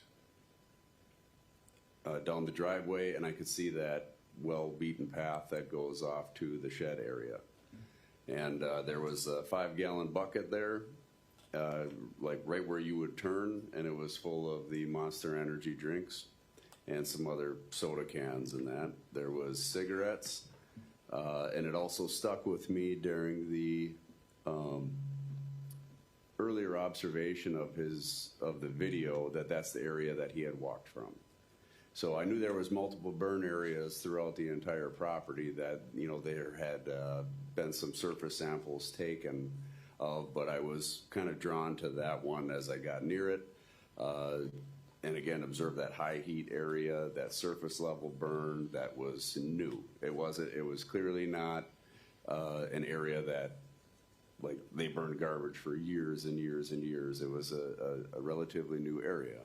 And where you stand there, as you walk back, you're in perfect visibility of the Rasch home, his grandmother's home, and there's like a mound system in between the burn area and his grandmother's, and then County Road J is directly out in front of you. So even though it's behind cover, you can hear vehicles approaching and leaving and see people coming in and coming out. So I'm going to show you Exhibit 205 and 206.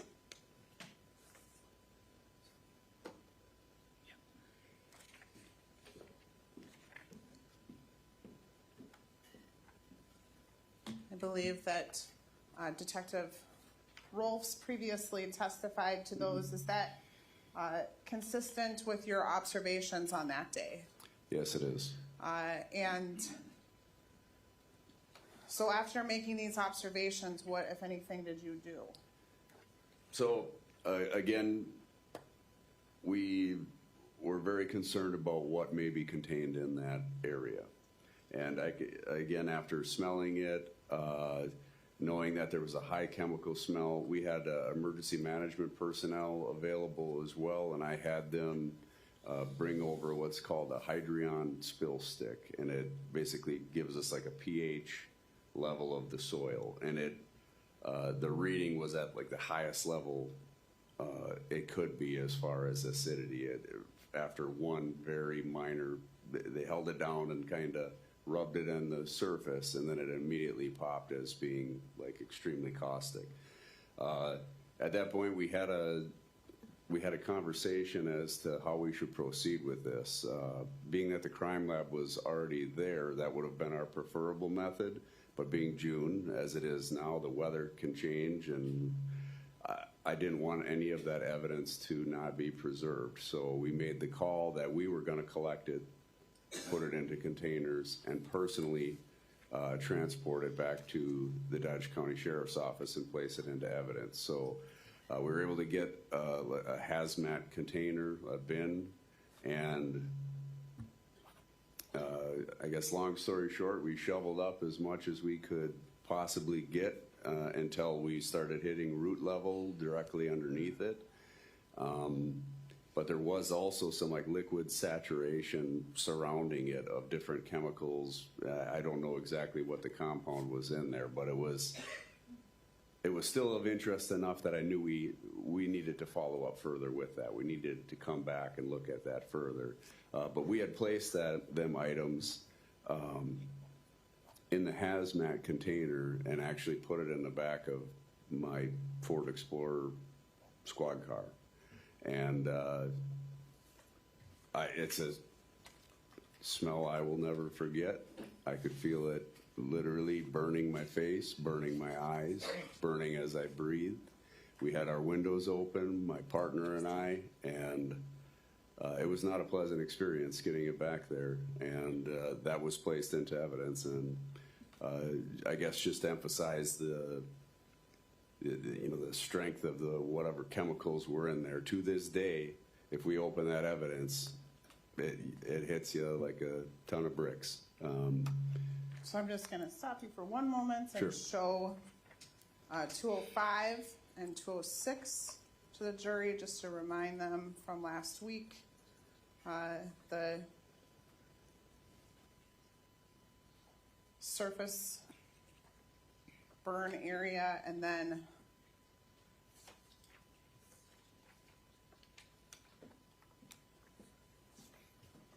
(207) and 208 here.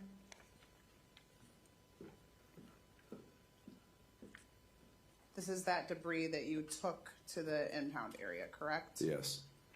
And just as the reminder,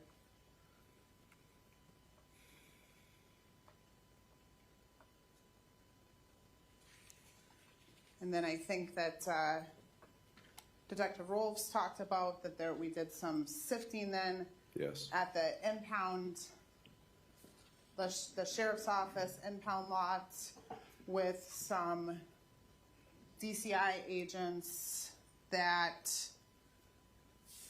Friday, correct? Yes, I believe that was the 28th of June.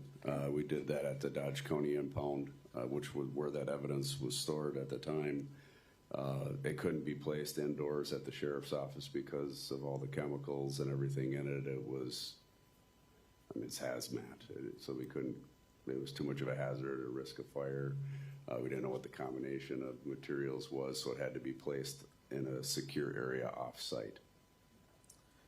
Now, on June 29th, did you also go to another location that was relevant to this investigation? Out of county. Yes. And where was that? I believe the 29th is the first day I went to Adams County. And is that property that we've been referencing where the camper was located? Yes. And what did you do when you were up there? So, again, at that point in the investigation, we had some findings, but there was still a possibility that there was something that we were missing or that may have been transported from the Wood Road area away. Again, knowing that after the interview, the vehicle was taken from the residence on Wood Road and drove on the 24th and abandoned in that wooded area next to the camper. We decided we needed to investigate whether additional evidence would be located in Adams County on that property. And was there anything significant that you found on the Adams County property? Later on, there was some items that were located, but all in all, they did not become terribly significant to the case.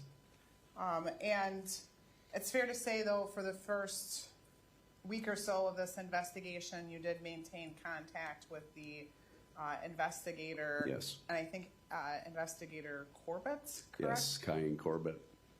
And one thing I think that we forgot with Detective Lake, we also located a sweatshirt in the back of that Mitsubishi that was located on the Adams County property, correct? Yes, in the Mitsubishi Eclipse Cross. And I'll show you what's been marked as Exhibit 421. And if you could just tell me what's contained inside that exhibit. This is the Wisconsin Dells sweatshirt. So if you recall from the video when they were at Goodwill, Zachariah and Crystal, when she had stood in the parking lot and he kind of blocked the door and she changed in the back, this would have been the sweatshirt she was wearing. And if you could just open that up and hold that up for the jury once you get it open. And just put gloves on so that the crime lab stays happy with us if we never have to do anything in the future.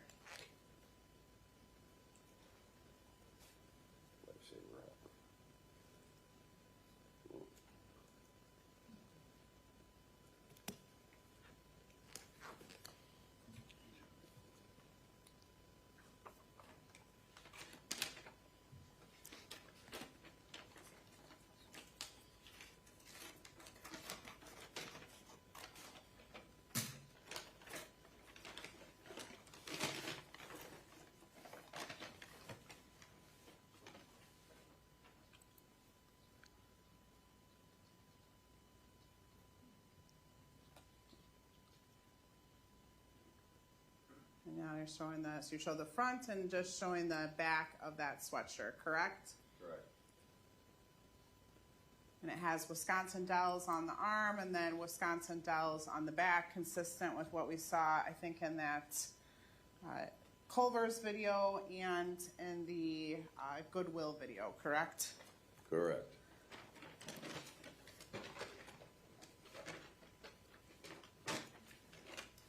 And then just to talk about other things that you did in your investigation, I think on the first, you were also the person who assisted Dr. Legro, the dentist, and provided him the tooth, correct, for analysis? Yes, on July 1st, I met with Dr. Gabriel Legros and Dr. Jordan Karsten. And then on July 10th, did you meet with Dr. Jordan Karsten again? Yes. And this meeting on July 10th, was he able to conclusively say, because this would be after we had that June 30th dig as well, correct? Yes. Was he able to say that we had conclusively located some human remains, that the bone we located was not animal but conclusively human? Yes, we didn't have the official report from him until I believe August was the first report, but we did. I was there with him when he identified them as diagnostically human. Now, at some point through the course of this investigation, you know that we located a firearm in Zach Rasch's residence, correct? Yes. And we confirmed that he had legally purchased that firearm, correct? He did. That he legally purchased it on February 20th. Is that accurate? Yes, that sounds correct. And then at the time that he purchased that, and I believe that this was in Detective Lake's testimony, which was in the 200s.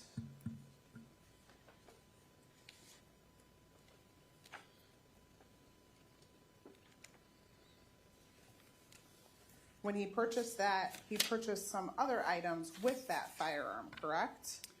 Yes. And what other items did he purchase with that firearm? So off of memory, I believe there was a case purchased at one point. There was the Hornady, which is a brand of hollow point projectiles, and a cleaning kit or oil of some sort. And I don't recall the other items. I think I'm going to show you Exhibit 256, and I believe those are all the items that were purchased.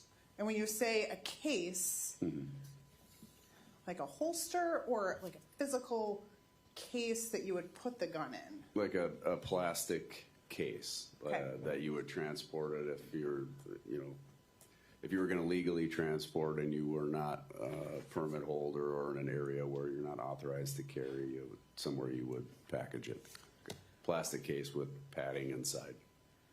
And all those items were purchased on February 20th, 2024, correct? I believe so, yeah. And then at some point, then after that, did you have a meeting in person in Madison with the crime lab to discuss basically what type of testing should be conducted on the firearm? I did. Because there's sometimes that law enforcement would swab a gun, and sometimes crime lab would swab a gun, correct? Correct. In a case like this was, is it fair to say, a team approach Yes. on how the testing would take place? So I'm going to show you. Detective, please make sure that you answer yes or no. Yes.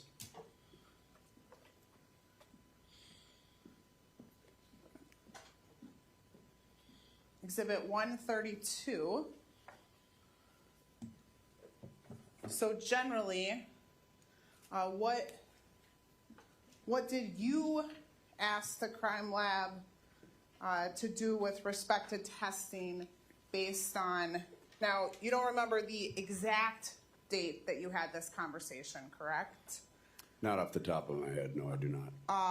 But that it would have been sometime after, likely July 10th, that you met with Dr. Karsten. We learned that the remains on the property were human, correct? Yes.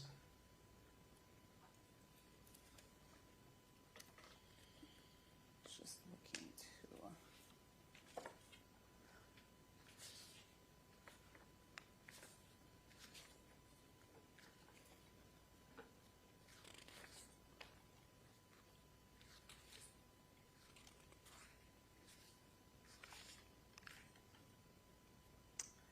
And the date of the second crime lab report, or I'm sorry, the date of the crime lab report, the first crime lab report with respect to the firearm would be October 22nd, 2024. So sometime between those two dates, would that be accurate? Yes, that sounds correct. So what information did you request of them during that first meeting? Okay, so I was aware that on the initial examination of the firearm that it appeared to be cleaned. So, knowing firearms myself, Objection, obviously. Your Honor, calls for speculation. Appeared to be cleaned. Have him say that, and I guess I would ask him just to rephrase the observations that were relayed to him. Objection sustained. I move to strike, Your Honor. Stricken. Did the crime lab observe any biological material on the gun? No. And did the gun have any gunpowder residue on it that could be readily observed? Not that I'm aware of. And based on your knowledge of the investigation, did Zachariah Rasch purchase a cleaning kit for the firearm? Yes. So did the crime lab make some assumptions about what could have happened to the gun based on their observations of the gun and your knowledge of the investigation? Objection lacks foundation, calls for speculation. Overruled. Go ahead. Yes. And what assumptions did the crime lab make based on all of those factors? Okay, the discussion was that the firearm where there would be potential evidence related would be located would have been either in the front muzzle barrel area or on the recoil guide spring, which is located directly underneath the barrel, has a rod with a coiled spring that goes around it and is difficult to clean. So if, let's say, for example, we don't know whether or not this occurred with this firearm, but if someone would have wiped down the outside of the firearm, would that have impacted those areas of the firearm? If it was from the exterior, it would not have. If it was a complete tear down, potentially. So if you can just, the firearm is inside of that box there, if you could just take that out and talk about the areas of the firearm that were discussed at that meeting. Sure.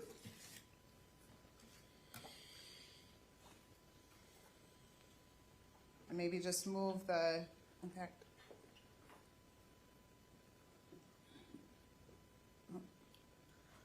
I have a red light here. Does that mean my battery is getting low, but you can still hear, correct?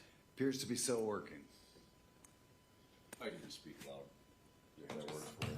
Stick that on here. Good. Okay, so the area that is, again, as I described, is the muzzle of the firearm, being the front end portion here. For those of you who are not familiar, the barrel is located behind this slide. So this is your upper slide, and then this is your lower grip area. The upper slide is made of a metallic material. The lower grip portion is made of a composite, like plastic type material.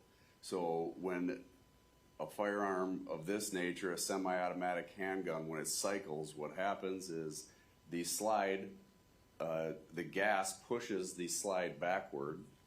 The magazine is inserted here, and the round goes up and the slide pushes it into the chamber. When that happens, after a round goes off, so to speak, the barrel and the guide spring, which is located on the front, you can see that little plastic, and I am going to lock this to the rear so you can see better.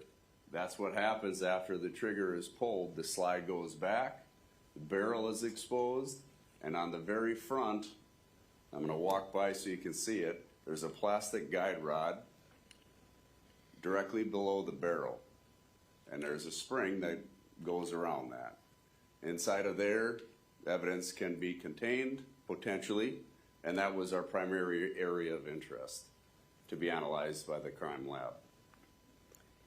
And again, why was that the primary area of interest? Because, again, it is exposed when the round is fired, and then, again, concealed and closed in after. So if someone just, again, we don't know what someone may have done to this, but if someone wipes down the outside, it wouldn't necessarily impact anything that was on that inside portion of the firearm, correct? That's correct. And was the crime lab able to observe any type of material on the outside of the firearm? No. And you can put it back in the box there. At this point, did we have any information that anyone other than Zachariah Rasch had handled the firearm? No. So was it significant in the investigation to swab the barrel or trigger area of the firearm for DNA?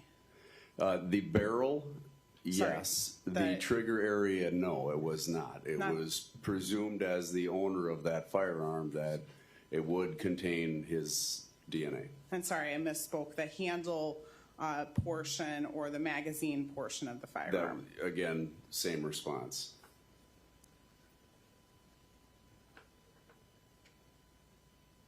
When I'm going to steal my.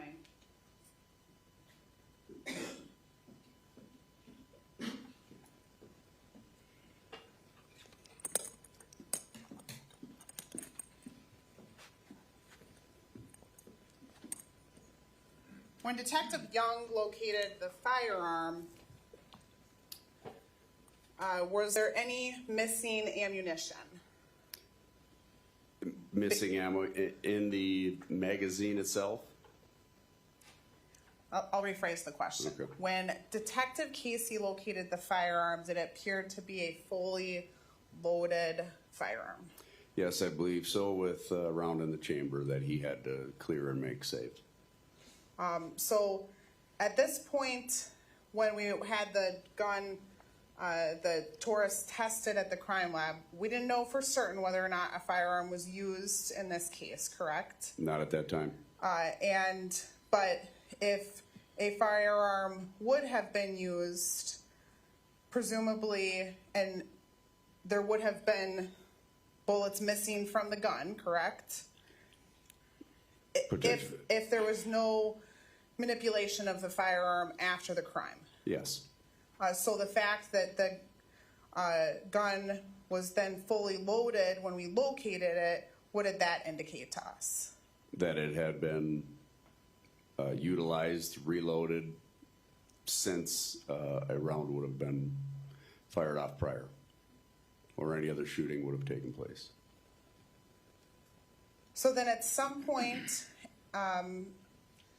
shortly after October 22nd, 2024, we received information from the crime lab that they were not able to locate any DNA on the firearm, correct? No DNA for Crystal Rasch, correct? Correct. There was DNA located in the barrel that was not suitable for further testing. And so we could not obviously compare that to really anyone, correct? Right. And then did you request that the lab perform further testing of another item? I did at a later date, yes, Uh, as I obtained more information in the investigation. And what was that item? The holster. And why did you request further testing of the holster? So based on my scene observations, when I was able to look in detail at the crime lab photos, which you have seen on the vehicle, and some of the patterns inside of there, along with the findings from Dr. Jordan Karsten and Dr. Gabe Legros, it was becoming, it was leading us more to believe that there was a firearm involved in this incident. And knowing that the results had already came back from the DNA with the firearm, I was exploring any alternative options that may have evidence for me to put the gun at the scene.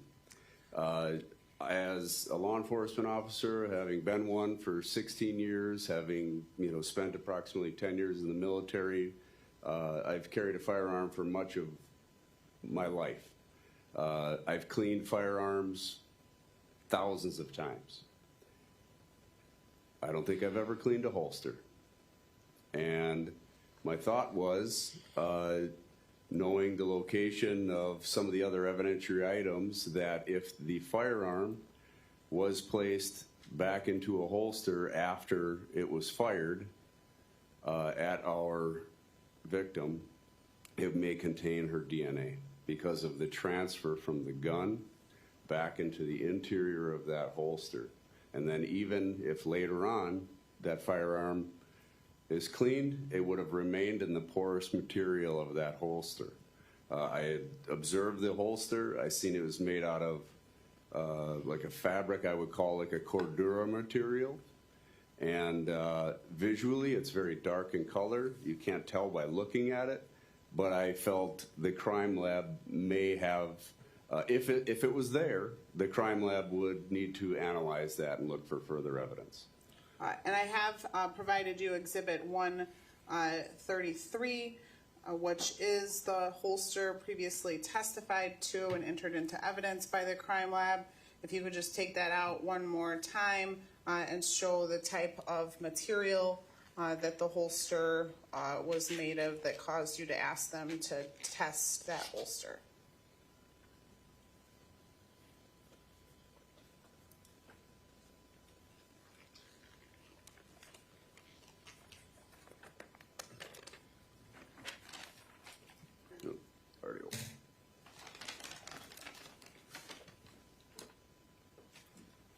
Okay, so as you can see, it's like this fabric material. So when you place the firearm inside of here, it is retained. The retention is achieved by this fabric is tight. And then there's a further security here that you can put over the back to kind of give you that extra protection to hold the firearm in. And again, it's not uncommon for anyone, as I'm wearing a holster right now, for that exterior portion to be accidentally or touched or rubbed against something. However, the inside, as you can see, is extremely narrow and not a place you would normally reach your hands or touch, or at least I don't in my own holster. And I kind of did, when I was talking about this, brainstorming it with the other investigators, I was kind of polling them on, hey, have you ever cleaned your holster? Have you ever reached on the inside? And it was a resounding no across the board. So I did complete a transmittal. I sent this evidence down to the Wisconsin State Crime Lab.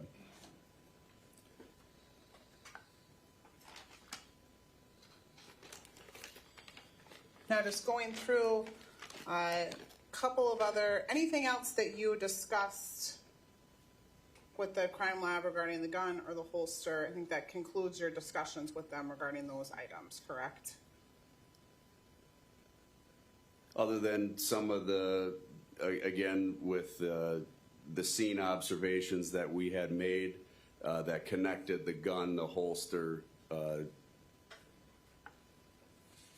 to our victim So I just want to and go suspect. through sort of some other, I guess what we'll call housekeeping items, some other things that observations you made during the course of your investigation that were significant.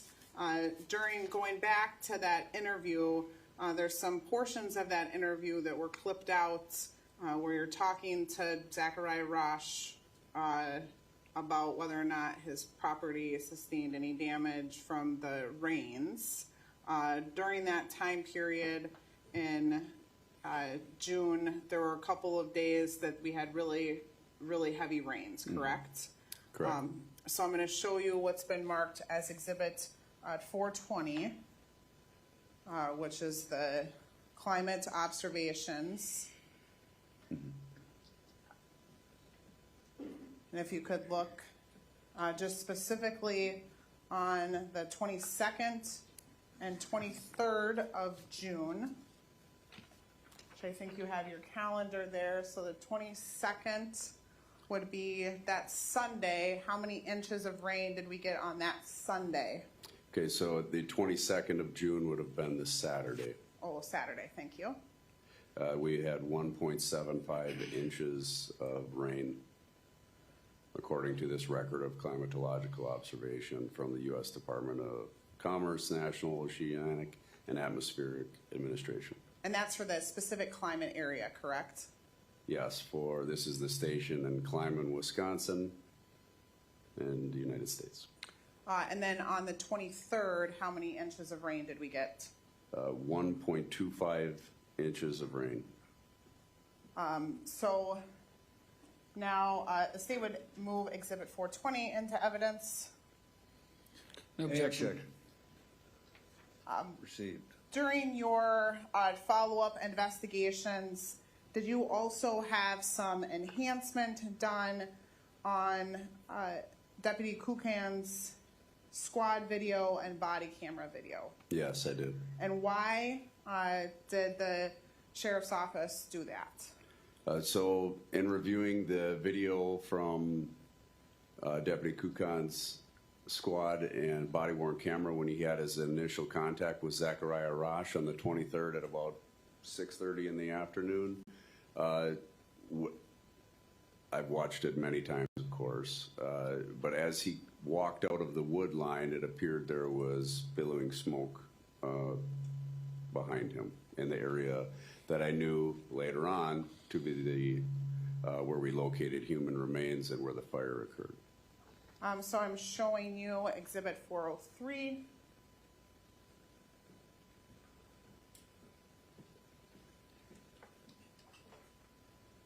Is this one clip from that exhibit? Yes, it is. And is there a zoomed in portion then of photo 403? Yes. And what is depicted in that? The smoke is clearly depicted traveling towards it's a white Chevrolet van, I believe, that was junked near the shed area, and that again is just adjacent to where the fire burn area was. So I would move Exhibit 403 into evidence and just permission to briefly display that to the jury. No objection. It will be received, can be published.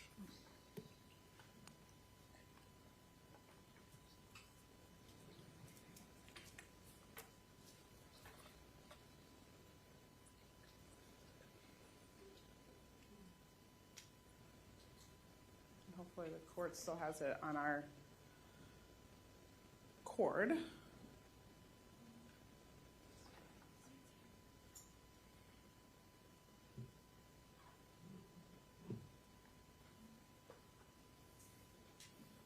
Just give it. Look at me, I've flunked out of AV class. Pass it around. So I'll just show this. We'll go old fashioned here.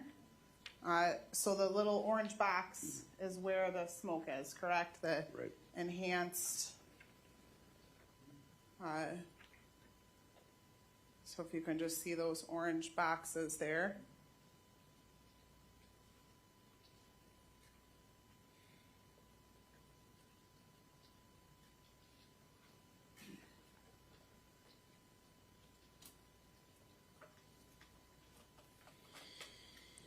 And is it fair to say that that enhancement contained multiple other stills, but really kind of showing that same thing, that there was smoke coming from that area? That is correct. It was like a time lapse, one after the other, but they all showed the very similar findings. And then do you still have the flock?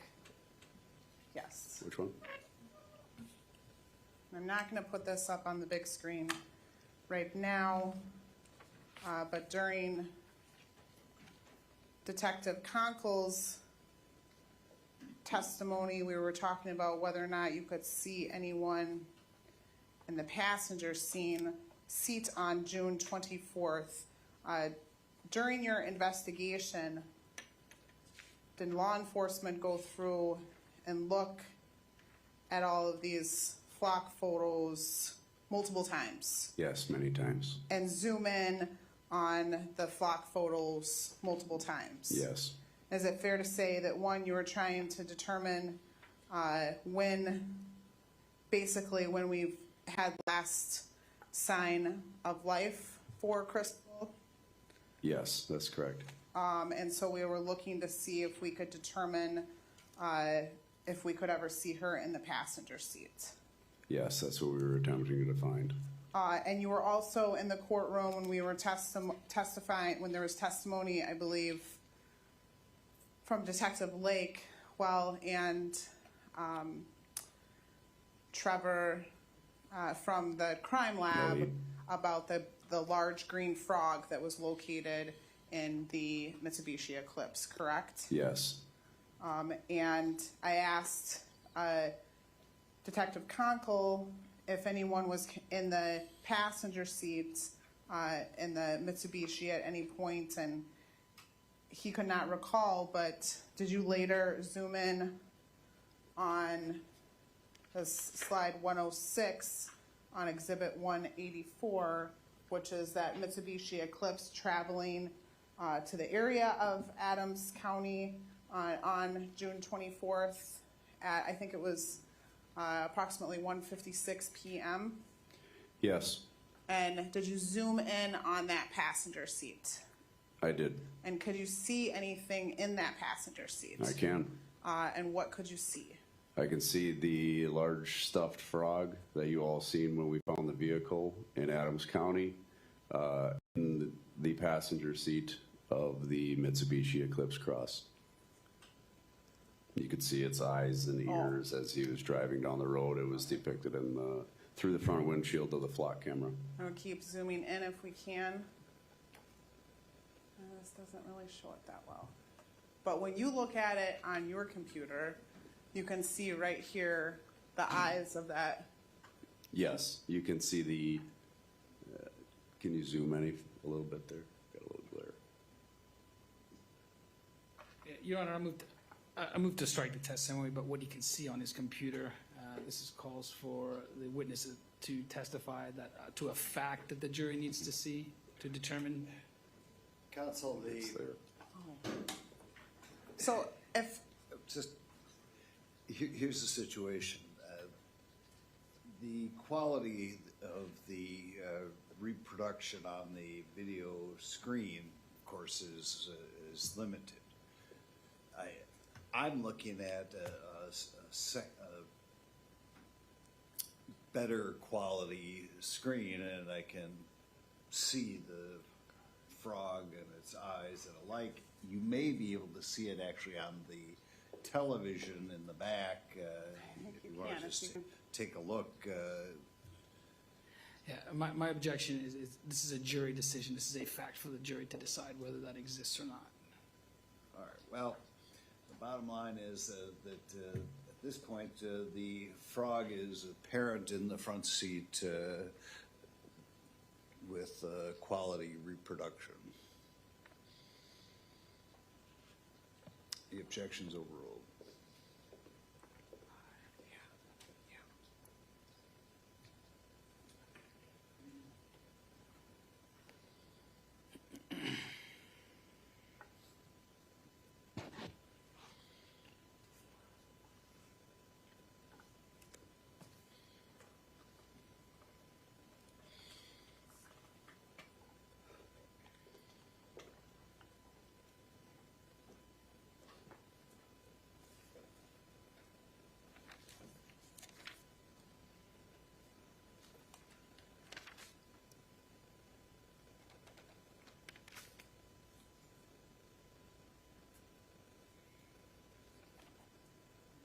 I do not have any further questions for this witness on direct. All right, this is a good time for our afternoon break. We'll take 15 minutes. Folks, again, remind you cannot discuss the case.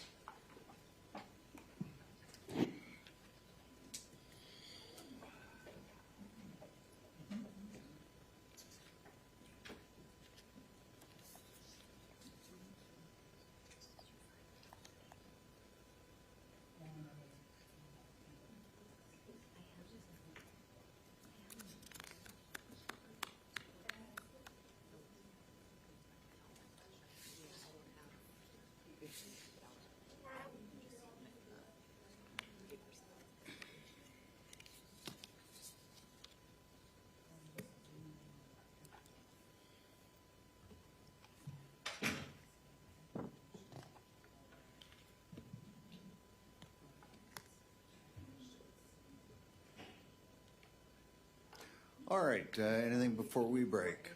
I was just talking to the clerk and I never marked the exhibit, PowerPoint of counsel's exhibit, so I think it's 65.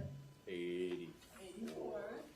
So I would mark that as just 84A since I zoomed in on it like that. I think that digital copy needs to be part of the record, so I would mark that as 84A. Any objection to the receipt? You want to take a look at it? This, yeah. This is one.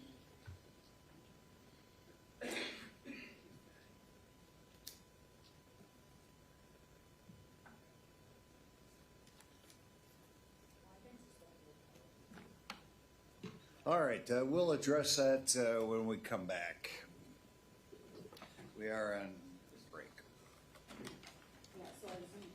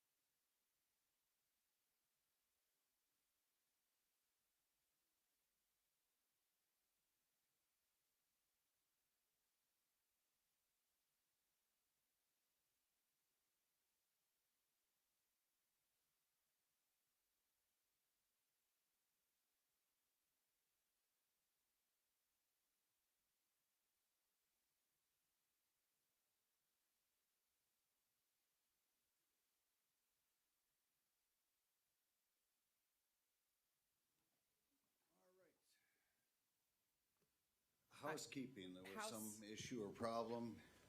So just for Conkle's PowerPoint, which was 84, I'm just asking that that be marked 84A, and I believe the defense did not object to that, and maybe if we can indicate on the exhibit list that flash drive would also contain the surveillance footage, which was the exhibit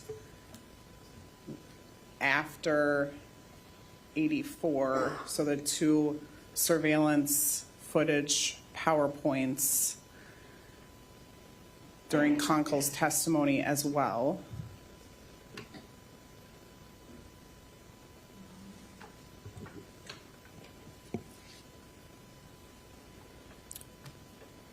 No objection.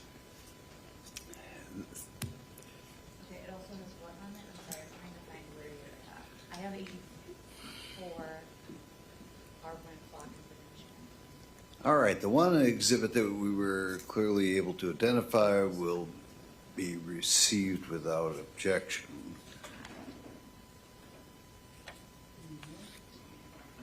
Surveillance.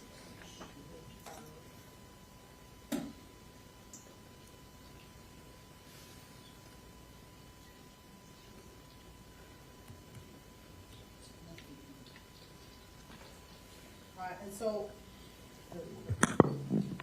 I'll find that. We'll find that. I'll put that on the record later. And then I also provided her with Detective Taylor Nail's PowerPoint, which contains some video footage, and she's marking that Exhibit 7A because that is the first slide in his PowerPoint, and the PowerPoint from Detective Lake's testimony, and that's being marked as Exhibit 255A because that is the first slide in his testimony. And then I will find that surveillance footage from Detective Conkle's testimony at a later time so that we can. All right, properly mark that. 7A and 255A, any objection? No, Your Honor. They will be received. Anything else before we bring in the jury? No, thank you. I just want to make sure that my PowerPoint works one last time, Your Honor.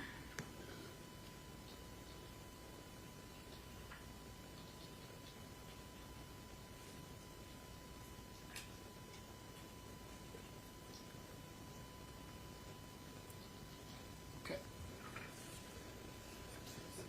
Thank you.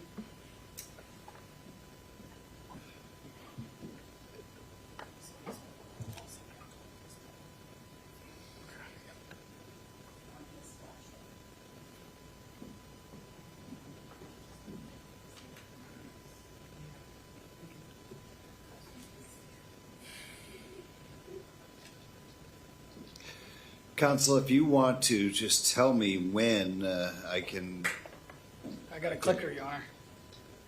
there you go. So, and I don't object to any of the photos that are contained in this PowerPoint. So I don't have an objection of them with them being displayed to the jury right away, so we don't have any technical difficulties. The first photo being up right away. That's okay. I can Okay. blank screen it. All right, this PowerPoint exhibit, It is they are exhibits numbers 405 through ultimately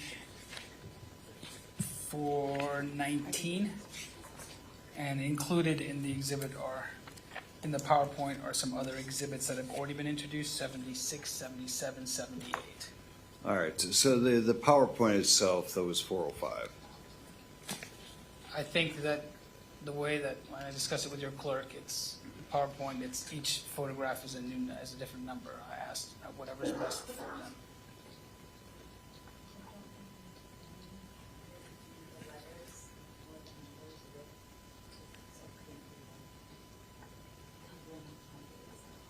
Okay.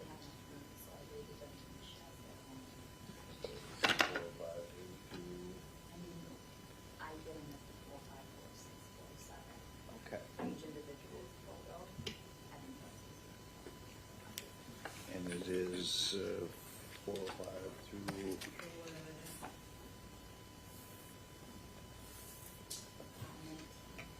419? All right, so it is, apparently contains 405 through 419. Correct. Excellent. All right, bring in the jury.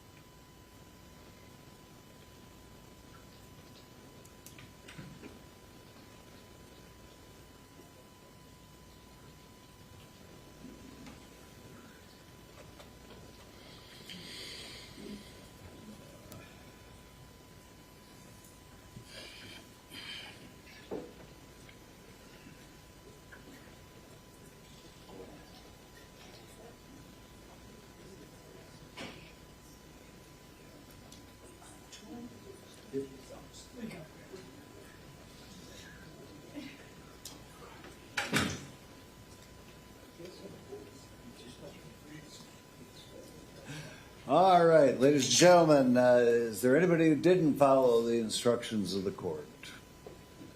No one has raised their hand. Cross. Thank you, Your Honor. Good afternoon, Detective. Good afternoon. Detective Conti, you're the lead detective in this case, correct? Yes. That means that you are the most involved in this case. Yes. And you were assigned this case obviously due to your expertise and your training, correct? Yes, we have, with different cases that come in, it is, we have a number of different expertises with other detectives. It's not that I'm special in any way, I guess. It's the rotation of assignments. Understood. Obviously you did some of your own investigation, like Yes. boots on the ground type investigation, correct? Yes, Like you went to a number of properties to, like you said, doing some digging and things like that. correct. You conducted interviews, as we saw, of Mr. Rasch and other individuals, correct? Yes, But you're also in charge of organizing and delegating duties to other law enforcement officers, correct? some yes, Okay, and then they report to you to give you information about the case. correct. They also draft reports so that things are memorialized. Yes, All right, it's pretty safe to say, as far as all of the law enforcement on this case, you probably have the most knowledge about this case. correct. Okay. So let's begin on Monday, June 10th. We know now that on Monday, June 10th, Crystal Rasch had an appointment for a supervised visit at the Dodge County Human Services building to see her children, correct? Yes, We also know that that never happened. that's correct. It did not happen. You learned through the course of your investigation that Heather Doherty gave you information that Crystal Rasch contacted her and said that she was unable to make the visit, correct? Yes, She texted that she had strep throat. I believe so, yes. It was some kind of illness that kept her from being able to attend. Okay. Now, you can't diagnose strep throat like versus a runny nose or watery eyes, correct? No, You need to get swabbed and then have that swab sent to a lab for analysis, correct? sure, yes, She also texted she didn't want to get the kids sick. yes, I believe so. Now, a throat infection like strep throat is commonly treated with antibiotics. Object to this line of question. Detective Cotney is not a doctor. Just going to referring to his training and experience, Your Honor. Objection sustained, foundation. Okay.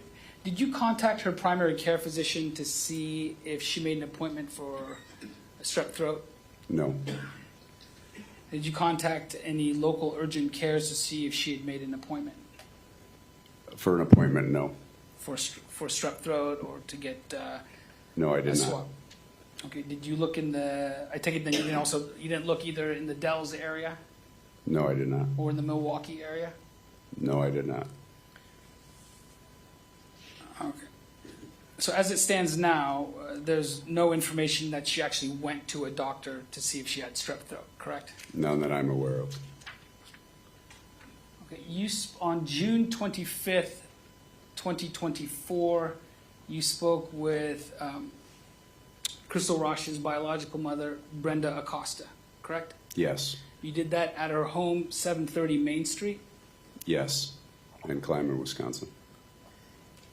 And Miss Acosta was forthcoming with the information she was providing you?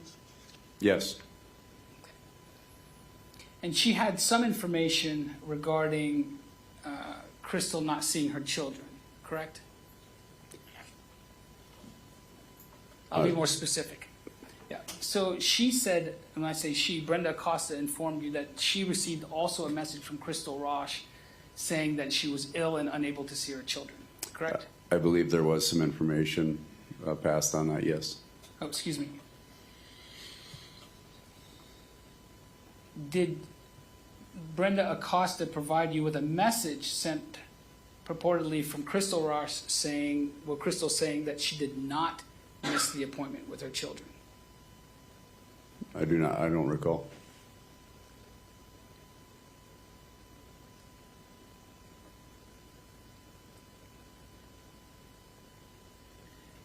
Was Brenda Acosta, to your knowledge, did she believe that Crystal Rasch made the appointment with her children?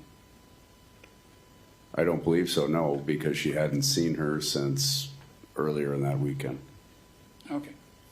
You asked Miss Acosta where she thought Crystal Rasch might be, correct? Yes. And she did discuss that she speculated that she might have gone up north. Right. And she also didn't have any idea why Crystal would not take her car with her, correct? Well, let me ask you. That's not correct. Let me ask you this way: the car was still in the garage. Yes. All right.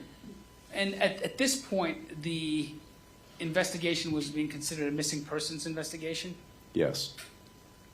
You asked Crystal Rasch's mother whether she had any, what concerns she may have. And she told you that one of her concerns was that Crystal was on medications, correct? That it wasn't that she was on medications that I recall, it's that she didn't have everything she would usually have with her for being gone as long as she had at that point. Okay, and that was my follow-up question, is that Sure. she was unsure if Crystal had taken those medications with her. Right. All right. Then she granted you permission to go upstairs into the residence to Crystal's, her bedroom, correct? Yes. And that's a bedroom where it has an adjacent bathroom, correct? Yes. And the pictures that we saw of that, you actually went there and saw that bedroom and bathroom, correct? Yes. And then, so I want to talk about some of the items that you saw yourself when you were up there. And you were with Detective Rolfs at the time? Yeah, so originally I went up on my own after consent was obtained because he was working through the security camera system. And then later on he came up and looked as well. Okay. So I'm going to show you a piece of paper. Actually, let me do this first, if I may approach you. I'm going to hand you exhibits 405 through 419. If you can look through those briefly and look up when you're through familiarizing yourself with them.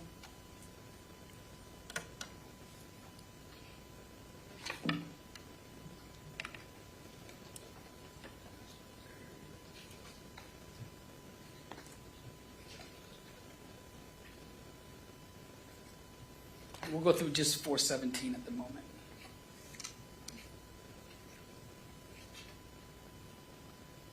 Yes, Okay, you're familiar with exhibits 405 through 417? I am. Okay, and those are photographs that were either taken by you or Detective Rolls from Crystal Rasch's bedroom on June 25th, 2024, correct? Yes, I believe so, or from Detective Sergeant Brad Conkle when he was there as well. But by the appearance of these, it looks like these were likely the ones I took. Understood. Okay, so I'm going to Yep. show you 405. This is a document with the watermark Watertown Regional Health Center, and on the top right it says Pain Management Center. Is that Yes. correct? And this is for an appointment for Crystal Rasch, June of 2024, correct? Yes, it appears so. All right. Moving to 406. Here is another document found in Crystal Rasch's room. This is a patient care summary for Crystal Rasch in the middle of the page. Is that correct? Yes. And you can see from that far or look down on the document you have before you. That's for May 7, 2024. Yes, I see that. And the reason for the visit is dealing with bilateral trauma injury in the upper body, correct? Yes. And from your investigation, did you feel that this was probably related to the car accident she and Mr. Rasch were in, and after also talking with the attorney David Lang? Could have been. I really don't know for sure. Okay. Moving to 407, this is some medication that you found in her room. Yes. This is albuterol sulfate, Yes. and it looks like it was prescribed by Dr. Amber Miller, correct? Yes. Are we at 408? Here's other medication, Fluticus, also prescribed by Dr. Amber Miller. It appears so. 409. This is hydroxyzine, Yes. and looks like it's prescribed by Dr. Jennifer Taylor. Yes. And this is just the bottle rotated a little bit in 410, It appears so, yes. showing you 411. This medication is for Vraylar, is that correct? Yes. And that was prescribed by, it appears, Dr. Jennifer Taylor. Yes. 412, we have other medication, Mondelukast, prescribed by Amber Miller. Yes.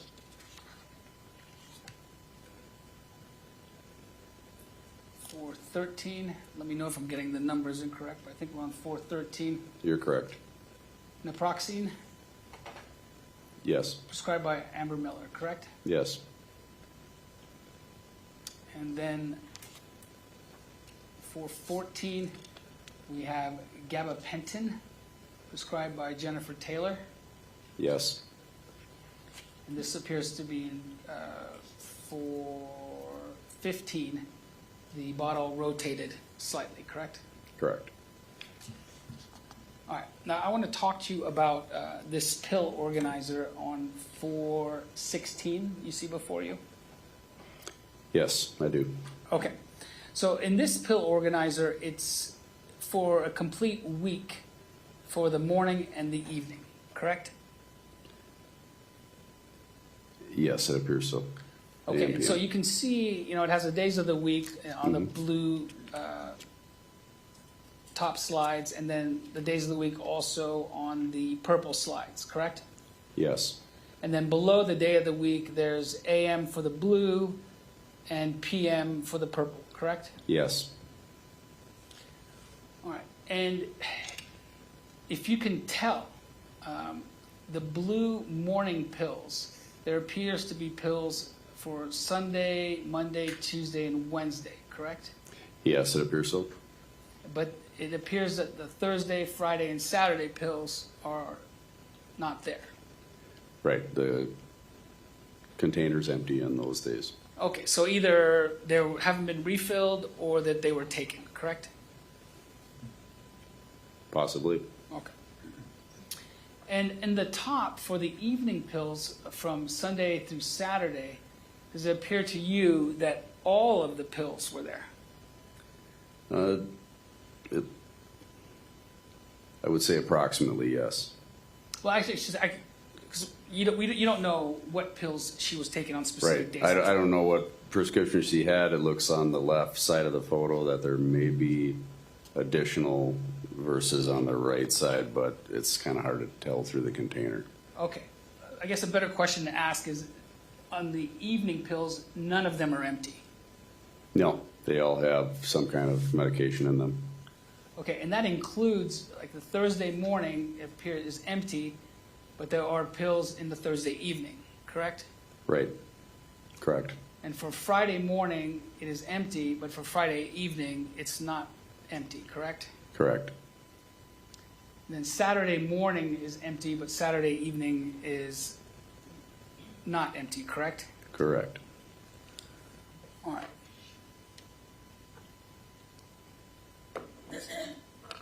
So you knew that from the, well, at this point, you know, we've heard testimony from Katie Gordon about a mental health treatment plan that Crystal Rasch was supposed to take. Did you know that at this point of the investigation on No. June 25th? Okay. Did you have an idea from speaking with friends and family at this point that Crystal had either some special needs or somewhat low functioning? Later in the investigation, I learned some of those details, yes. Okay, but on this date, you did not, correct? I don't recall. I don't believe I did. All right. Did you speak with Dr. Miller? No, I did not. Did you have anyone from your agency speak with Dr. Miller? I don't know. And the same question for the other doctor, Jennifer, the name escapes me. Taylor. No, I don't know. Okay. So you didn't discuss with them what effect, if any, could happen for Crystal if she were to discontinue taking medication that she was prescribed? No. Okay, now, in your training and experience, and you may not know the answer to this, and this is fine, but, you know, this is an organizer for a week, correct? Correct. And have you seen these types of organizers in your Yes. work? Okay, now, do you know if people have two organizers, one for travel, one for home? Or is it generally one organizer that keeps everything in line? I guess that would depend on the individual. Okay, fair enough. I appreciate that. All right, were you able to confirm with anyone that Crystal had a travel pill organizer? I did not. Okay. And the last photograph I have is 4/17. Thank you, Your Honor. And this is just it looks like appears to be a nightstand with some of the prescription bottles that we've seen before in the center, correct? Yes, that is And then- correct. And then the pill organizer that we see on the right-hand side, 4/16 was a close-up of that image. Yes. All right. Thank you.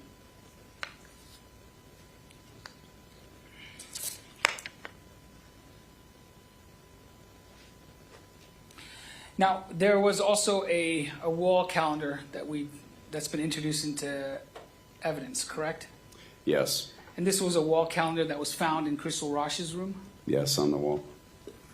There were no dates marked or anything on the calendar marked showing an appointment or a date or time spent with Zach Rasch, correct? No, not to my knowledge. And from your investigation, you had no information from any individuals that said or informed you or your team that Crystal had told him that she was going camping with Zach Rasch, correct? Correct. And there was no written information either, like the calendar or a note written down saying, I'm going camping with Zach, see you at the end of the week. None observed. All right. So I'm gonna, Your Honor, if you could hit the lights one more time for me, please. I'm showing you exhibit number 76. And you recognize exhibit 76 as one of the calendar for the month of May in Crystal Rasch's room. Yes, I do. All right, so I want to highlight a few things. Is on May 7, you see an appointment Yes. for shoulder and arm here. Yes. Okay. And there's also, above that is Jennifer Taylor, who you recognize as the name of one of her doctors. I do. And on May 16th, you see a pain management appointment for 10:30 a.m. with, it looks like Jean. Yes. On Friday, May 17, there is an appointment with Dr. Zorler at 10:30 for, it looks like neck. Yes. All right. I'd like to show you exhibit 77 for June of 2024. You recognize this as, again, the calendar that was found in Crystal Rasch's room. Yes. So on June 11, she had an MRI scheduled for 9:15 a.m. for, I don't know if you can read that. Can you read that from there? Does it say Brookfield? Brookfield. Is that correct, maybe? All right, that's a local community. Yes, in the Milwaukee area. And It's then outside of Dodge. on June 21st, there was, on that Friday, another appointment with Dr. Zoller at 9 a.m. I can't make out the writing there, but at 9 a.m. Yes. On June 28th, on that Friday, there's another appointment with a doctor, and I can't make out the name, and it says checkup, it looks like 10 a.m. Is that correct? Correct. An exhibit, I'm showing you now exhibit 78 for July. And again, you recognize this as the wall calendar in Crystal Rasch's room for the month of July 2024, correct? Yes. And on that calendar, you can see for the 24th, it says nerve block and pain procedure at 11 a.m. pain management in parentheses, correct? Yes.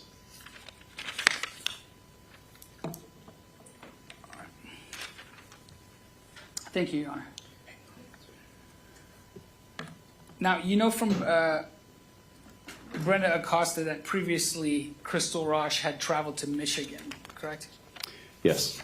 All right. And seemingly not telling too many people, if anyone at all, right? Yeah.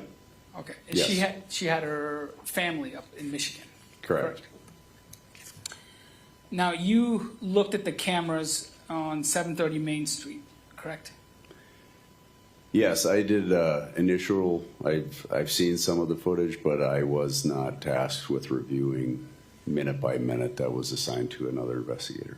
Oh, you're aware, though, from that surveillance footage that she left on her own the house, correct? Yes, She leaves and makes a left turn when she hits the sidewalk. that's correct.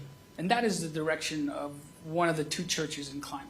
That would be to the north on Main Street, and yes, there's a church up the block. All right, so they're very close to each other. Mhm. Is that a yes? Yes, Thank you. Miss, and she also had a bag with her. yes, she did. The Miss Acosta described for you the kind of generally speaking the property that belonged to the Rasch's family in Adams County, correct? Yes. She Well, described- she referred to it as in the Dells. There was no reference to Adams County at that time. But she referenced that Mary and Scott Rasch had a trailer on the property, Yes, and Uncle Samuel also had one there. yes, She also told you that Crystal had a trailer on the property. she did.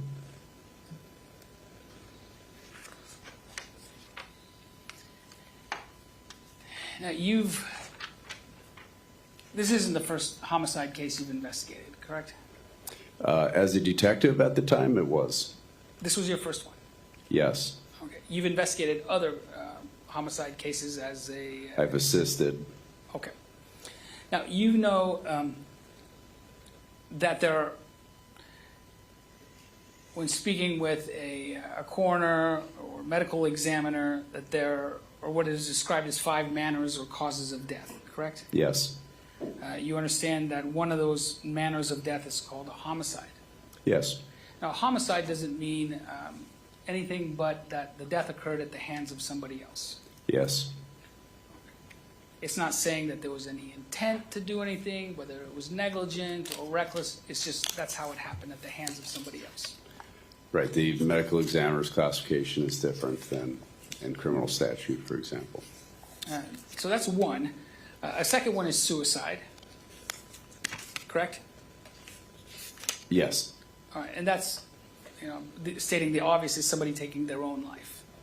yes, There's also accidental cause of death. That's a third one. yes, Natural cause of death. That's Yes. the fourth one. And then the last one is simply undetermined. right, yes, Okay. And I know that the prosecutor covered a little bit of this on direct examination with you, but I just wanted to confirm is that the firearm purchased, the Taurus 9mm purchased by Zachariah Rasch, it was bought from a licensed firearm dealer, correct? yes, it was. And he had a CCW permit in June of 2024. To my knowledge, yes, he did. Okay, so one of the things that happens is that when you buy a firearm from a licensed firearm dealer, the gun is registered, correct? There's records that are available for that purchase, yes. Okay, so maybe that's a better way of putting it. There are records to show There's that no registry that I'm aware of. Okay, so there's a record of that purchase, Yes, and that's a record that law enforcement can obtain.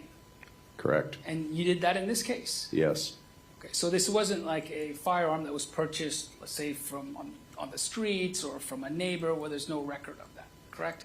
correct. And also, when you get a CCW, there's also a record of that that's available to law enforcement. There is. Okay, so there are two sources where records can be obtained by law enforcement to show who is perhaps the owner of a gun or who was transferred to. Yes,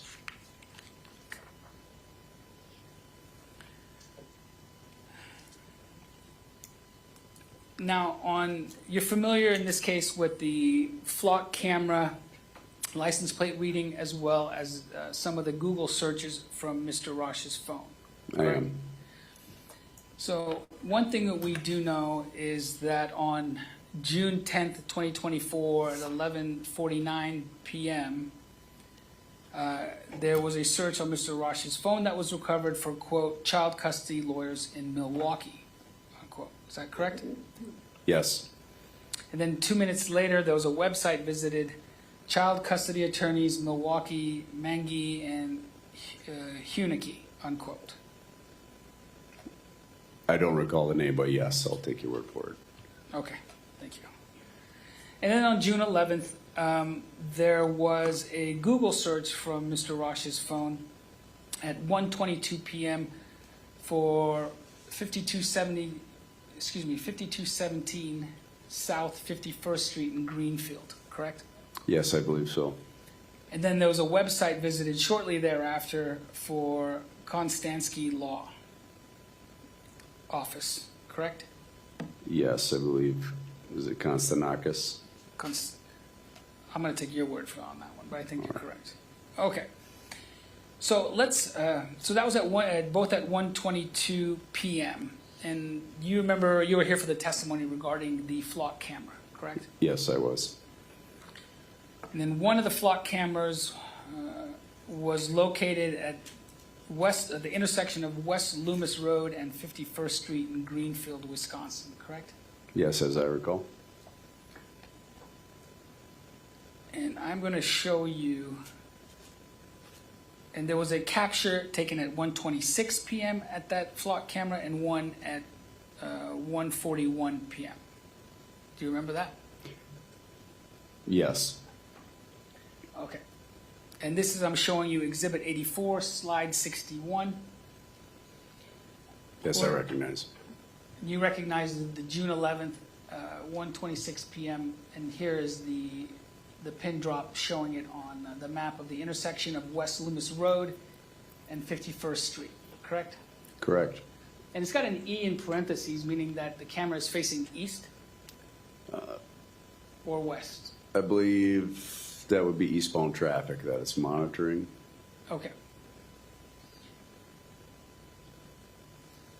And then we have Exhibit 84, Slide 63, and we see on this camera the Mitsubishi at 1:42. It looks like it's making a turn. Correct? Yes.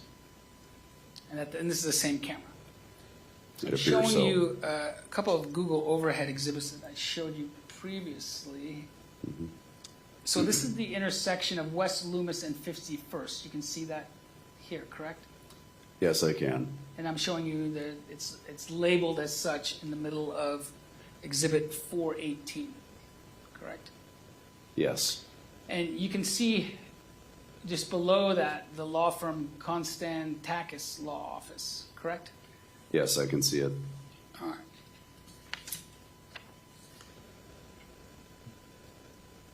And I'm going to show you Exhibit 419. You recognize this as, let's start in the beginning. At the bottom, you see the pin drop at the intersection of West Loomis and 51st, correct? And it's designated by a red pin drop. Yes, it appears so.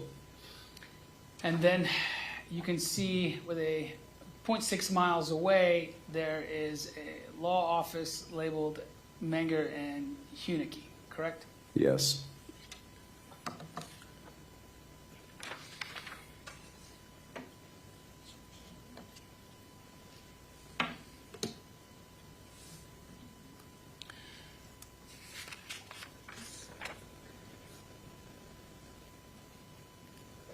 All right. So in this case, you had some information, at least from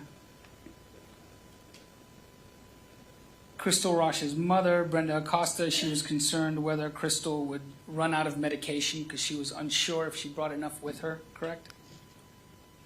Again, I don't recall that exact context. The concern was more that being gone for that period of time, she would have run out. Okay. And it was increased her concerns that she was somewhere and maybe potentially in danger of missing, etc. All right. And you obviously saw the prescription medication in her room. Yes, I did. And I mean by Crystal Rasch's room, correct? Yes. And in this case, there were also witnesses that gave you information about some of the cognitive limitations Crystal may have. Yes, I did learn that throughout my investigation. All right. Maybe not at first, but eventually that's something you uncovered through the course Yes. of your investigation. All right. You knew also at some point that Crystal was either making attempts to take a CCW class or did in fact take a CCW class, correct? I personally had no knowledge of that. What I was aware of from other investigative efforts is there was an enrollment sheet that was completed, but there was no record of attendance or completion with the State of Wisconsin Department of Justice. Okay, and this is the document that Diana Free said she recognized Crystal Rasch's handwriting on it. Is Exhibit 4? Yes, I believe so. And if it's the same document I recall, there is a notation on it that it was an online submission. So I cannot speak to whose writing it was or was not. If I may approach.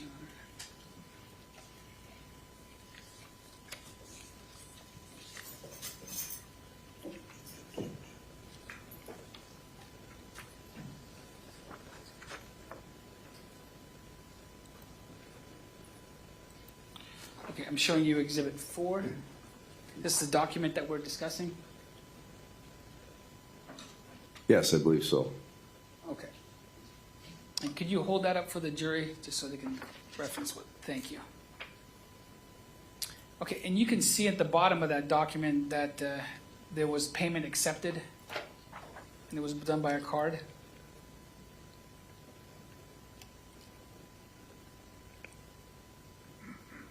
Yes, form of payment card collected by I can't read the name. What was that dollar amount?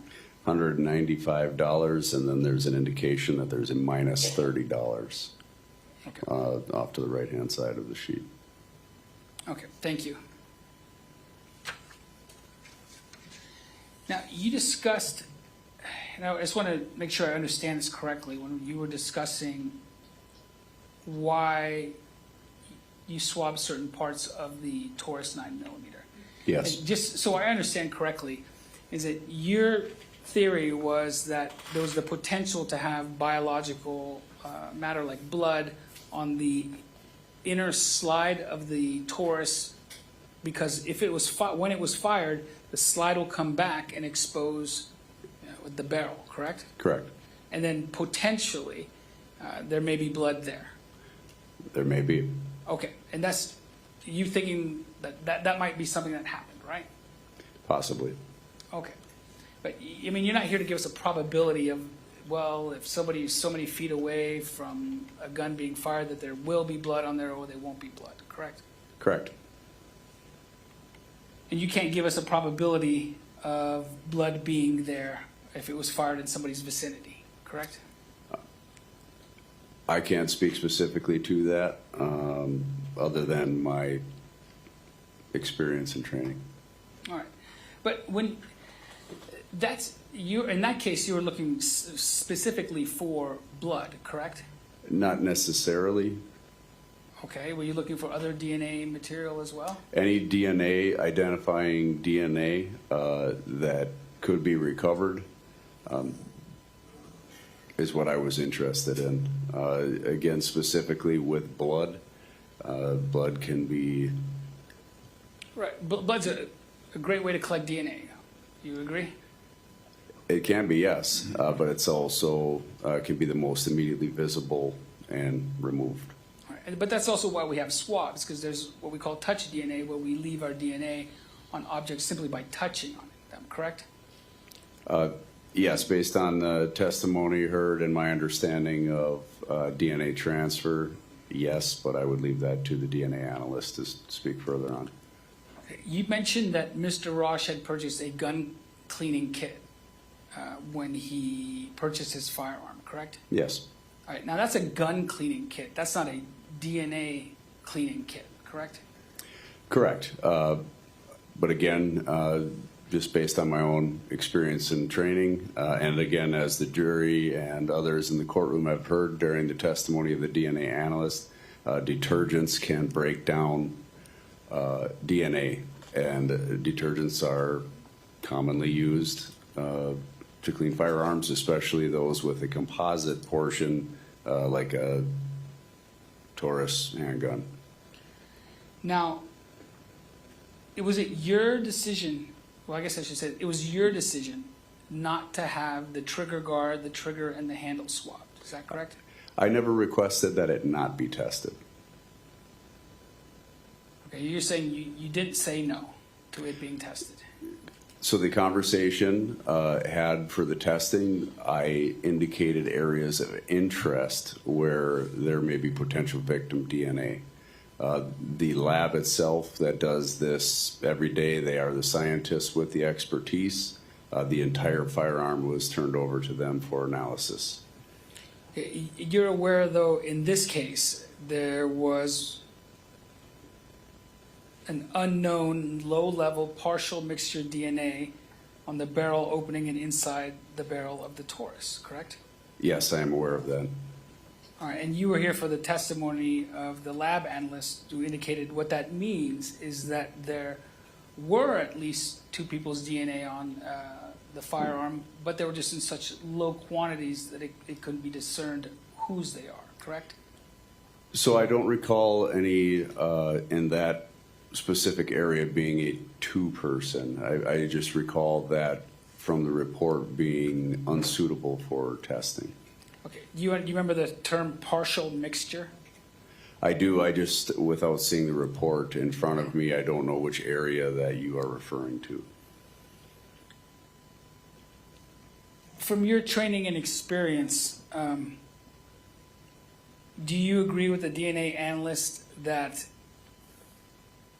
we can't rule out that when we're talking about the DNA on the interior of the holster, right? You said that that was your idea. Correct. Okay. Do you disagree with the DNA analyst who said that we can't rule out that Crystal handled the firearm and then that firearm was placed in the holster? No, I'm not going to disagree with the DNA analyst. Now, what we did swab in this case was a vacuum cleaner, correct? Yes. And that was swabbed in a number of different locations, correct? Yes. Do you know how much it costs to run a DNA test? I don't know the exact dollar value. Now, if you wanted to, you could have asked the lab to swab the trigger guard, or handle for DNA, correct? So we are given for certain different types of cases, we are given a amount of DNA that we can send to be analyzed. In a case like this, we had numerous evidentiary items that we wanted to test, and I guess the easiest way to explain it is you send in the items with the highest probability that support what you're looking for. Okay, and I guess my question is, were you prohibited by anyone from requesting that those items, that Taurus, the trigger guard, and the handle be swabbed for DNA? So again, I sent the entire firearm Okay. for DNA analysis. I pointed out the areas of emphasis that I felt would be most likely to yield results. I had no direct yes, no, you should do this, you should do that. That was left up to the lab who does this every day. Understood. Now, in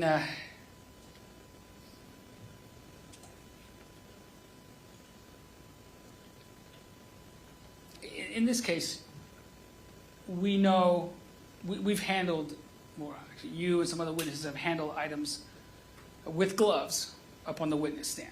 Yes. Okay. Now, but that's not as secure an environment as a laboratory. No. Okay, and just to give you an example, when I saw you with the firearm, I saw you, even with the gloves on, touch your jacket and touch the desk in front of you and then handle the firearm. Right? Sure. Yes. Right, so, I mean, at this point, we can't realistically swab that Taurus, the trigger guard, or the handle, and expect, a meaningful result, can we? Object. I would leave. Calls for speculation. Overruled, if you can answer. I would leave that to the analyst. I don't know how the exact duration that it would stay or leave. I would expect in that scenario, because of the time duration and because of what you speak, that may cause some issues. But again, I don't know specifically. But at the end of the day, we'll never know whether Crystal Rasch's DNA was on the trigger guard, or handle of that Taurus, will we? No. I don't have anything further, Your Honor. Oh.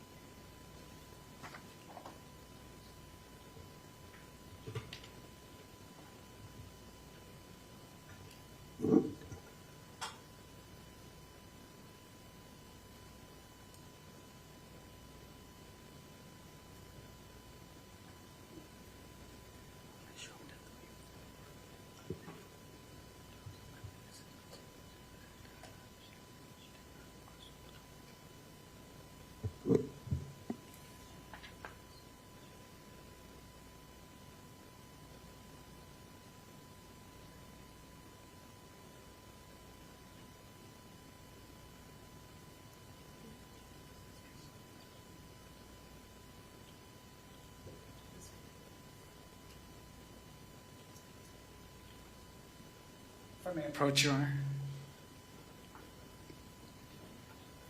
I'm going to show you evidence Bates 1034. And I asked you earlier about whether Crystal Rasch had messaged Brenda Acosta about the appointment with her children, and that Crystal Rasch claimed she did not miss the appointment.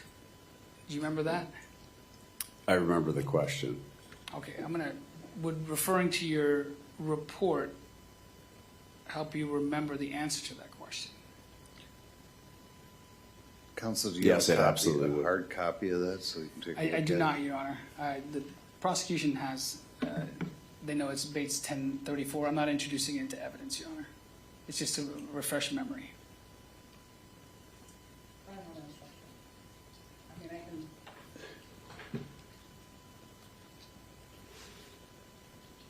Let's see if we I was going to can. approach it with the laptop, Your Honor. I'd prefer, counsel, that we simply identify the report for the record and as to what he was looking at. We won't, unless otherwise agreed upon, have it admitted.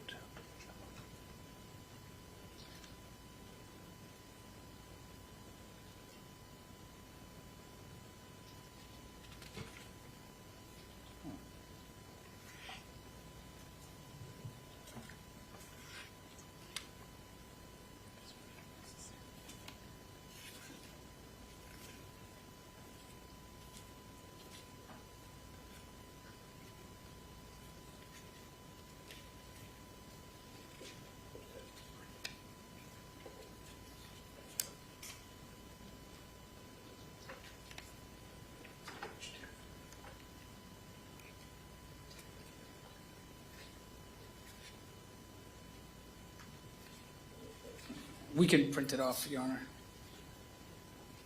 Or I can proceed with questioning and then provide the exhibit after the fact, or we can print it off right now. If you want him to refresh his memory, we should probably accomplish that before the additional questioning.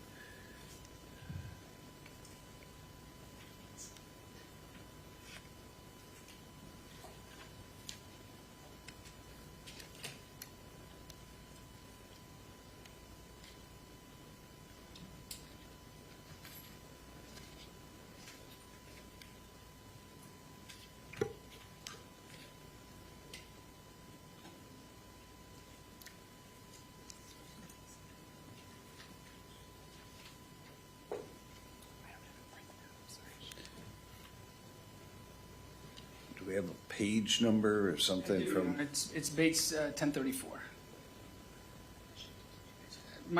Our assistant's printing out. I can ask a couple follow-up questions while we're waiting. Go ahead. Okay, you mentioned that Mr. Rasch had purchased a cleaning kit with the firearm. Yes.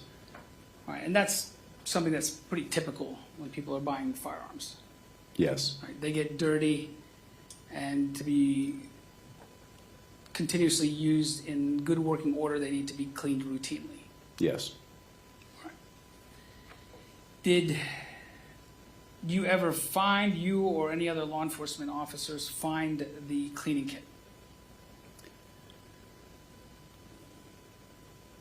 I believe we found some portions of cleaning items in the rear of the Mitsubishi, and that can be seen in the photographs provided. Do you know whether it was used? I don't. Okay, there was also some testimony with regards to a silencer. Yes. Google search. You never found a silencer in the course of your investigation. No, I did not. And I may say you, I mean other law enforcement, you as an agency never found anything, correct? No. You didn't find also any tools to make a silencer? No. Like a homemade silencer? Not that I'm aware. One moment, Your Honor.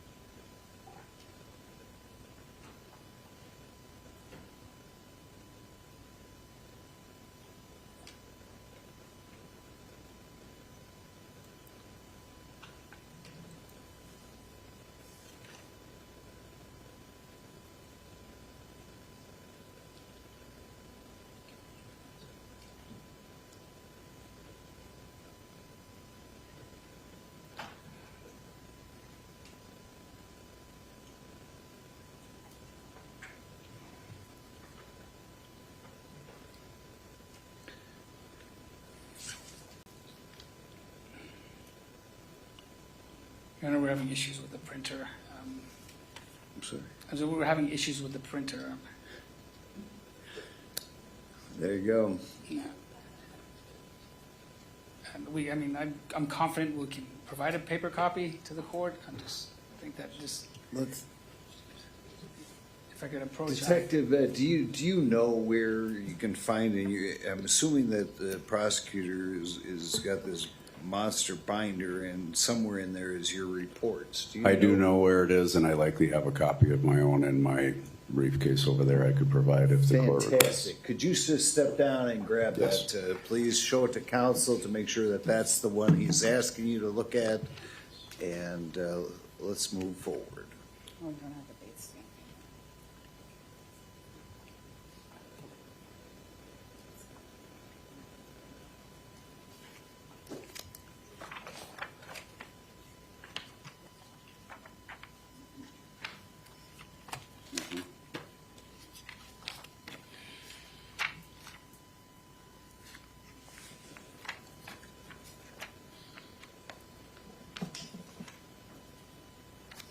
Under contact with Brenda Acosta. He has something about it.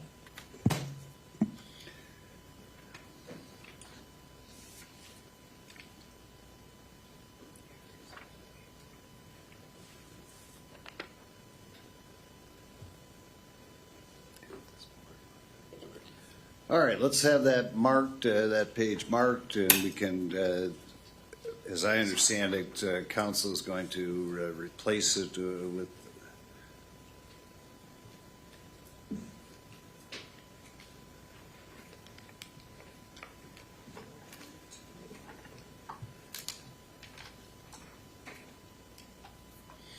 Thank you, Detective. I'm going to hand you what's, I hope you recognize, it's Yes. 422. Yes.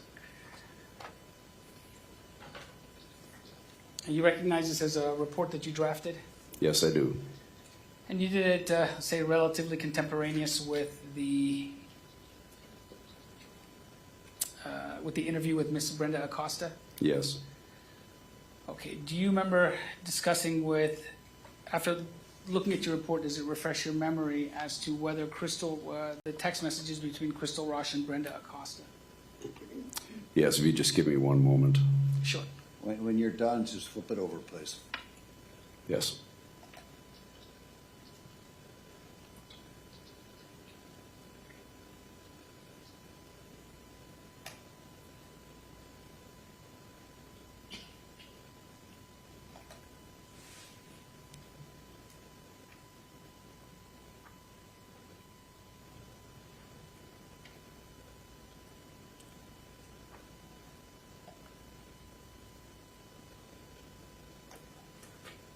Okay. Did reviewing a report refresh your memory? Yes, it did. Okay. On June 10th, there was a text conversation between Brenda Acosta and Crystal Rasch, correct? Yes. And that was with regards to her missing the visitation of her children, correct? Yes. And in that text message chain, Crystal claimed that she did not miss the appointment with her children. Per that statement, yes. And you noted in parentheses that she did. Correct. All right, and this is the same visitation that she had scheduled for June 10th, correct? Yes, the Monday. Okay.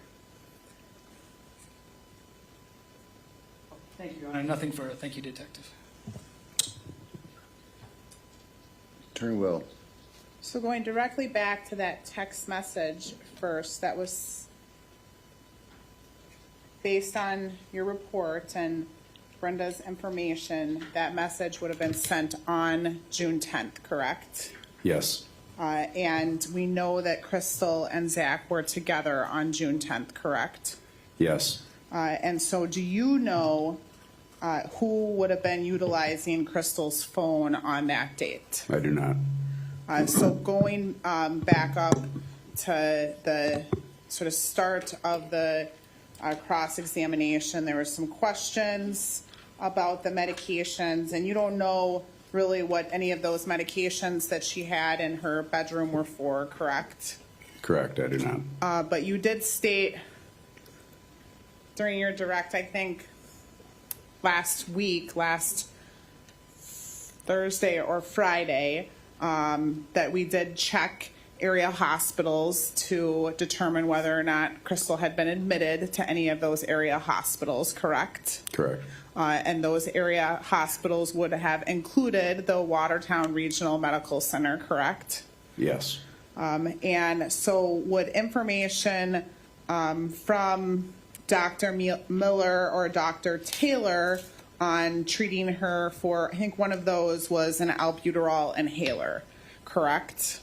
Correct. And so we don't know if that medication was for asthma or some other breathing issue, but was that at the time directly relevant to your investigation? No.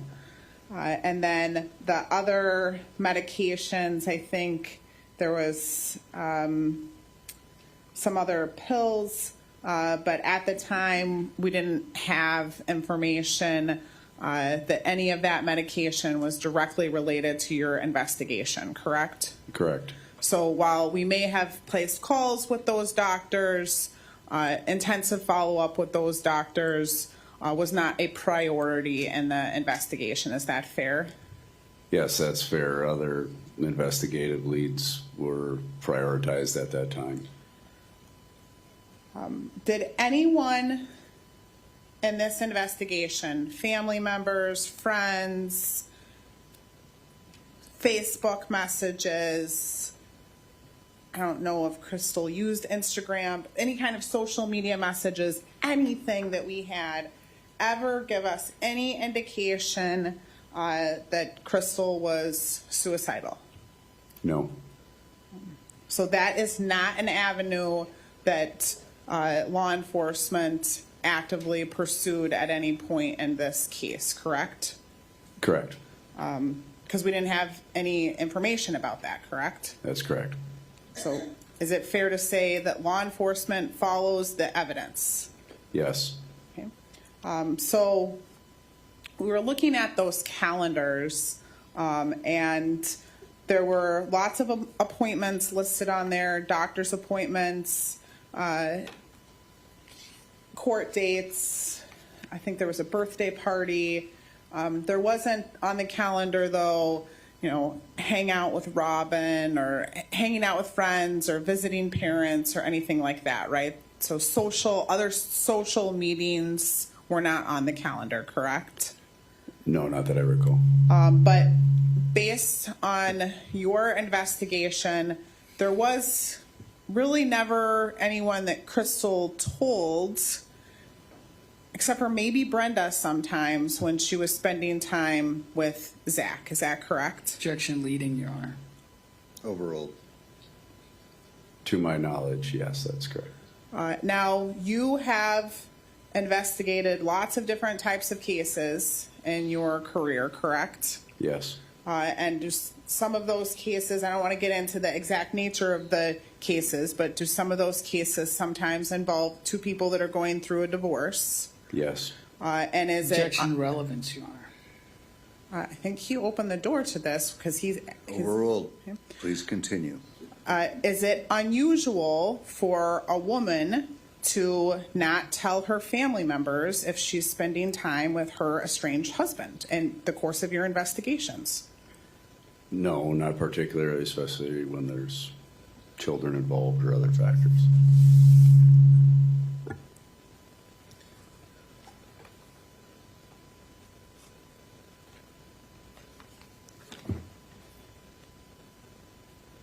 So I want to go to this trip to first starting with the CCW for Zachariah Rasch. We were able to confirm that he completed his CCW class at that Moose Lodge in March. I think he enrolled like March 10th of 2024, correct? Yes, I believe that's correct. We located a certificate and we were able to verify with the state of Wisconsin that he did possess a CCW license. And that license we got from the state, and then I think he also posted on social media, correct? Yes, that's correct. So then going to these lawyer contacts, the maps that counsel showed you on the screen, we do not have any evidence that either Zach or Crystal made personal contact with either of those law firms, correct? Objection leading, Your Honor. Overruled. Not that I'm aware of, no. So did we ever recover Crystal's phone that she was using? I think there were two phone numbers that Lieutenant Nails referenced, correct? Correct. And one registered up in the Adams County area, correct? Yes. Did we ever locate that phone that registered up in the Adams County area? No. And did we ever have any phone calls? I know, so I just want to clarify, Detective Taylor Nels had a phone call on June 10th of her calling Gruber Law Office. Was that your understanding? Yes. And what attorney was that? Gruber Law Offices. But, sorry, did she have that attorney prior on some type of case? I believe that may have been associated with a separate issue, yes. Other than that phone call, was there any other record of her calling other law firms? Not that I'm aware of. And since we don't have her physical phone, we're not able, do we have any record of her Googling or looking up any law firms? No.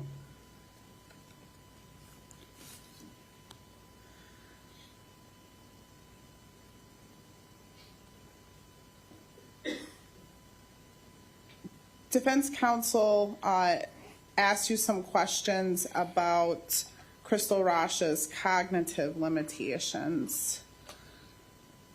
Based on your investigation, did she appear to be living independently? Yes.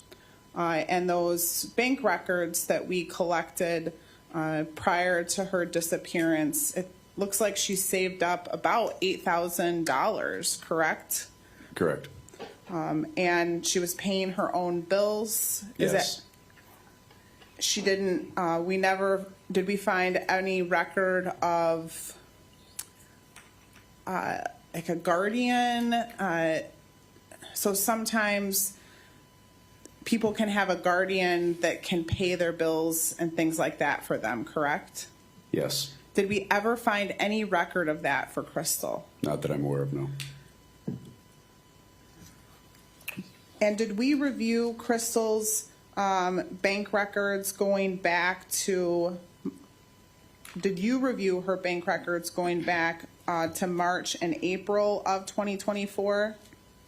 I personally wasn't assigned to review the financial transactions and bank records, but I did look through them for the purposes of interview and during some follow-up to verify purchases. And you still have that CCW exhibit in front of you? I do. And what was the amount of that class? $195. And what was the payee on that?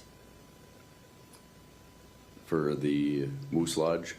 So it was Moose Lodge, and then I think on the payment line, there's also, it's like Freedom Firearms or something, correct?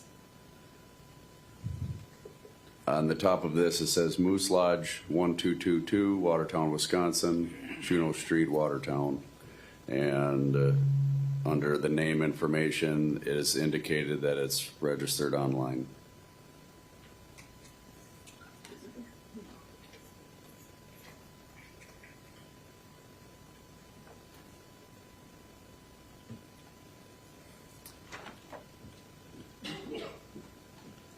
There is a line that states checks are made out to Freedom Firearms LLC.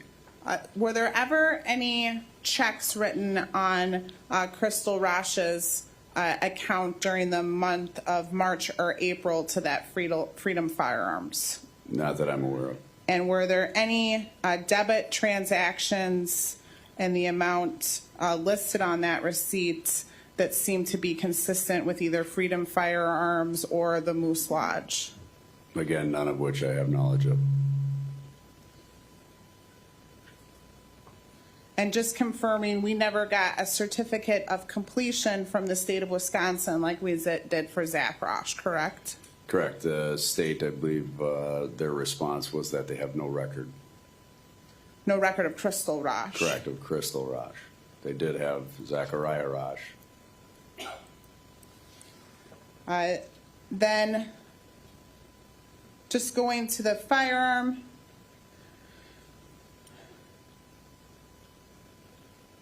At the point of the investigation that we were having discussions with the crime lab about DNA, the only person, who was the only person that we had knowledge of handling the firearm? Zachariah Rasch. And if his DNA came back on the firearm, would that have had any evidentiary value to us? None. My final question for you is, do you have any knowledge of the cost of a silencer for a 9mm handgun? Yes. And how much would those cost? I would say relatively expensive, around $1,000, sometimes more.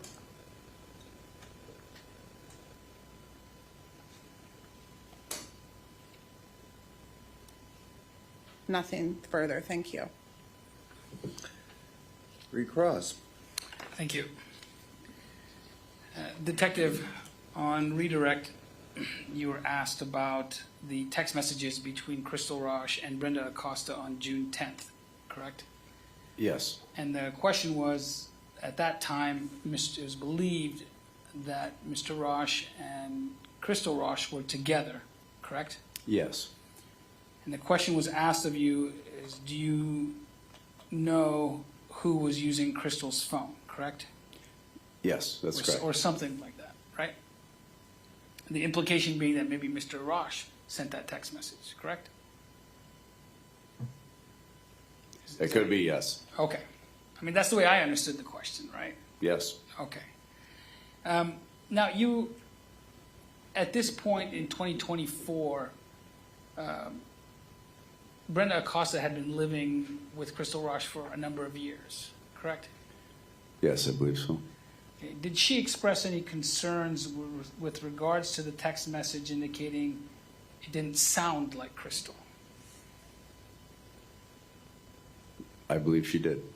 She said that the text message she received about I made it to the meeting, that's something with her children. She said that message didn't. No, not that message that I recall.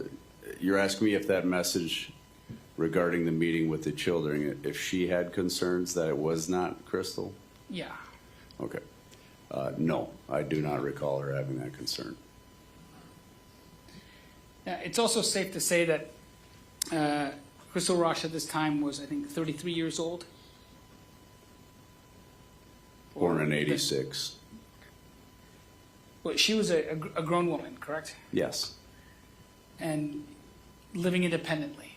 Yes. It's fair to say through the course of your investigation, she didn't share everything about her life with everyone that was involved in her life. No. No, as in that's a correct statement? Correct. I'm sure there were factors of her life that were private, as with every person. Understood. Thank you. The two law firms that were mentioned on redirect, you never sent anyone to go to those law firms to attempt to collect surveillance footage? Not for the purpose of surveillance, because we had the flock information there. I believe some contact may have been made with them offices to see if there was actually a meeting that took place. Again, this would have been something done by an investigator or detective other than myself. Okay, and are you aware if law offices or the policies and procedures of these two law offices, if somebody comes in and they're turned away because they don't have an appointment, whether they track that or not? I don't know. Okay.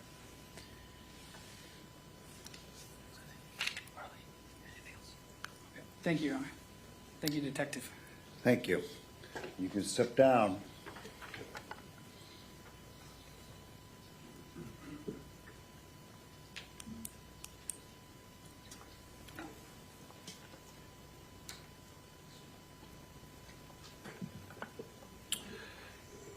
State intending to call any additional witnesses? No, the state does not intend to call any additional witnesses.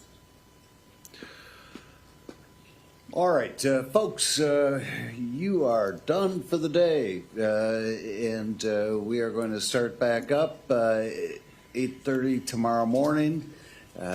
Once again, I caution you should not discuss the case with anyone. You should not listen to any news accounts, radio, or otherwise. You should not look at any social media regarding this case.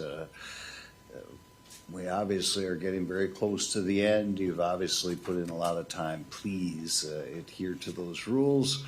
And with a little bit of luck, UPS will have my mixer at my house when I get home this evening, and we'll be able to produce a carrot cake for I guess breakfast with you folks.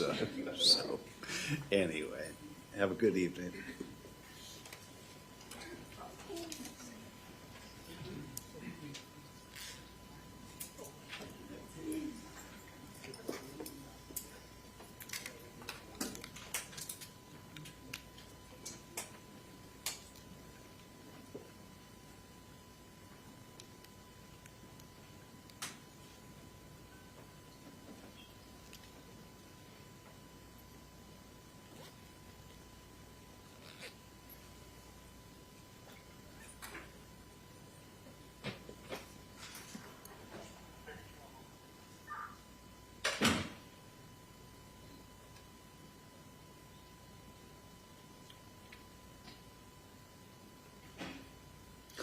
All right, I believe, counsel, you are going to rest, Subject to, I don't know if there's any exhibits that the state has failed to move into evidence. If Madam Clerk can assist me with that, clerk please. check that.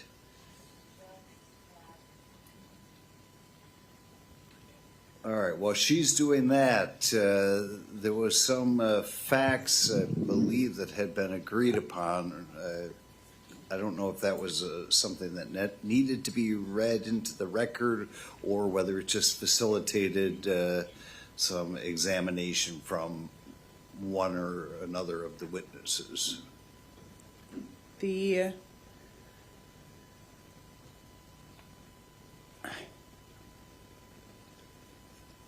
I think it just facilitated foundation. I don't think that any of that needs to be read into the record. Fantastic. All right. The employment time card, the punches, and then, I wasn't sure on the switcher. So the state would move both into evidence. So the employment time card, what is the number for that, please? Number 404. 404, the state would move that into evidence. And then the switcher is 421. And 421, the state would move that into evidence. Any objection? That was the time card and the what, I'm sorry? The Wisconsin Dells sweatshirt that was found in the back of the Mitsubishi. No objection. They will both be received. And then I don't know if we put on the record, we did also mark the flash drive with Lieutenant Nails. I think we marked that as 7A. That would be the flash drive containing his PowerPoint because we played some video off of that. So I'd move that into evidence. We did mark that as, again, 7A. And then Detective Lakes, we marked as 255A. I would move those into evidence. No objection. They will be received.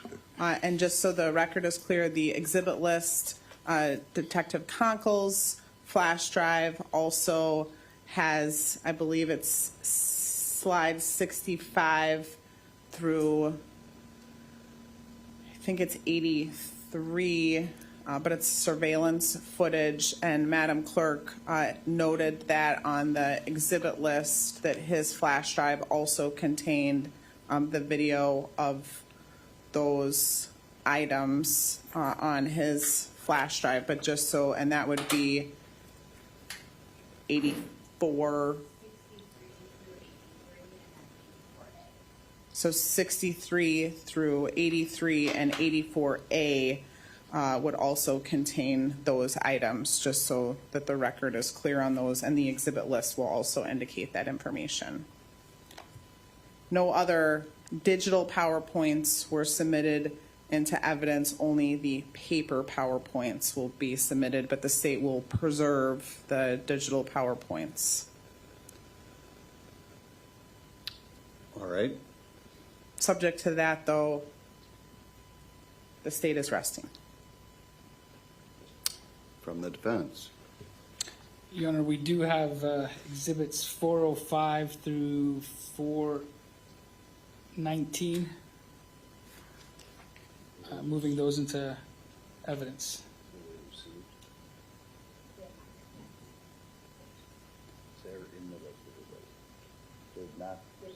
All right, any objection to the receipt of those? No objection. They will be received.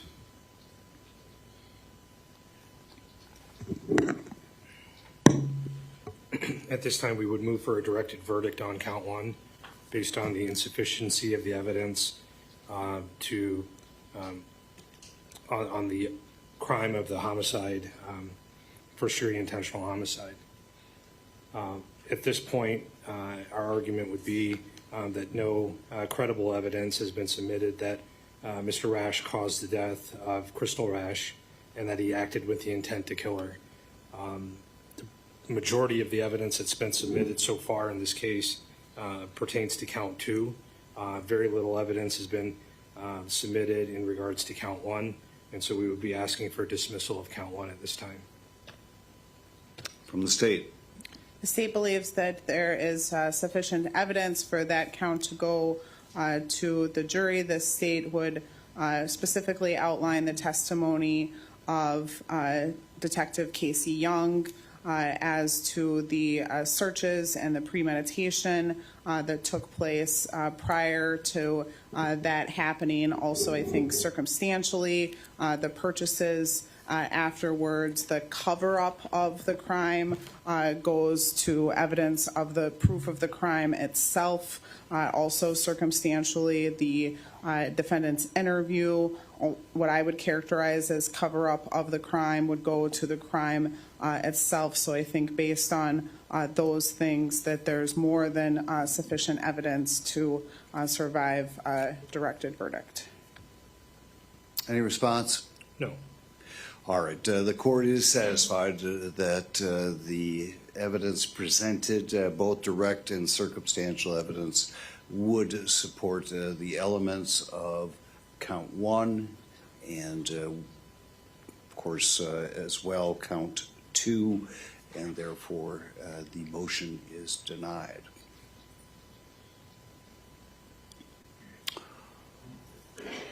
All right.